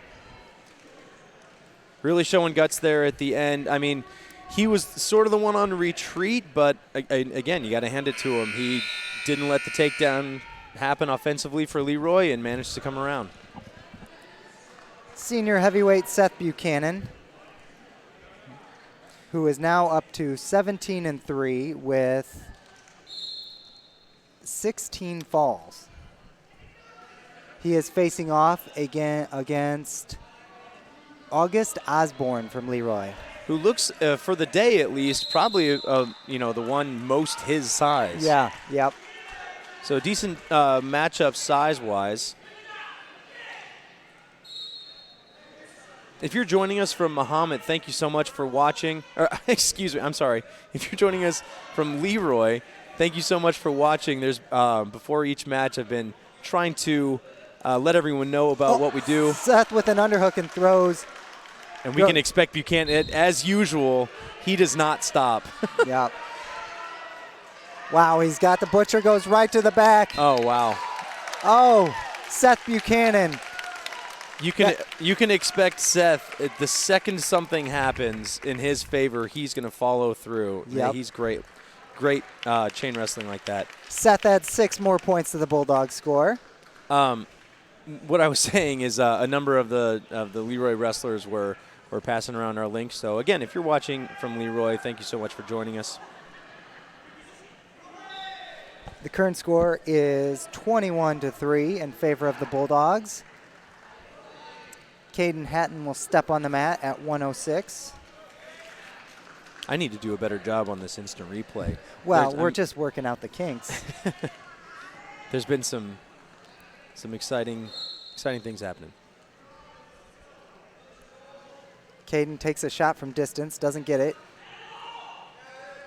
And he gets caught in a front headlock. He's trying to get the elbow control. This Leroy wrestler is Josh Sexton. Hatton doing a good job of controlling the elbow. Trying to drag out. Sexton looking for that near ankle, gets it, and spins around. 2-point takedown for Sexton from Leroy.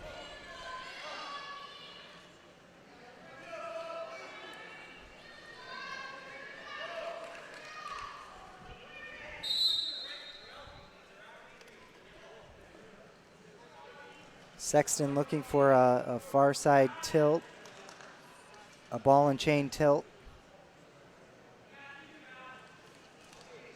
Does get 2 swipes, it looks like.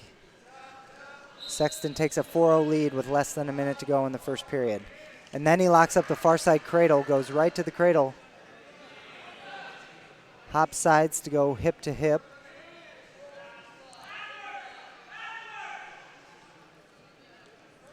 Oh, and is able to pull Hatton straight back, but no points there.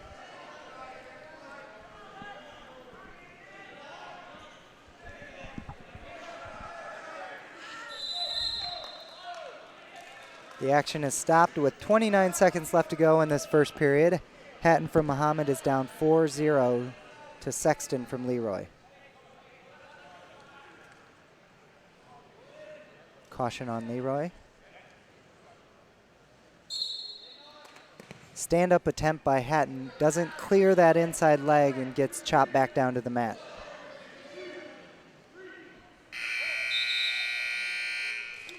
"15 seconds left.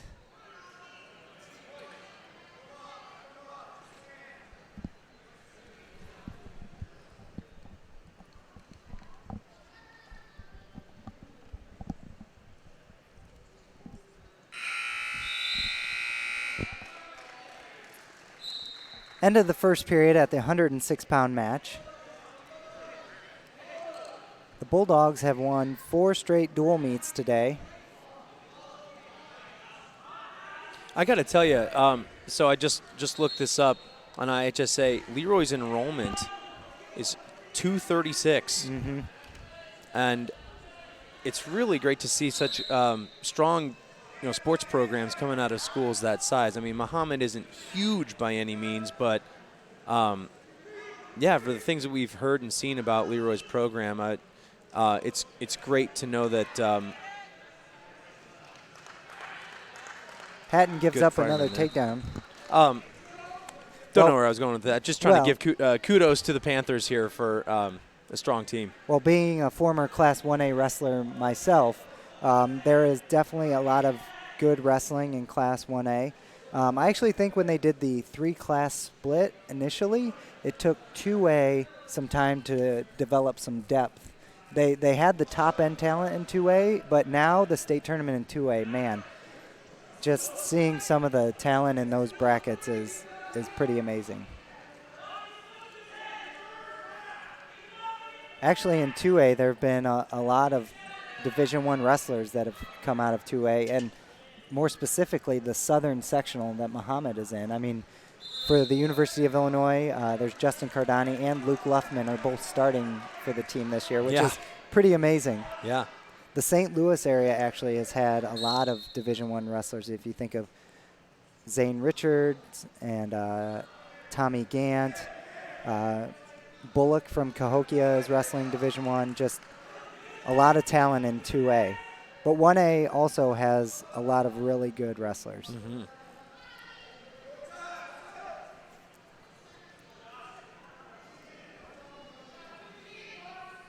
Sexton from Leroy is up 6-0 in this 106-pound match.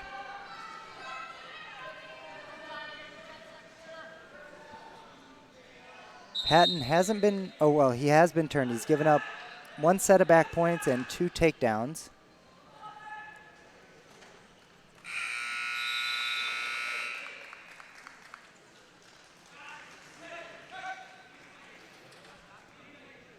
Coach Ledden is challenging Caden Hatton, it looks like, putting him down again.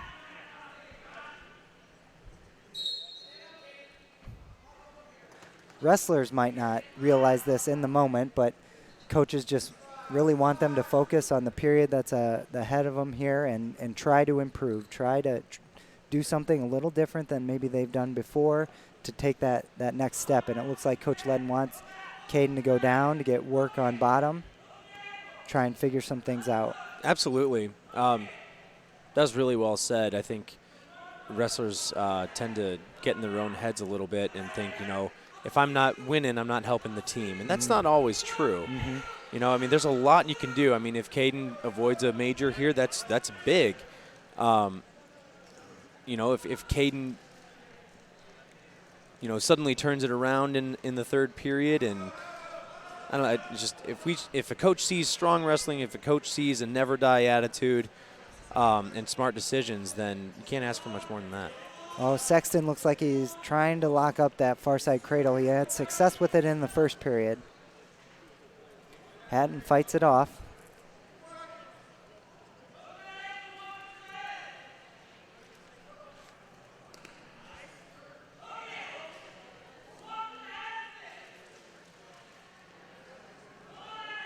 Hatton staying in good position. He hasn't really been broken flat since we've started this third period, and he does catch the leg. Sexton tried to sneak it in, but Hatton has it.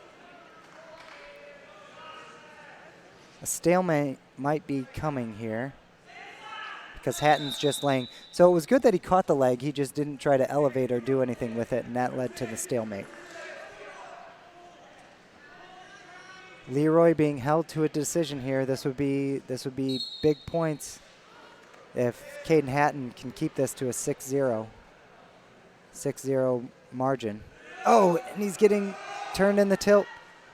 10 seconds left. He needs to try and peel a hand off. No. I think those were 2 1 swipes. Nice job by Caden Hatton. Yeah. Keeping it to a decision.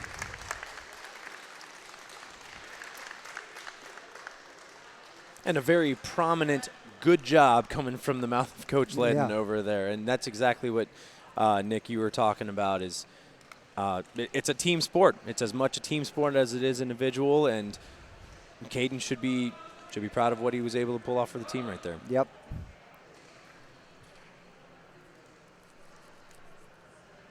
Up next is Peyton Ragona at 113. The junior is the usual 106-pounder, but he's wrestling 113 today. Peyton always shows lots of movement, always pretty aggressive on his feet.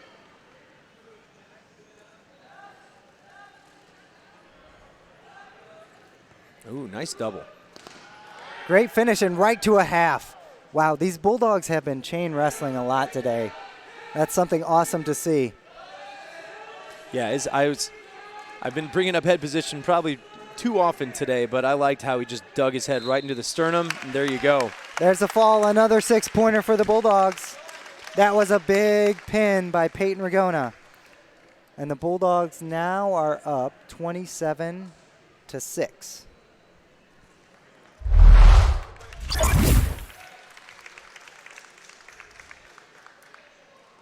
Okay, we're moving on to 120.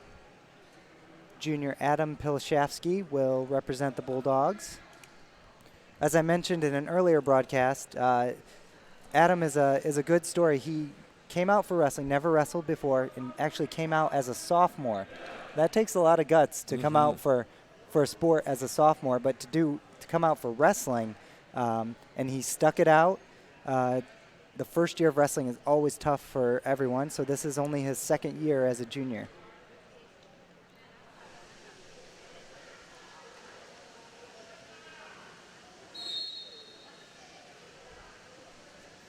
He is wrestling Ethan Matlock from Leroy. Now, that last name of Matlock, I'm pretty sure that is a Leroy wrestling name. So Ethan goes to quick work, getting 2 takedowns right away.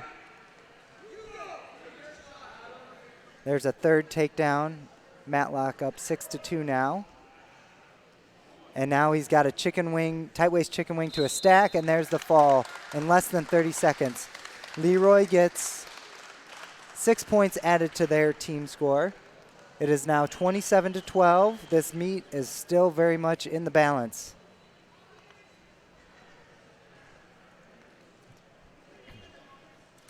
Braden Heinhold, the sophomore.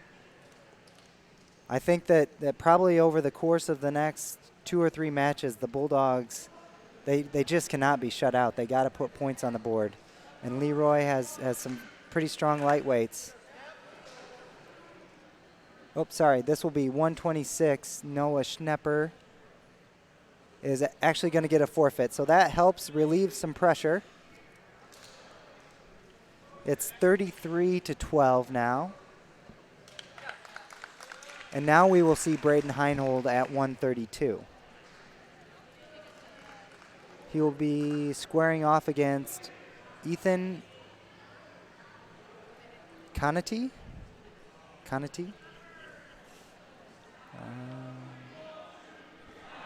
Sure. Canati? Canati?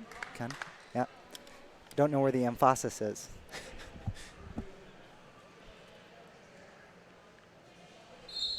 Braden has looked pretty good. As soon as he's gotten those takedowns, he's gone to his pinning combinations. I don't think he's been out of the first period yet today.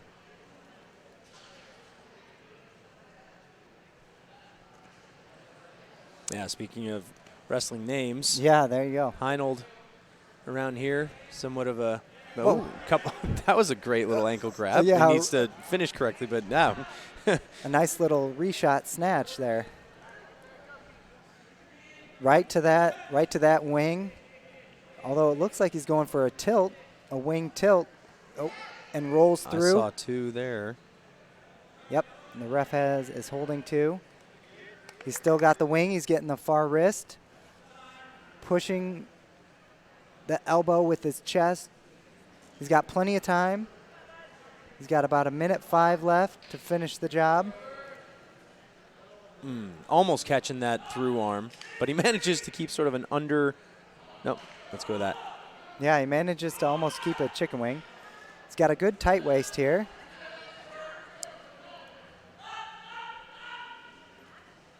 I think Braden's. Oh, and now he gets a chance to suck back. Can't get any back points and gets out in front, but spins around behind. Chops and breaks the Leroy wrestler down flat. Some great movement. I mean, talk about like the chest on the back spin around drill. Yep, the spin drill. He's getting back points here. And, you know, one thing I want to point out about Braden, even though he comes from a wrestling family, I don't think he wrestled until about 6th grade or junior high. And he's a good athlete. He's picked up the sport very quickly. I mean, I think that's important to stress that you don't have to start at age 5 to be a successful wrestler. For sure. You could start later, and in fact, I would almost recommend it in some circumstances so kids don't get burnt out. For sure. So no, he certainly looks like a wrestler that's been in it, you know, lifelong, but yeah. And so Heinold, he's picked up some back points here. He's up 9-0 now with 5 seconds left to go in this first period. Yeah, I actually stress to the club kids, you know, the first year of wrestling is rough for everybody, and competing in wrestling is so intense that you do not even have to compete. Or just practice and get an idea of what the sport's all about. There's a look at that first takedown of Braden's. Heinold starts down. He has the major decision. He's up 9-0 after 1 period. Stand up didn't clear that arm like you were talking about earlier, how it should almost pull your torso. Didn't quite come up as forcefully as he should, but he's fighting for hand control. He's in decent position here. Yeah, he tries the switch, but his legs weren't really clear, and he's going to have to reset. Yeah. Good top coverage from the Panther here. What's his name? Kanate or Kanadi. Kanadi.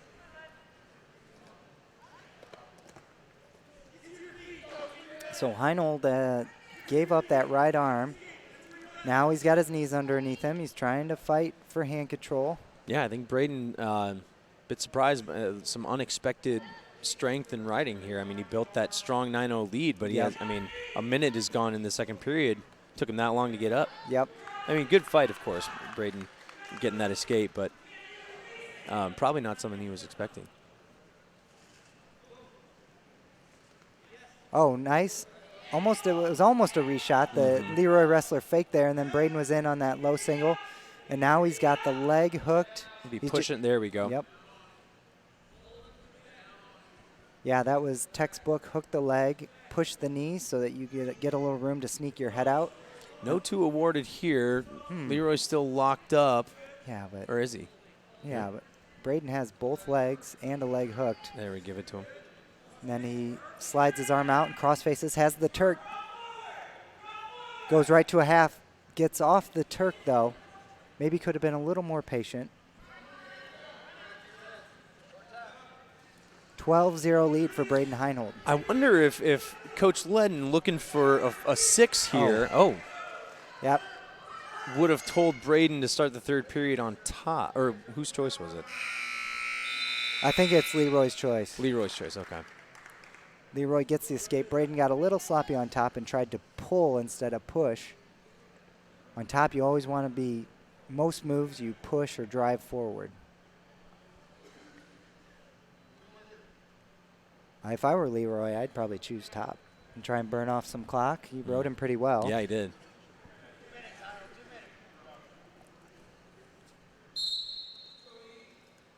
So Braden needs 4 points for the tech fault.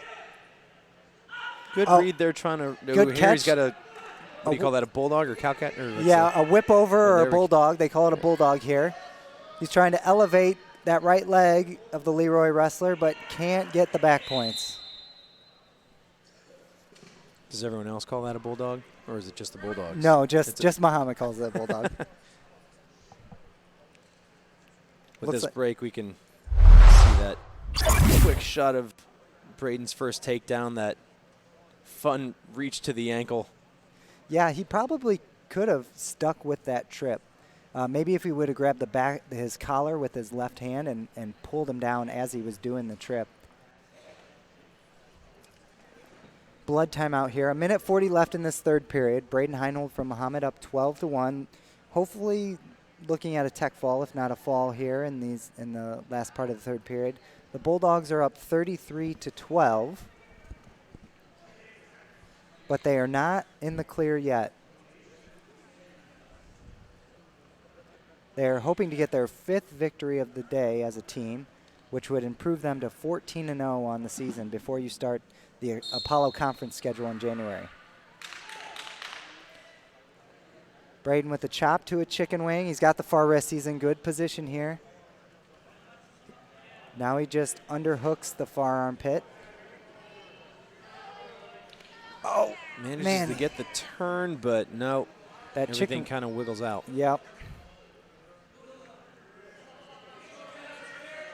As a teacher at the school, I get to see some of these young men in class too, and speaking to Braden's character, he's just another one of those just polite, good young men that it's interesting. You know, you expect a lot of these athletes to really be rough and tough, but he's, I wouldn't say soft-spoken, but just he lets the skill speak for itself. Yep. Yeah, definitely like Daniel Renshaw, like Seth Buchanan, just these kids that you want in your room. And I think that's why the Bulldogs are going to have a lot of success this year, is just they have a lot of high character guys in that wrestling room. For sure, and make for great leaders too. 39 seconds left in this third period. Braden Heinhold has the major decision. Doesn't look like he'll be able to get the tech fall here. The Leroy wrestler has been fighting this whole match. He has not broken or given up yet, and it's now 12-2. Braden in on a quick single again to a high post, pulls the leg over into a seatbelt position. He's actually looking to catch the head and finish big here. Oh, it loses he that. lost it. Oh, there we go. He comes up between it. Maybe he could stack it, but it could be potentially dangerous and stopped. No points yet, but there's the 2-point takedown.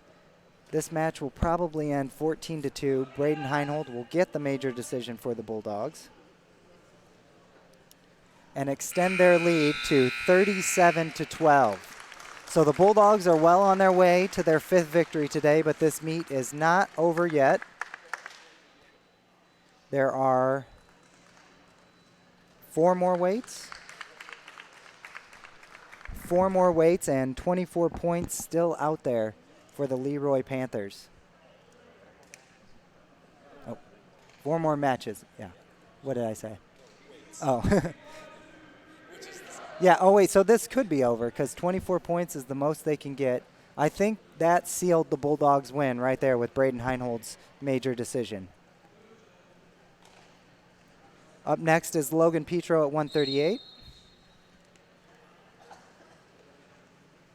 And the Leroy wrestler is Owen Gully. Gully with some, I like his aggressiveness in the tie-up here. Petro tries a shot, then a reshot by Gully, in on the single leg, gets it hooked. Petro doesn't have, or good, he has a whizzer and fights off that shot by Gully. Yeah, worked that whizzer well.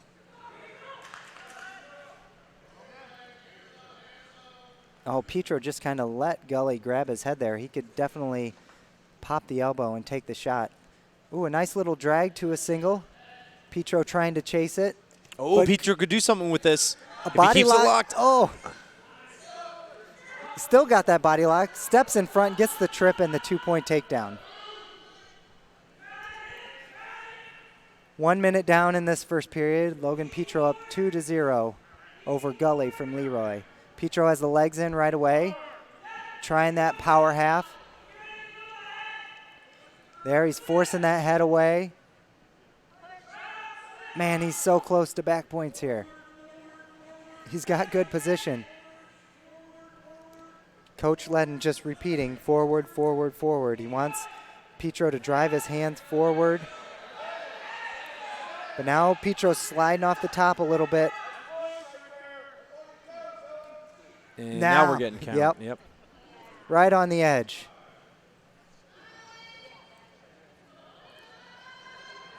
I don't think he'll pin him in this position. There's 15 seconds left, and they are called off the mat. So looking to add to his lead. He's now 5-0 with 16 seconds left in this first period.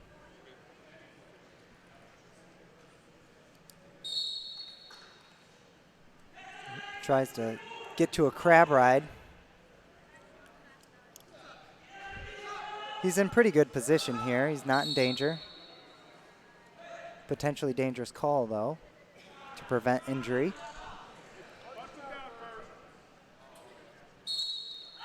Petro to a collar ride, a claw ride spiral. And the first period ends with Petro up 5-0.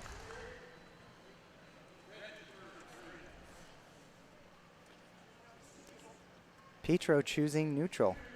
So he did kind of a little arm drag to a sweep single the first time. Gully reaching right off the whistle pretty heavily. Gully tries to step over Petro's leg and snag it with his arm. Oh, but Petro's in an inside leg headlock position. He's stretching out Gully. Now he just needs to roll. He's got Gully stretched out. He just needs to pull the trigger. Roll to his right. Oh, he's going to lose the leg. He got the takedown. Petro's up 7-0. Petro has that head really tight. He needs to get his leg back on the inside. Now maybe he could just throw him over his hips, but he's not going to, and he's going to get behind the arms for 2 point, or he already had the 2-point takedown.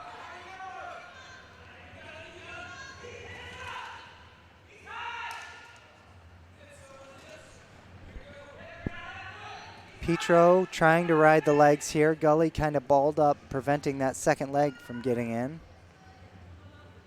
But Petro has an underhook or maybe attempting a half. He's got to do something with that far leg. Although I guess I didn't see Leroy's kind of got the other leg hooked. Yeah. Yeah, I think Logan, what I've seen on top from him is he needs to get the second leg in. That spur, yeah. At the very least, but Petro still in control here.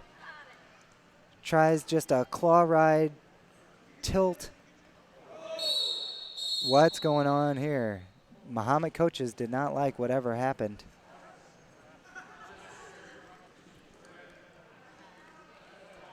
Oh, maybe a head back into his face. Yeah, reverse headbutt. So I don't think Logan is bleeding.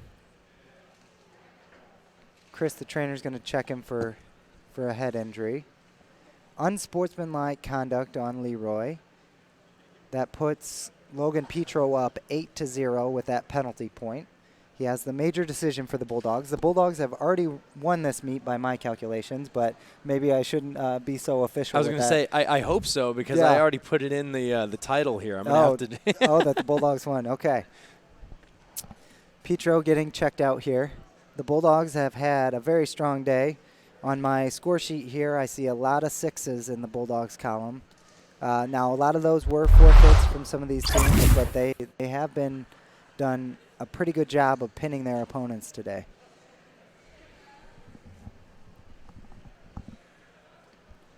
I think coming up, looking ahead, that Gage Granadino at either 152 or 160. I don't think Coach Ledden has decided what weight he's going next. I think they're trying to get him the strongest possible matchup.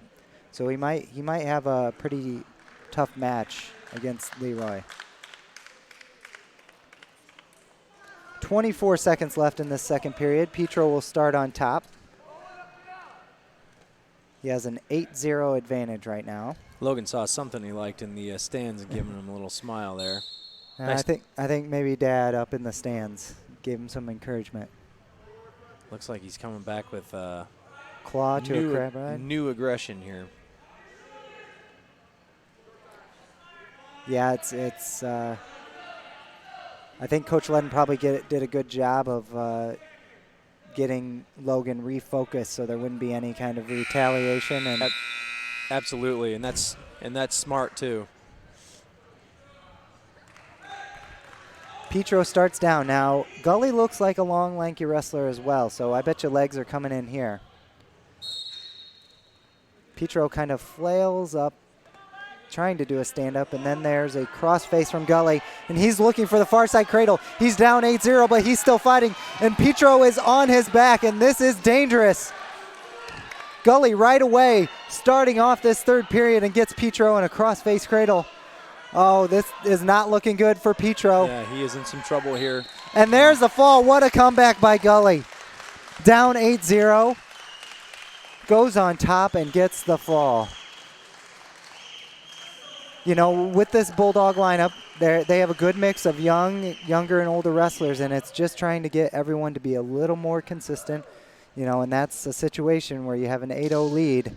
You can't allow that to happen. Yeah.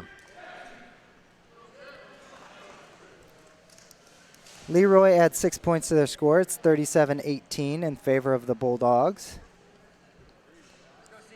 Chance Decker will now wrestle for the Bulldogs at 145.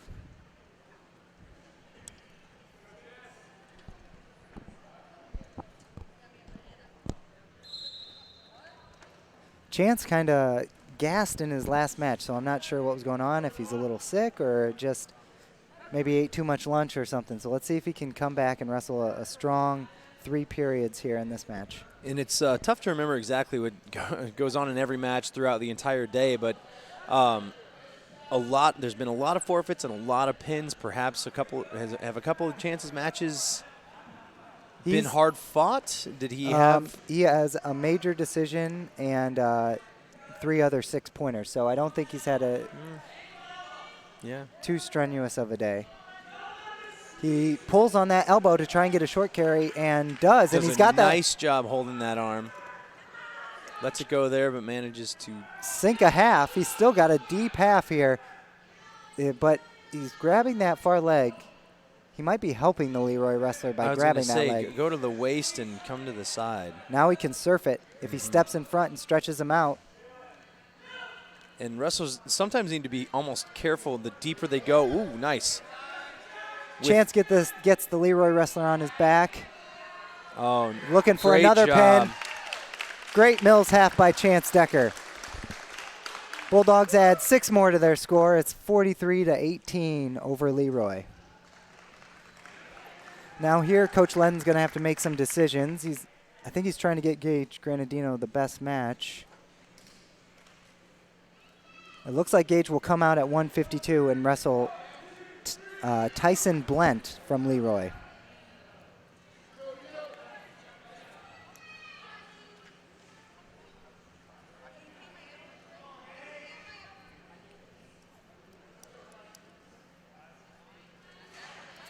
Gage has had a very good day. I think he's had all pins as well. Gage has shifted up and down in the lineup today between 152 and 160. He's got a 2-on-1, almost looking for a Russian. They have each other's wrists. Gage doing a nice job of pressuring forward and then takes a double leg shot, but it goes off the mat.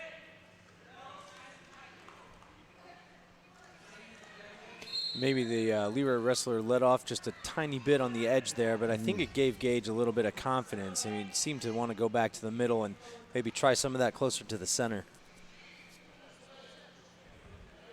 Shot by the Leroy wrestler. Snap by Gage. He's got the leg and will spin around and get 2 points. That was just Gage staying in good positioning, and when the Leroy wrestler went underneath him, he took advantage of it.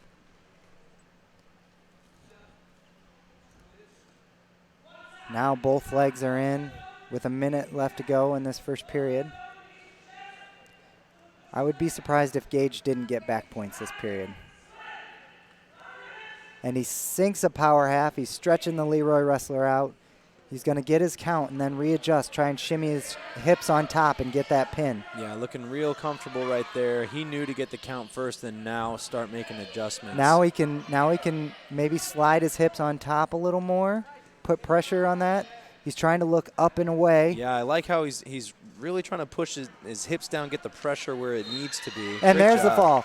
Another 6-pointer for the Bulldogs. Gage Granadino gets a fall with 30 seconds left in the first period. The lead is now extended. It is now 49-18 Bulldogs. And we have 1 match left. This will feature freshman Brennan Hauser. Looks like yeah. I'm wondering what they're saying here. I wonder if the Leroy wrestler maybe couldn't breathe and the ref didn't stop the match. They didn't think the ref they thought the ref should have stopped the match, and it looks like they've given up an unsportsmanlike. Yeah, I saw that motion too. Was that a team point then? Yeah, I wonder if they were docked a team point. He's marking it now, I believe. Okay, so it's 49-17. Oh, yeah.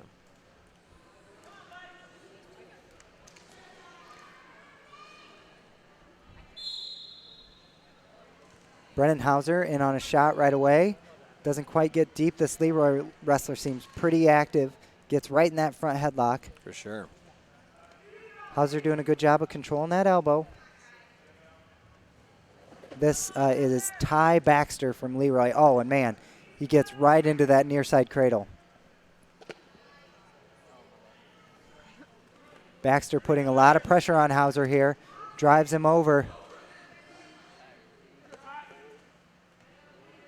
And now he's getting a count. Oops. And there's the fall. So a quick fall by Ty Baxter of Leroy to end this meet. That was our last match of the night at 160. The final score, final unofficial score, is 49-23 Bulldogs. The Bulldogs have won 5 dual meets today. They improved to 14-0 before they start the Apollo Conference schedule here in January. I'd like to thank everyone for listening today, and I'd also like to thank our sponsors one final time. They are Subway of Mahomet, Busey Bank, Jackson Construction and Restoration, Express Employment Professionals, D1 Networks, Christie Clinic, McDonald's of Mahomet, First State Bank of Forest, Classic Plumbing Systems, and Bill Smith Auto. So the Bulldogs win 5 straight dual meets today. They had a great day. Simon, thank you for sitting in with me. It was a lot of fun. Yeah, it definitely was. And for Simon Anderson, I am Nick Morphew signing off for Bulldog TV. Have a good night. Till next time.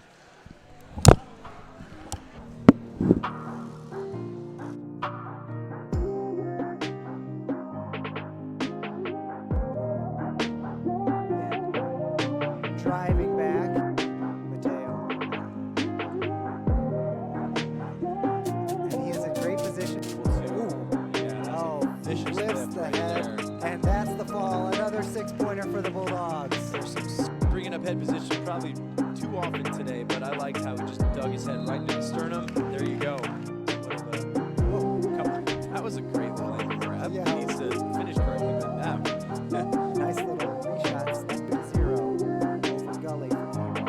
Pitcher has the legs in right away. Trying that power half. Right on the edge.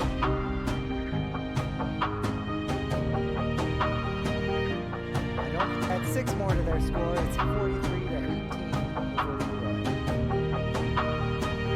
Now, snap by Gage. He's got the leg and will spin around and get 2 points. And there's the fall. Another 6-pointer for the Bulldogs. Gage Granadino gets a full back with not as strong as him, but he is able to flip the Cumberland wrestler.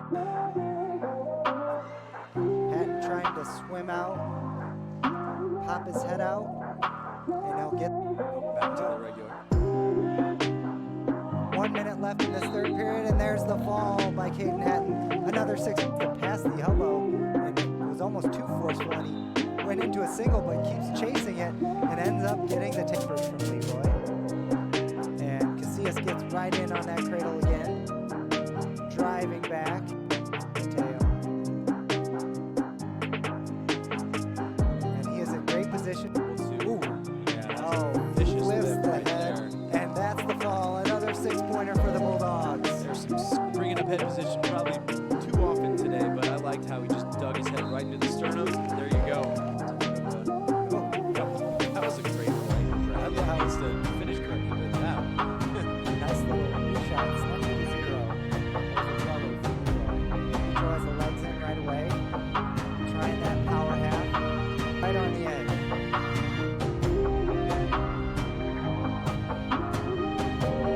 Add 6 more to their score. It's 43-18. Now, snap by Gage. He's got the leg and will spin around and get 2 points. Just push his hips down, get the pressure where it needs to be. And there's the fall. Another 6-pointer for the Bulldogs. Gage Granadino gets a foot back like Mateo Casillas. You're not as strong as him, but he is able to flip the Cumberland wrestler.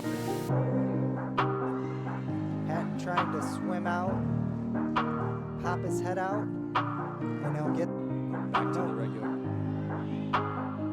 1 minute left in this third period, and there's the fall by Caden Hatton. Another 6 to pass the elbow.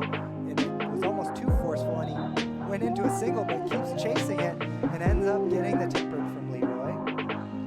And Casillas gets right in on that cradle again, driving back. Mateo. And he is in great position. Ooh. Yeah, he lifts the head, and that's the fall. Another 6-pointer for the Bulldogs. There's some bringing up head position probably too often today, but I liked how he just dug his head right into the sternum. There you go. That was a great little angle grab. Yeah. He needs to finish correctly with that. Nice little shot. Snap to 0. He draws the legs in right away. Trying that power half. Right on the edge.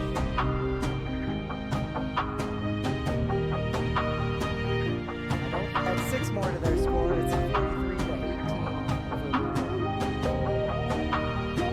Now, snap left reach. He's got the leg and he'll spin around and get 2